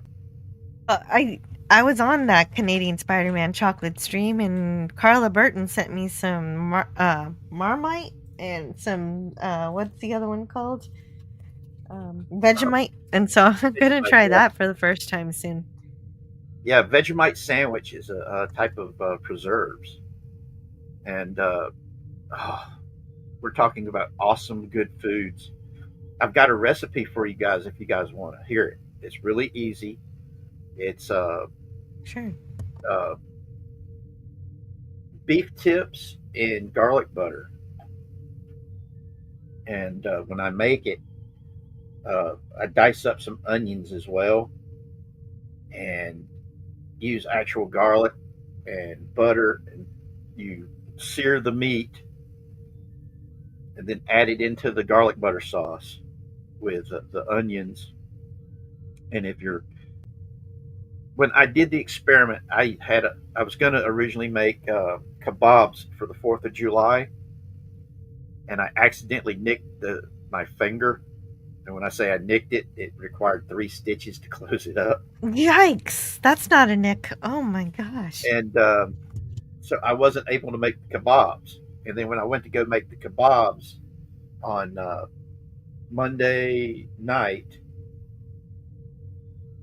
grabbed up the skewers that I had pre-soaked, and they were covered in mold. And I was like, "You bastard!" Because I was looking forward to kebabs. So instead, I had to dice up all the pre-cut sweet peppers I had cut and all the onions that I had cut. So I diced them up and added them into the garlic and the butter and in the skillet. And then I took the beef that I had cut up to make the kebabs and cut them up into more bite-sized pieces. And then slowly started putting the meat in and searing the meat and flipping it over. And I used steak seasonings, Montreal steak seasoning, Bucky's beef brisket, and Bucky's steak seasoning, and a little bit of Go to salt. Bucky's like it's a grocery store? Yeah, they believe it or not, Bucky's has a whole line of seasonings that are, oh my god, amazing. And the prices are not that bad. I mean, for a big bottle, I was able to get a big bottle of brisket seasoning for $2. And when I say a big bottle, let me see. This is about the right. Well, you know, I never thought to 13 look for ounces. Bucky's stuff at the grocery store. Let me see. But it is so good. And but yeah, it's one of those things of, Well, I don't live nearby a Bucky's, so I can't exactly. The oldest gamer is here. Hello to the oldest gamer. Great, great, great to see you here. how are you doing? Just Yeah. talking about food. Apparently, we've gotten to that point. Talking about food again because food's good. Uh, I've got a friend of mine that keeps telling me, and my nephew, he also keeps, he keeps saying I need to open a restaurant. And whenever I was talking about originally setting up my channel, he's like going, "Are you going to do a cooking channel? Are you going to do a cooking channel?" Yeah. Well, you could incorporate that into your show because geeks and nerds have to eat too. Yeah, and it's something I love doing. It's how I show love is by cooking food for people. I mean, if we ever was to finally be able to do like a big convention where everybody got to meet up in one place, that would be my big thing to do is tell everybody bring uncooked food so I can cook the food for everybody and just cook a big huge meal for everybody and just share the love, man. That's what we need to do. And it's whenever I close down my live streams, I always tell people, share what you love with others because we've been dehumanized so much in this world today. We've got to show our humanity. We've got to let our humanity, our kindness, our compassion be our shield. And we need to be the example of change, of a positive change in this world. And by showing ourselves to be undeniably human, showing our kindness and our compassion, I really think that we can make this world a better place by sharing that and sharing the love with others. Absolutely, yeah. And that's why I really love when Carl Sagan talks about the pale blue dot and how we fight over fractions of a dot from how the Earth looks to the Voyager spacecraft. It's very humbling. Did you get to see where I think they said that now that the Voyager's outside the solar system, there's now an interstellar body. It actually sent something back, and I was like, "Wow, that's pretty cool." That is cool. It's still talking. It's still trying to talk. And that to me is that gives me hope that no matter what happens, something's of us is still gonna exist out there. And yeah. And whenever I talk, like earlier when I talked about dying 5 times, I've been called so many things other than a child of God and told I was an evil monster and I was going to burn in hell. When I died, that's where I expected to wake up. And when I woke up in the other place, I was extremely surprised. And people wonder why I spent 40 minutes begging him not to send me back. I was like, "Don't send me back, don't send me back, don't send me back. I'm afraid I won't make it back up here." But yeah, he sent me back saying that there was something he needed me to do. He just wouldn't tell me what it was. He just said, "That's not helpful. You can do, it's only something you can do, so you got to go back." And I'm like, "Well, then tell me what it is so I can do it." And he's like, "No, if I tell you what it is, you're going to do it, and then expect me to bring you back." And but yeah, and the 5th time I died, it was hilarious because I died 5 times in a month period. And he goes, "Richard Alvin, I know I made you to be stubborn, but this is getting ridiculous." And he's not let me die since. So, yeah. Good news. So you can do that mission that he's got you on. Yeah, I just wish you'd tell me what it is. Gavin says, I've seen a guy on the tube who buys old 49, 50, 60 ration tins and opens them to eat the contents and smoke the cigarettes. Oh Yes, I've no, seen them too. gross. Some of those ration tins are still good, and they're from the 1940s, 1950s, and 1960s, and they're still good as long as that they've been preserved, put in the right conditions. They can last for a very long time. Um, it's like let's see, what was it again? Vietnam, when they first started doing the freeze dried meals that they were doing in theater, which is what evolved into MREs of today. Well, some MRAs are really good. And Franco says you're not allowed to show caring and compassion. You get put on a list. Yeah. Screw the list. Well, actually, no. The list we get put on is the one that the guy upstairs is putting on, saying these are good people. I want to be on that list. But Voyager's just waiting to get blown up by a bored Klingon. Well, no, Voyager's waiting for the machine planet to teach it how to learn and be more curious, and then ultimately combine with a human being. I still think that was a really good movie. I do too. I love the motion picture. The more I watch it, I hated it the first time I watched it because I watched all the different edits of it, and it just gets better every time they remake it. Mm-hmm. And Franco says AFK, and he'll be back. And yes, James, I have. Yeah, and I know you're only 4 minutes away from going. I was wondering if you wanted to head out now. Yep, I'll be getting ready to go. Thank you for having me on. Sorry I had so many technical issues to get on here. Oh, you're fine. You're fine. So did Gap, but I'm so glad both of you showed up. Well, getting to talk with you is one of those things I enjoy.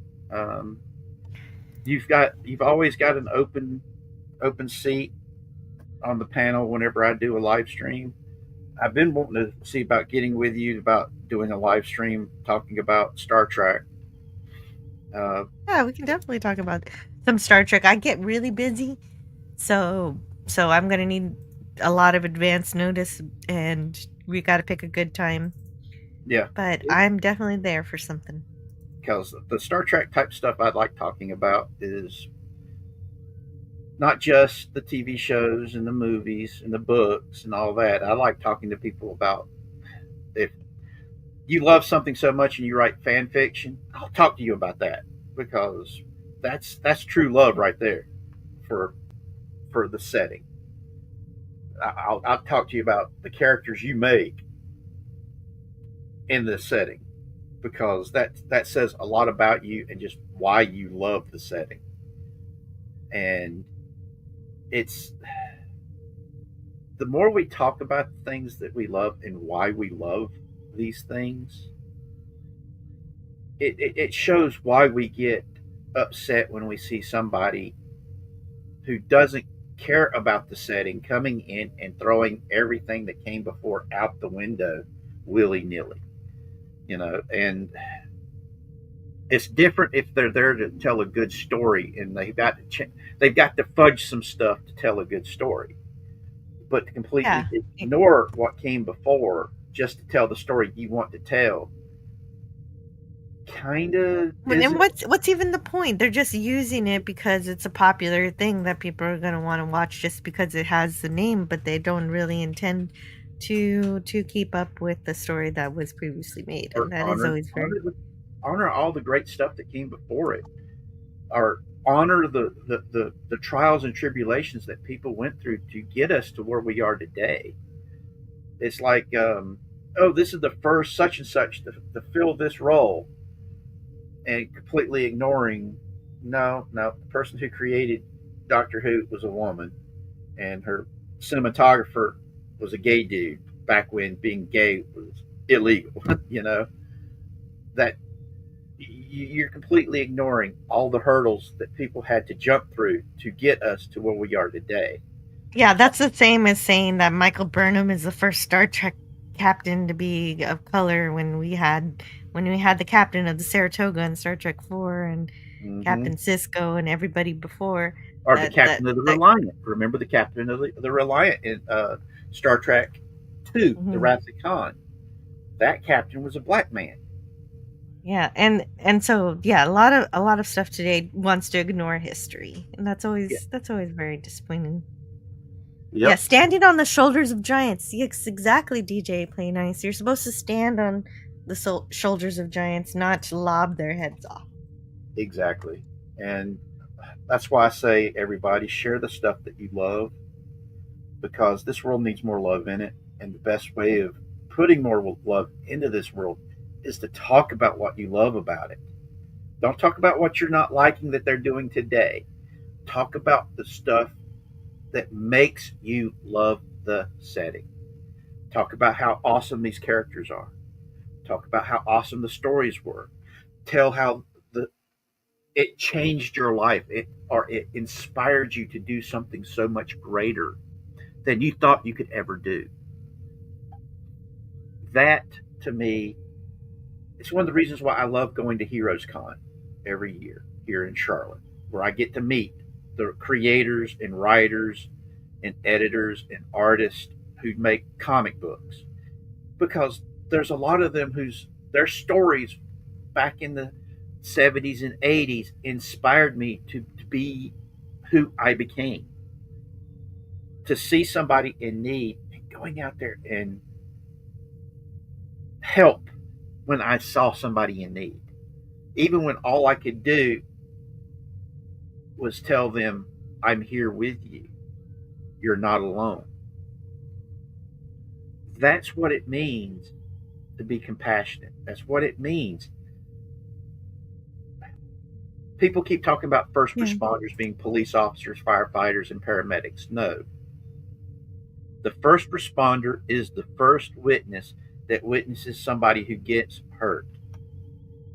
And that person calls out, we need help. That's the true first responder. And by doing that, you're showing your kindness, you're showing your compassion, you're showing your basic common human decency. If you see somebody in need, you help them. Even if all it is to say, I see Call you. for help. Yeah. Yes. And I'm here. You're not alone. Don't give up. Because when I was homeless and I was trying to find work so I could get my family off the street,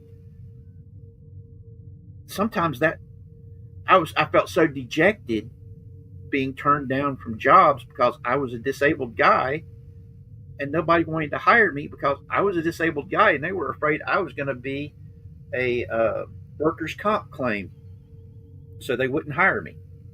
And somebody took the chance and hired me to wash dishes at a Waffle House, and that's what got me and my family off the street.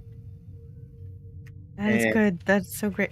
Can you continue for just a minute? I have to be right back. And yes, Gavin, Captain Terrell was such a bad captain. He hid for 200 tears and returned speaking in metaphors. Oh, but yeah, you've got humanity is. I have seen the best of humanity and I've seen the worst of humanity.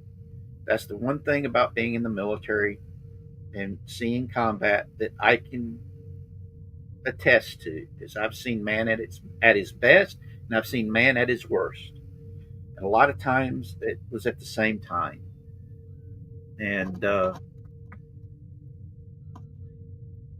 I've witnessed as there's people out there that have dehumanized the other side, accused the other side of doing all the stuff that they're doing. And it sucks that we get dehumanized so much that if somebody was to murder one of us, it gets announced and then people are cheering, saying, yay, they took the trash out, type of bullshit. and that upsets me. It upsets me pretty bad because it's wrong.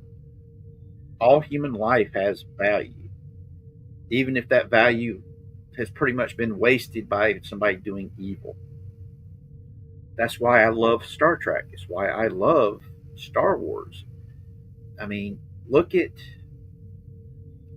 the whole the whole storyline for Star Wars was about redemption. That you were not so far gone into the darkness and into evil that you could not be redeemed. Because the end of the original trilogy was called Return of the Jedi. And the Return of the Jedi wasn't Luke Skywalker. It was Anakin Skywalker's return because he came back from the dark side. And that's what worries me about a lot of the people of today. They don't see redemption as an option. And that And they don't, and you don't just mean for themselves, you mean for other people. You think yes, that they don't believe that those they disagree with could be redeemed in any way, exactly. or that they can't learn something. And yes, I have observed one that. of my heroes that I've actually got. It's a black gentleman. He's a blues singer. He would talk to members of the Ku Klux Klan and befriend them. And over time, they would end up giving him their Klan robes because they got rid of all their racist thoughts. They left the Ku Klux Klan because they learned their hatred was irrational. And that's the problem. When you've got a irrational hatred that is so great, it overwhelms your rational mind and your basic common human decency. That's what racism is to me. That's why Quantum Leap was so good when they touched on issues like that, when they touched on racism and they showed a racist character. It wasn't some unhuman monster. It was a real person who was misled. And at the end of the episode, a couple of them were shown that they could grow from their prejudices. And that, to me, that's what I mean by what inspired us to be greater. And we need that more today than we did back then. And it's what worries me. And I'm hoping as time that we're seeing this coming back into being, back into vogue, because so many people are tired of the divisiveness. They're tired of being called a bigot, a racist, a homophobe, just because they disagree with somebody. And I'm sure I would be if I did choose to interact. I mean, it's like being called a conspiracy theorist every time you brought something up, because you do your homework and you make sure you've got at minimum 3 separate sources for a news story that you're reading. Well, just calling it a conspiracy theory was invented as a pejorative to people who researched. Exactly. And Gavin Blackburn here says Star Wars was great because it told us that you may feel lost in the crowd, but you can make a difference. Exactly. That it inspired.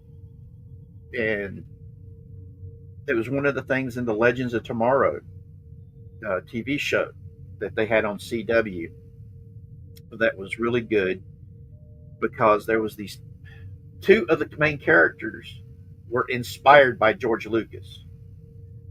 One was inspired to get into science because of Star Wars, and that was Ray Palmer's The Atom, played by Brandon Root. Then you had Citizen Steele's character, I can't remember the actor that played him, who got interested in history because of Indiana Jones, and because in the time travel show, because George Lucas didn't become a director and make those movies, their characters never got into the sciences started studying history. And so they had to go back in time and find out why George Lucas didn't become a movie director and fix it to where he would become the movie director that would inspire everything that they did. And yeah, it's pop culture is an amazing thing. It inspires people to be better. And it's a reflection of our culture and our understanding of human nature.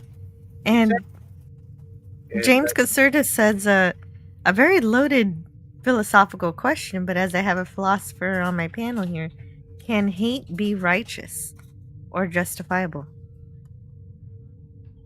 No. No. Like I said, hate clouds your judgment. It clouds your mind. It will lead you to do irrational things that you will look back later on and go, "Oh my God, what was I thinking?" For example, let's use a piece of history.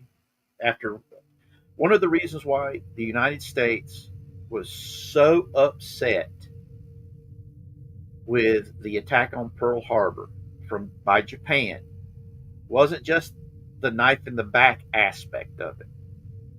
Up until then, the American people and the Japanese people liked each other.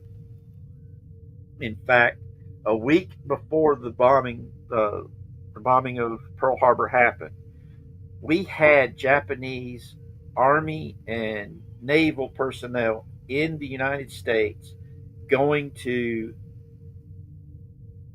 our highest level military training exercises and schools.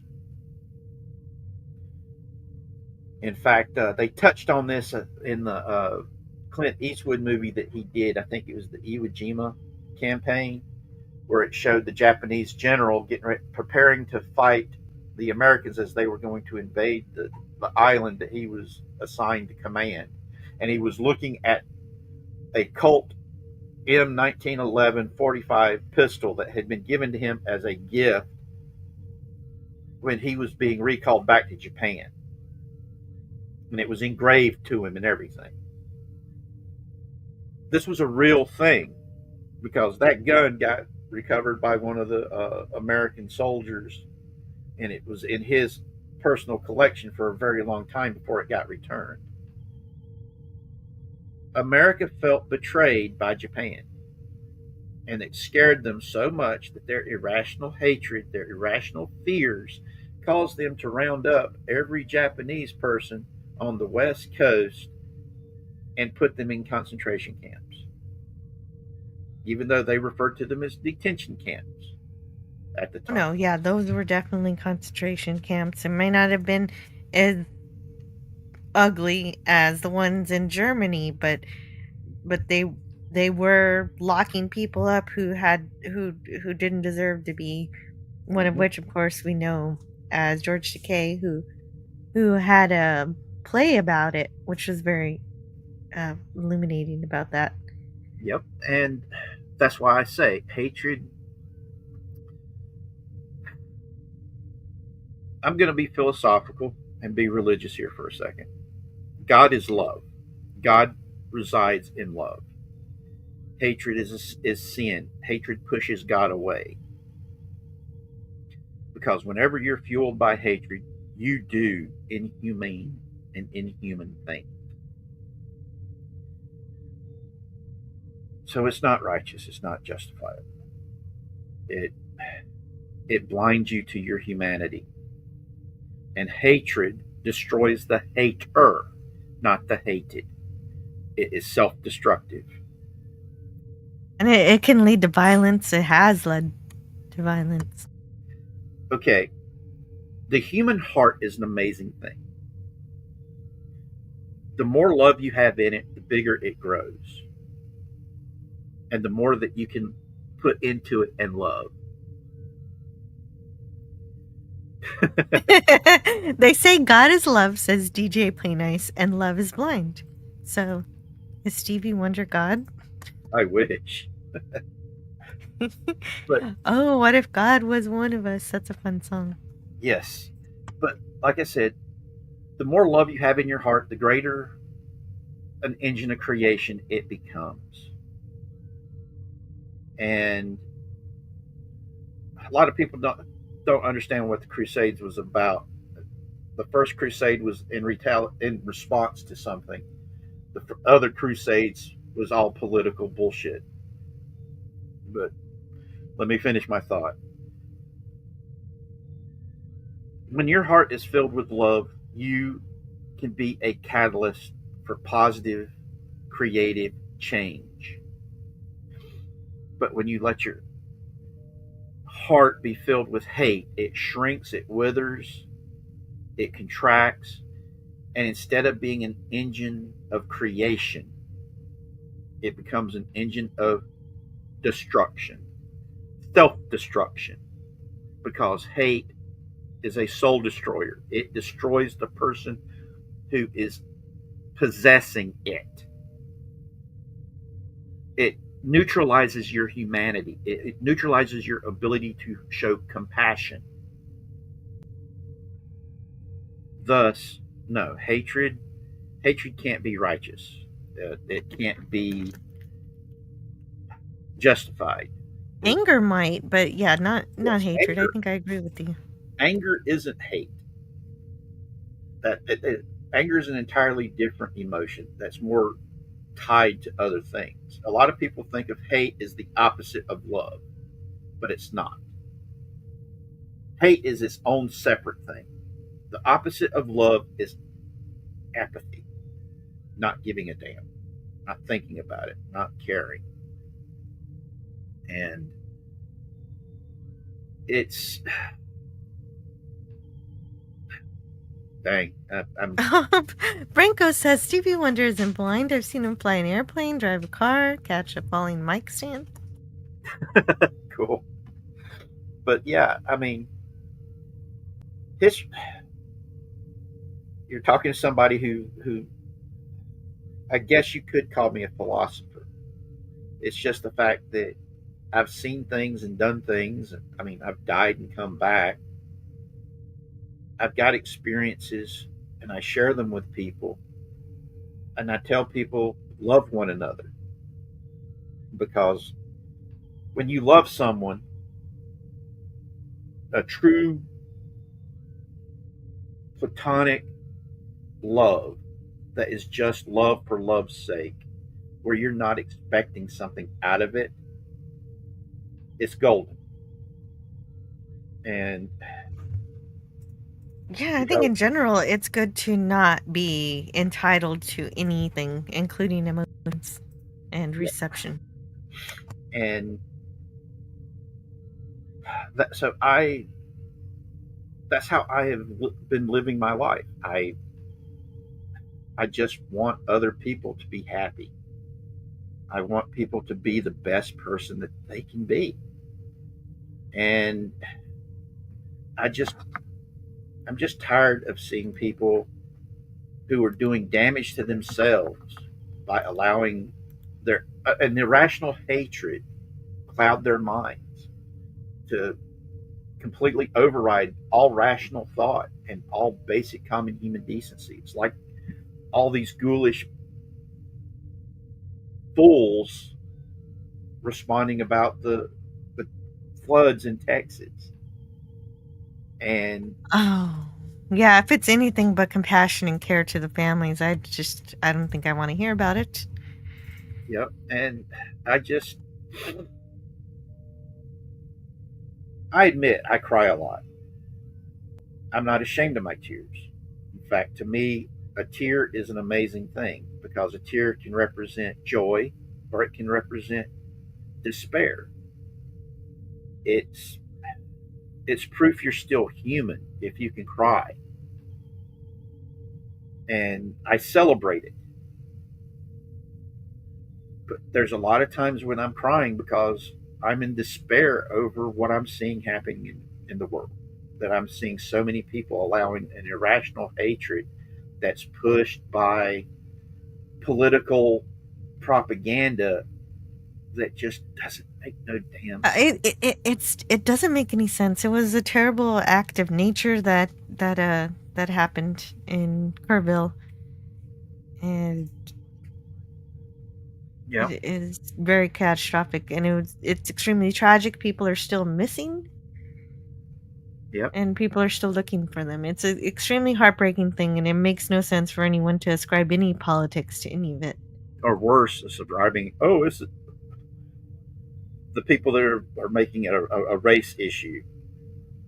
That oh god, that even can set me off there. I was watching this, and she was she's a government official, or she was a government official.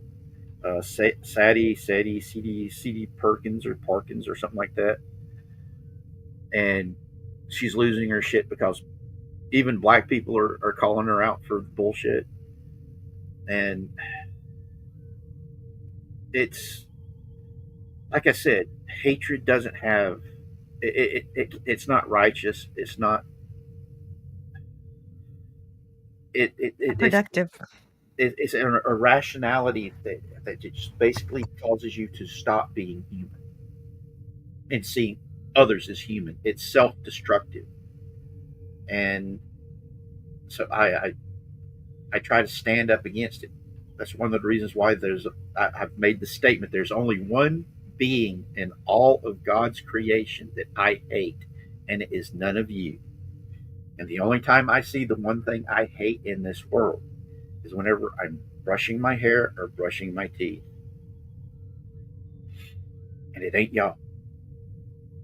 Oh. So, well, but also self-hatred. You've got to show compassion to yourself in order to, don't you need to show compassion for yourself in order to show it for others? It's easier for me to show compassion to others because you're not me. You're better than me. That's how I feel. And I want to keep y'all safe. And well, I hope you don't mind if I disagree. I think you're pretty great. Thank you, Jill. I really appreciate it. Mm-hmm. Sentai Ranger Donnie says, well, I must go now. Thank you all. See some of you again on this evening's new frolics with my fellow Super Sentai fan, Doomy. Actually, I didn't know. Jimcock likes Power Rangers. I need to talk to him. For others, have a great weekend. Yes, you too. Love you so much, Sentai Power Ranger, Donnie. Mm-hmm. It's good to... Yeah, it is good. Oh, I didn't know. It's with politics. But you are kind of bringing it up. They'd complain more if the sitting president didn't turn up. Yeah. Oh, yeah, he is visiting Texas soon. Yeah. When it happened, he says, what do you need? And then he got it there to them. And there's still people here in North Carolina that are still suffering from the hurricane that came through. And that's where I grew up, where the hurricane took out all that area. In fact, where my house used to be is now it's the place where my house used to be doesn't exist no more. It's water. And so yeah, I'm 55 years old, and I've watched the news since I was a child. Like one of my earliest memories is watching Richard Nixon get on Army One and flying off on Army One after resigning as president. That's how far back my memories of politics goes. And the way they treat Trump and Trump supporters today, I've witnessed the same type of treatment going all the way back to Reagan. And some of the stuff they said about Reagan back in the day is just as bad as what they say about Trump today. And like I said, I've got that. I've got. I hate. I used to be the youngest person in the room, getting to talk with famous, great people, movers and shakers of their time, and now I'm the old dude that everybody's like going, "We're waiting for him to start screaming, get off my lawn," while wearing nothing but a pair of boxer shorts and a holy T-shirt. Guess what? I'm wearing boxer shorts and a holy T-shirt saying, "Get off my lawn." But Well, they got what they wanted. but I love you guys, and it's great getting to talk with you, Miss Jill. Yes, absolutely. Thank you so much for sharing your time with us today on this fantastic Friday. Yes, and it's sharing a bit of your heart too. That is really valuable. Well, it's part of life. It's sharing the things you love, and you're never going to run out of it, because love is a renewable resource that just keeps growing. And that's why I keep calling y'all my family. It's, y'all are great. Y'all were there when I needed somebody the most. I mean, y'all are some of the best humans I've ever met. And so whenever you guys need me, just set up the thingy and go, "Hey, we need the American Patriot to show up. Come on down," and I'll be here. Come on down. Yeah. But yes. Well, thank you so much for being here today. You're a really kind soul, and I appreciate everything you say. You say with such thoughtfulness. Thank you. And give your kids hugs, and never pass up a chance to tell them you love them. And that goes for everybody in the chat too. Never pass those chances up, because heaven forbid you end up like me and all you got is the time to look back at all the times that you spent with your kids, and you see those missed chances, and then you'll hate yourself like I do. So don't pass them up so you don't end up like me. I love you guys. Y'all be good. And remember, share the love with others. This world needs a lot more love in it. Yeah. Well, I hope the rest of your day treats you as well as you treated us today. I hope so too. Y'all be good. Me too. Thank you. Oops. Yeah, there you go. And yeah, at least you had kids and a wife. Yeah, and at least he is reconnecting with his son, which is unto itself a miracle of a kind. And I hope he really does get to spend the holidays with him this year. And yeah, no, Richard Spake is a great soul to talk to. He keeps it real. So thanks a bunch. And if anybody enjoyed having him around, make sure to check out his channel. He has live streams a little bit like this one, where he talks to people about stuff they like and things that are important to him, that are meaningful in his life in some way. And so he brings that same thing to his own channel, which is good news. James Serta says, "We're all the same bad guy." But that's a quote from Harvey Schlumke. And he also says, "Jill is my virtual sister." Yeah, exactly. Yeah, we can. I feel that way also about Canadian Spider-Man. Like, he definitely feels like a brother. And there's the bot wants you to know about the Comic Relief Crusader. He's still around. He's still doing stuff. He's speaking of sacrificing for your family, he's been working for his family. And that's really good. And let's see what else we had here. I've seen complaining online about Trump, but they'd complain more if the sitting president didn't show up. Yeah, but then Small Time Republic says a lot of times it's best if a president doesn't go to a weather-related disaster immediately, since it ties up more resources Well, maybe, yeah, but maybe he'll find a way to do so without using too many resources. We'll see what happens. And another thing that's really great in Texas is HEB. HEB is always there when there's a disaster, and I didn't really look this one up yet, but I would be surprised if they were not doing something about the flood. And because they're always very helpful with stuff like that, and it's such a terrible thing that it happened, and I just hope they find a way to maybe get better warning systems or guidance systems to keep people safer next time.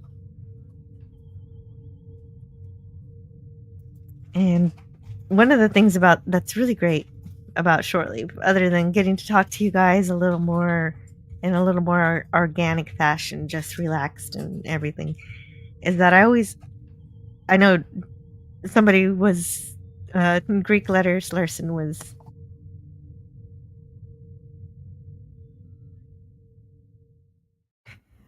Greek Letters Larson was saying that I'm unprepared. But actually, I prepare a lot.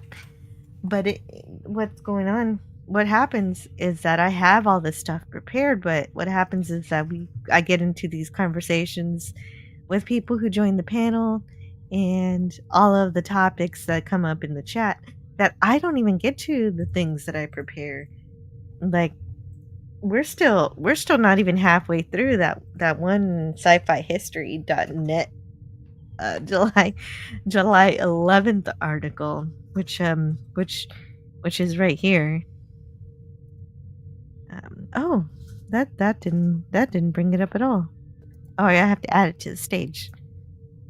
So this one is, I didn't know anything about Akimita. Apparently she was in Battle Royale, and I think Battle Royale is a really cool movie. But the only reason I know about it is because I read Hunger Games first, and I like that the author of this webpage says, "Count me amongst the folks who honestly believe the makers of the Hunger Games deserved a massive lawsuit on behalf of the makers of Japan's Battle Royale," which the lovely Akimita was one of its players. She was born on this day in 1985. Hey, just as old as I am. I could have been in Battle Royale if I were Japanese and an actress. Neat. Frank Walker has it on VHS. I don't know what this is. I didn't even know this existed. Star Wars Force of Destiny. Very strange. Let me see if there's anything else here. It's very good for me to pop out of there and scroll through to see what I actually want to talk about, because there's a lot here on the sci-fi history.net. And I think I might use this as a resource, because I was looking on Twitter today, muting all the people who want to talk about politics, and then I found this. I forget who posted it, probably the creator of this website. And I'm just glad it exists. Because it's got everything here. Let's see. It's got more than I could. If I try to look up sci-fi birthdays, it definitely would not be as expansive as this. This is really well done.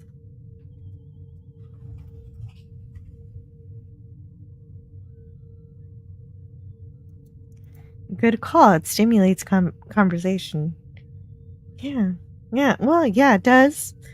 And if I had people on the panel now, we'd be on some other tangent by now. So, on this day in 1949, Siren of Atlantis probes the depths of cinematic fantasy. Siren of Atlantis, 1949. Interesting. A pair of explorers stumble across a lost city of jungle ruled by a mysterious queen. This looks really interesting. I don't know about it.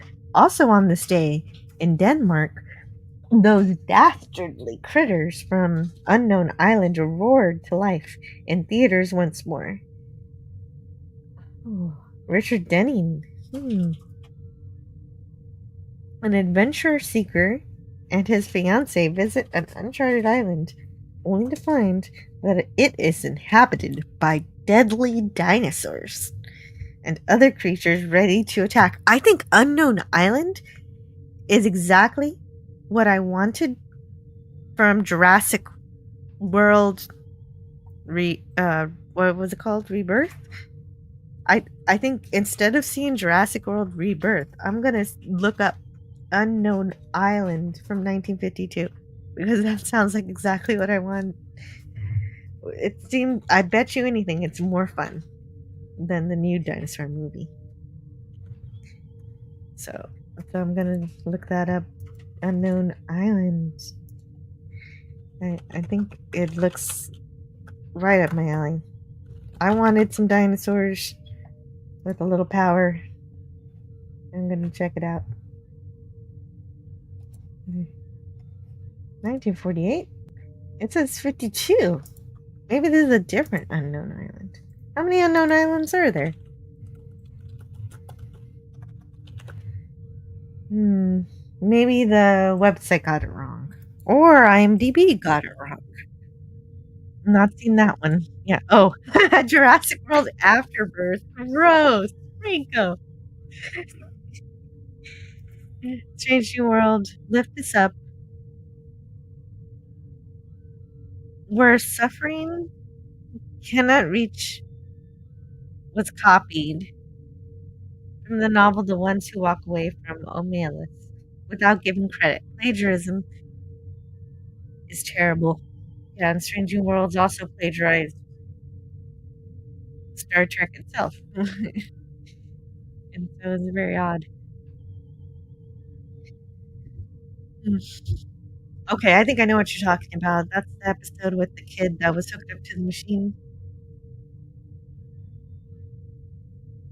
Frankenstein conquers the world. What? It looks like a giant Frankenstein's monster.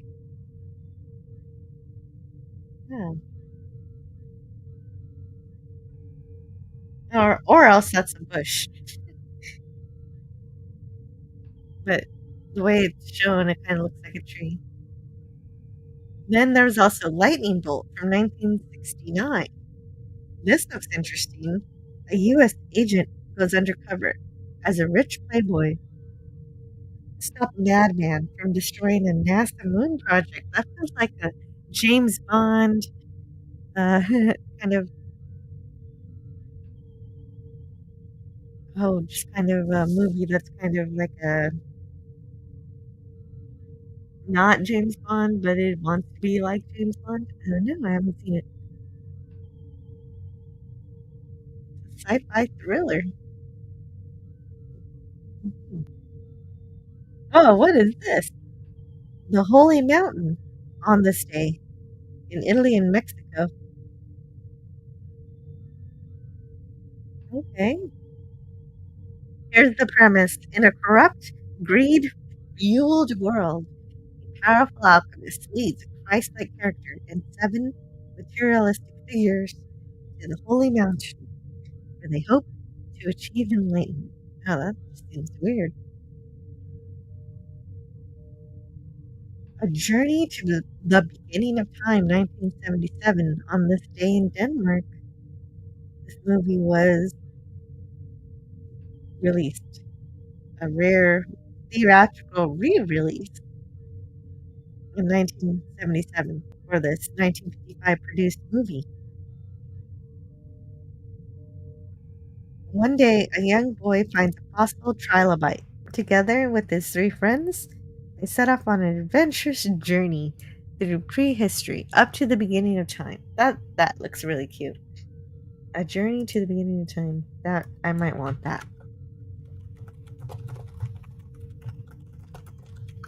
I would have loved that when I was a kid. This is the kind of movie I wish I would have seen when I was much younger.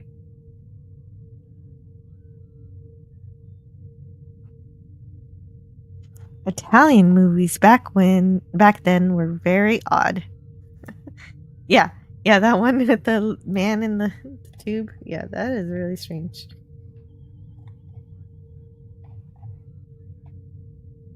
Monstroid.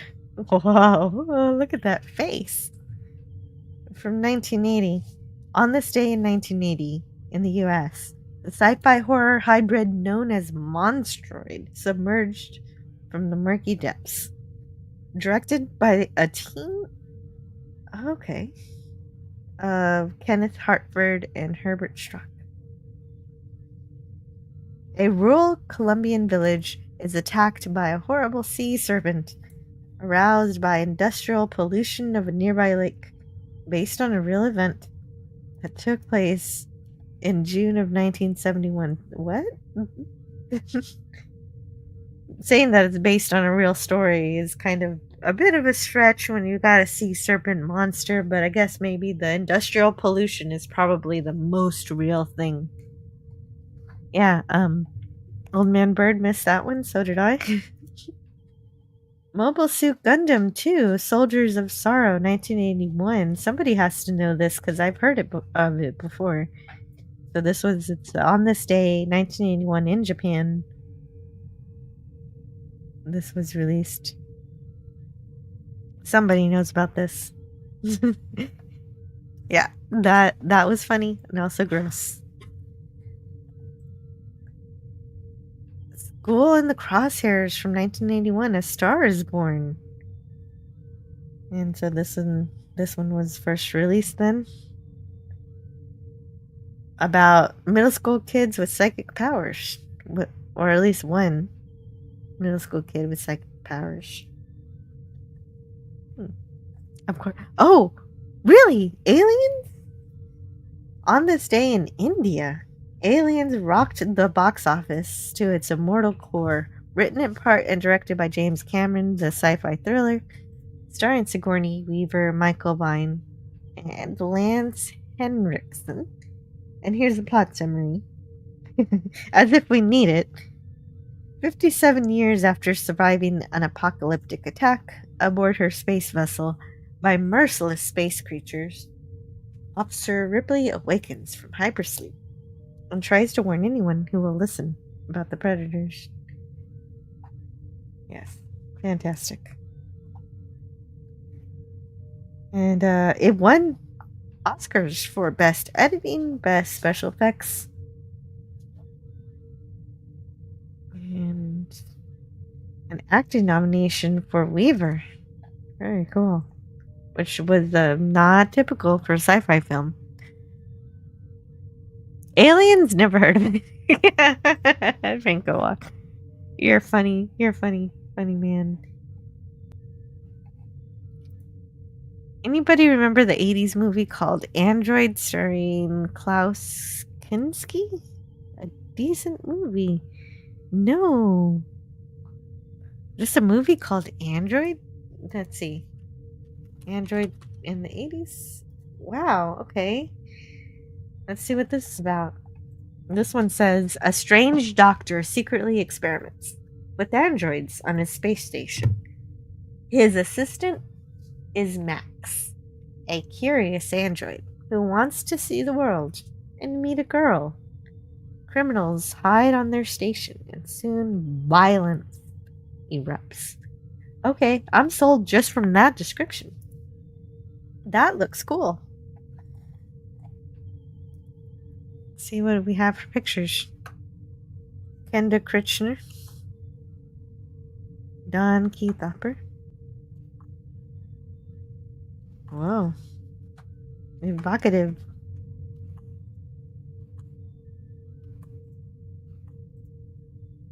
He learns to love. He learns to kill.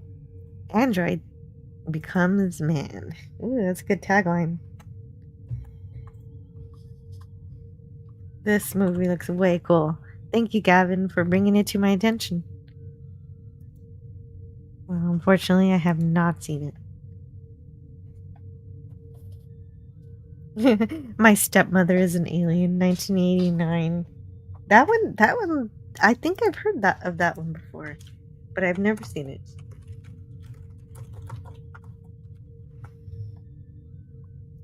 Dan Aykroyd, okay. Nice. Kim Basinger. Yeah, that's why I've heard of it. A creature from another planet tries to seduce a shy Earth physicist to gain control over his researchers.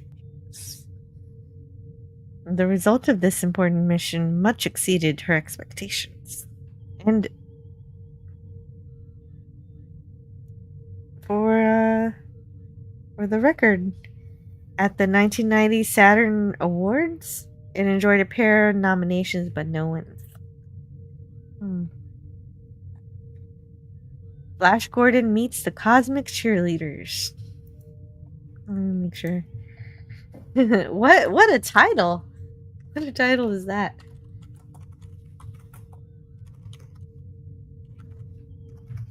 Flash Gordon meets the Cosmic Cheerleaders.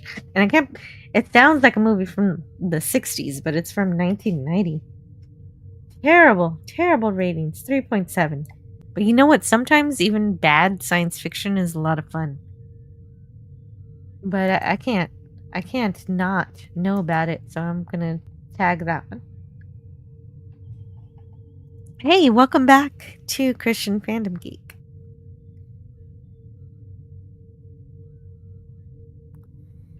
Oh. Well, Frank Walker knows about Android.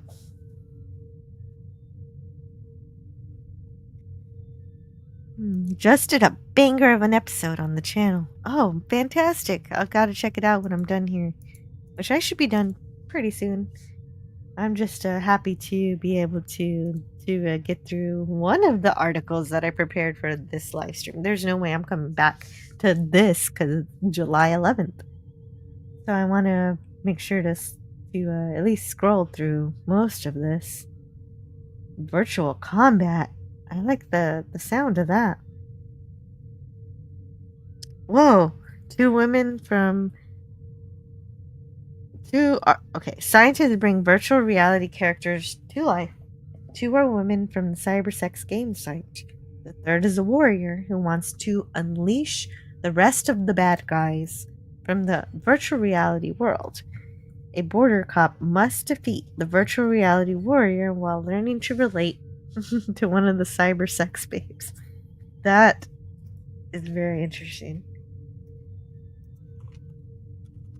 Where does this person who made this website get all of this information? He's got to have a good database. Because I hear a lot of great bad science fiction from the 60s, but this list has a lot of good bad sci-fi from the 90s. But speaking more of a good sci-fi movie, which we did talk about earlier in relation to Stargate, we have here Independence Day, 1996. On this day, the planet came together as one to celebrate its Independence Day. Written by Roland Emmerich. The space fantasy starred Will Smith, Jeff Goldblum, and Bill Pullman. Hey, he didn't mention Brett Spiner. Here's a plot summary provided by IMDb. The aliens are coming, and their goal is to invade and destroy Earth. Fighting superior technology, mankind's best weapon is the will to survive. Yeah. And so it won an Oscar in 1997 in the category of Best Visual Effects. And it just got a nomination for Best Sound.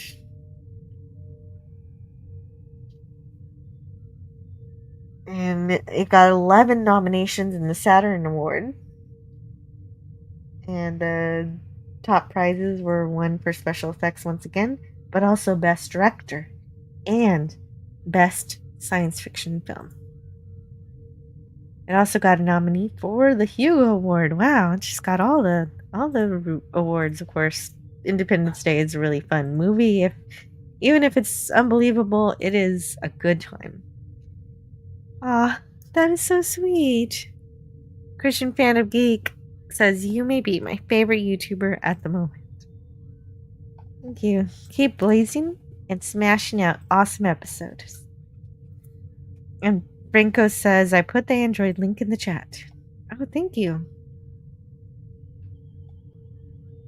Oh, speaking of links, there's Herc 130. My Mach 1 for life. I'm looking for Franco's link. See. I want to make sure to highlight it. There it is. Oh. Oh, I could watch it on YouTube. That's great. Contact 2? I should have talked about Contact today. I didn't know that. On this day in 1997, Carl Sagan's Contact entered theaters starring Jodie Foster and Matthew McConaughey. Oh, I'm glad I continued reading this, because this is one of my favorite movies. The film gave audiences a more academic portrait of communication taking place between the human race and some species out there. Well, yeah, it's out there because we don't know them yet. Here's the plot summary. Dr. Ellie Arroway, after years of searching, finds conclusive radio proof of intelligent aliens who send plans for a mysterious machine. Of course, we're going to build it no matter what. And so let's see. Jodie Foster took home Best Actress Award in the Saturn Awards.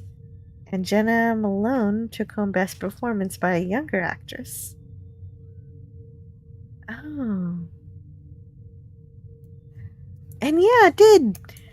Contact won a Hugo Award for Best Dramatic Presentation. Yeah, awesome. Oh, I've got to review Contact soon. Contact is one of my favorite movies.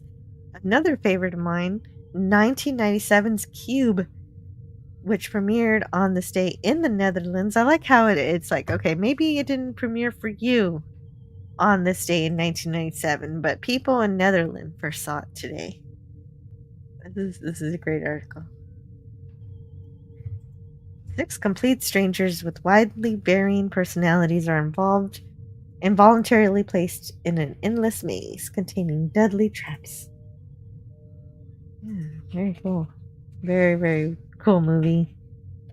Got some math in it. Really great. I can't announce that. That's not really true. If you want to say that I live streamed before him, that's fine. Hello, Tony. Reports out saying they found the reason of India air crash was because they accidentally flipped the switch that cuts fuel to the engines. Eesh. Oh, that's terrible. Oh, that's tragic news. I didn't know that happened. Old man bird. Let's see what else is happening. Stark Party Monday. All right, everything's coming back together. Looking up for the Tony channel. Very cool.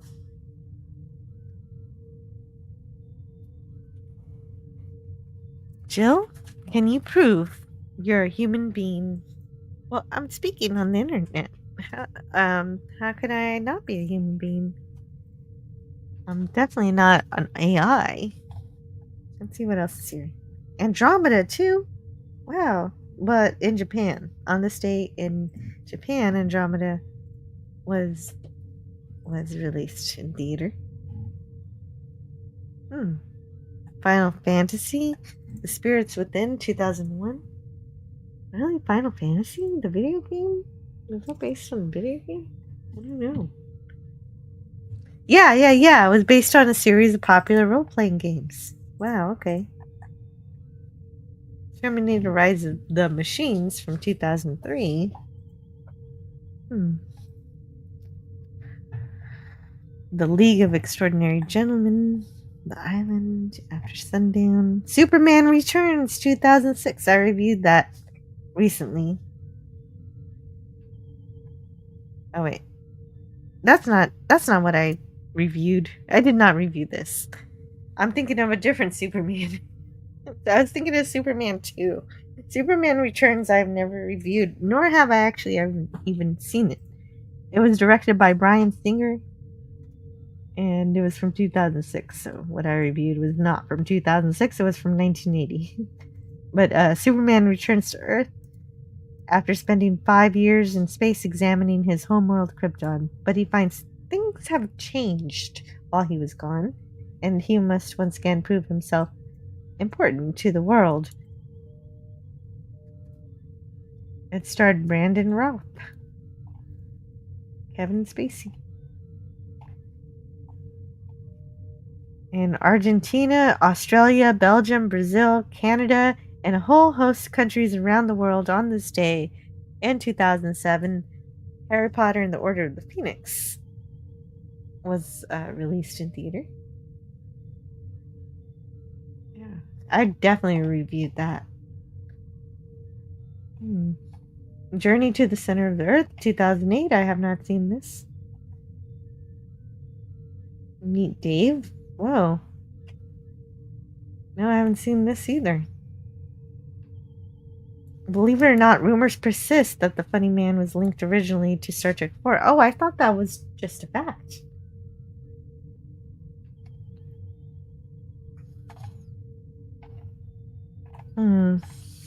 Some of these movies do look interesting.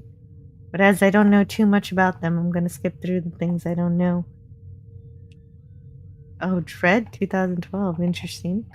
Godzilla 2013. So many Godzilla movies. Sharknado. In 2013, this was born.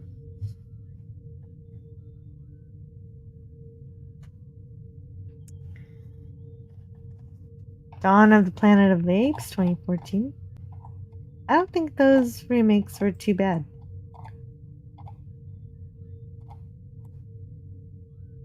Last Starship. Oh, and now it's on television. Issue bells.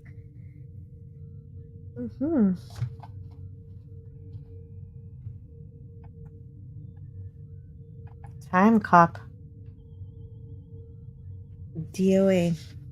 Weird Science also. Okay. Oh, hey, Stargate. On this day in 2003, in the United States, Stargate SG-1 aired revisions. Officially, this served as the 5th episode in the progression of the 7th season. SG-1 investigates a seemingly idyllic and subtly advanced human colony sheltered inside an energy dome on an otherwise inhospitable planet. Oh, and Tremors first released in the US today in 2003, which is something I still need to see. A lot of people tell me Tremors is great.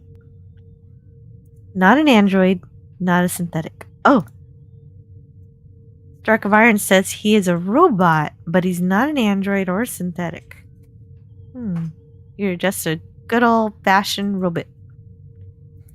DJ Play 9 says I liked it because I liked the story and was fascinated by the original. Gavin says Stark of Iron's a goddamn robot. Oh yeah, speaking of aliens.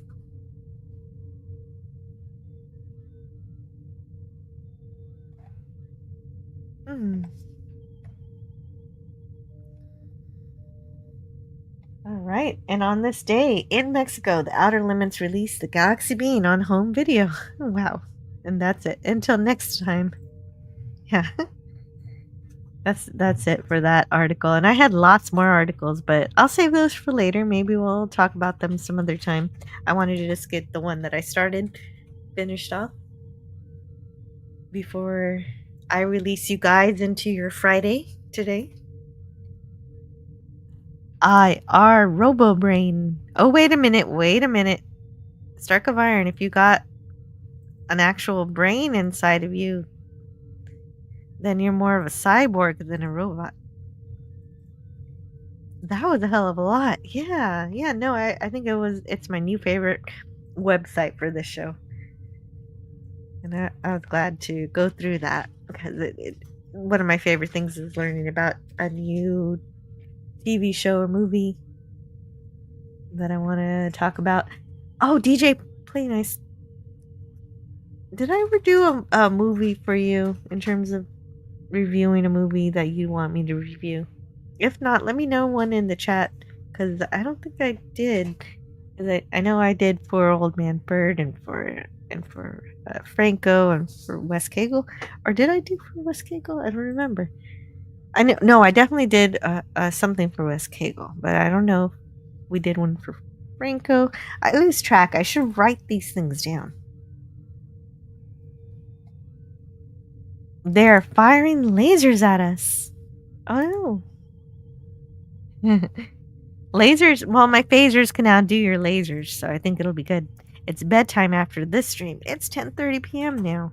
Okay, I don't want to keep you up too late, Franco. So I think I am going to head out now. I want to thank everyone who was here. I want to thank Scotty R37, Richard Spake, and Gap After Dark for joining the panel to hang out with me. And of course, last but not least, thank you to Tiger Stripes for hanging out too. Yes, okay. DJ Play Nice will think about it for me. Yeah, take your time. I've got some more streams lined up before I get around to a audience request. Regulations call for yellow alert. Oh, but I only have red alerts here.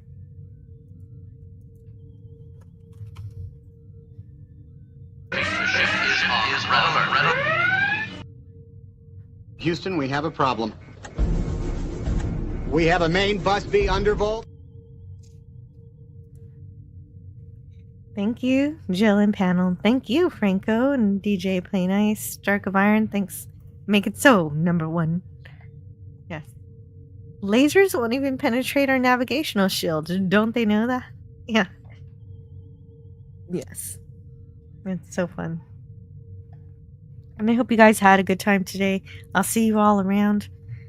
James Caserta says, women can do things now. Yeah, that's right. And we look good doing it. On this day, Star Wars was released in Azerbaijan. I believe you. I believe you after reading that giant article. I'm just going to believe you. Alistair got raided by 3 other YouTubers. And so, oh wow, you're at 1680. Well done. Great job to Alistair and Tony for that work. Matinees are still up in the air, but I don't see the problem with panel Stark parties. Parties are so much fun on your channel. Always good to let loose. And thank you to James Caserta, Christian Fandom Geek, Old Man Bird. Old Man Bird, thank you for the super chat and the super stickers. Always very encouraging to get support for the channel. Let's see who else we had. I won't go too far up. Let's go up to 2 p.m. That way I give myself a limit so I don't scroll forever. Thank you so much to Gavin Blackburn for hanging with us today in Herc 130. Awesome. Awesome times. The oldest gamer. Glad you made it here. Nim nim nim nim nim. Can't forget nim nim nim nim nim. Sentai Ranger Donnie was here earlier. And I've still got a whole hour to get through. Let's see who else was here. Daniel's Hot Topics made it, as well as the Old Yorkshire Geek. Thank you for checking us out today. Old Yorkshire Geek, if you check out the channel next Friday, I'm going to talk about Ex Machina with Scotty R37 and Retro Nerd Girl and also Tiger Stripes. So that is going to be fun.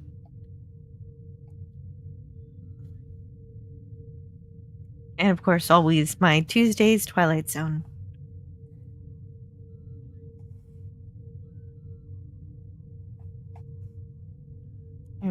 Hello, Julia. Thank you for hanging out. Okay, so that got me up to 2 p.m. But I know there were so many more people here, but I don't want to keep you guys for too long. I did the whole thing. Ooh, thanks for 5.5 hours of fun, Anti-Derivative Jill. You rock. Ah, thank you, DJ Play Nice. Don't forget to refresh and leave a comment after the stream, as it helps the channel grow. Absolutely, Franco. That is always good advice. You're always full of practical, useful advice. Record your cat's song.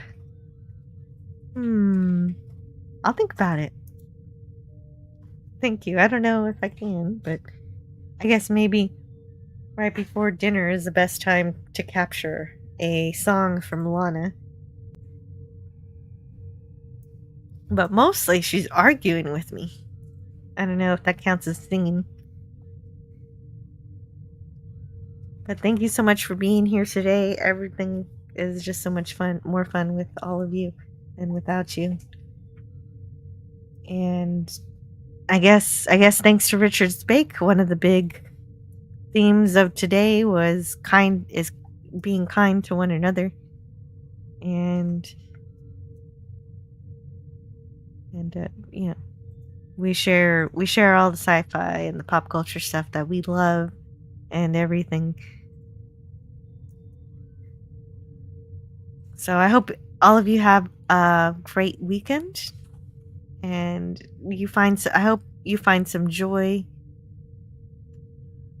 and be good to each other, and stay curious.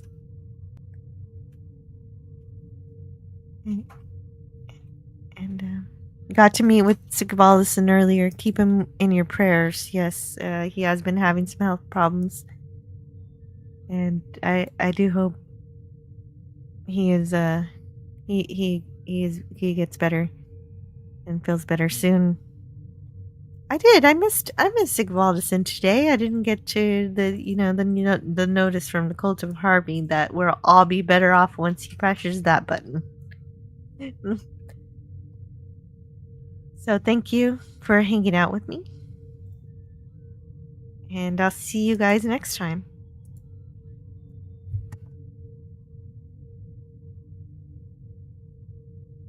Well, you know what? I've got to upload I got a new membership video, so I've got to upload it before we go. Let's see where it is. It's July. Where did I put it?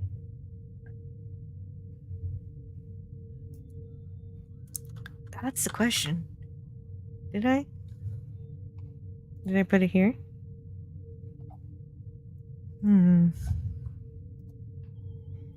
Okay, so membership credits. Where are you?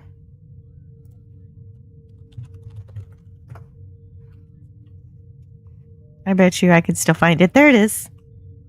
Okay, now it's loading.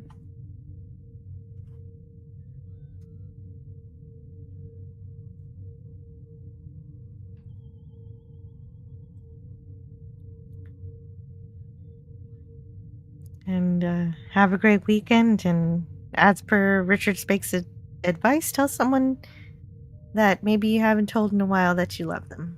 I think that's good advice. Still loading. It's still there it is. There it is. And I'll talk to you guys soon. Bye now.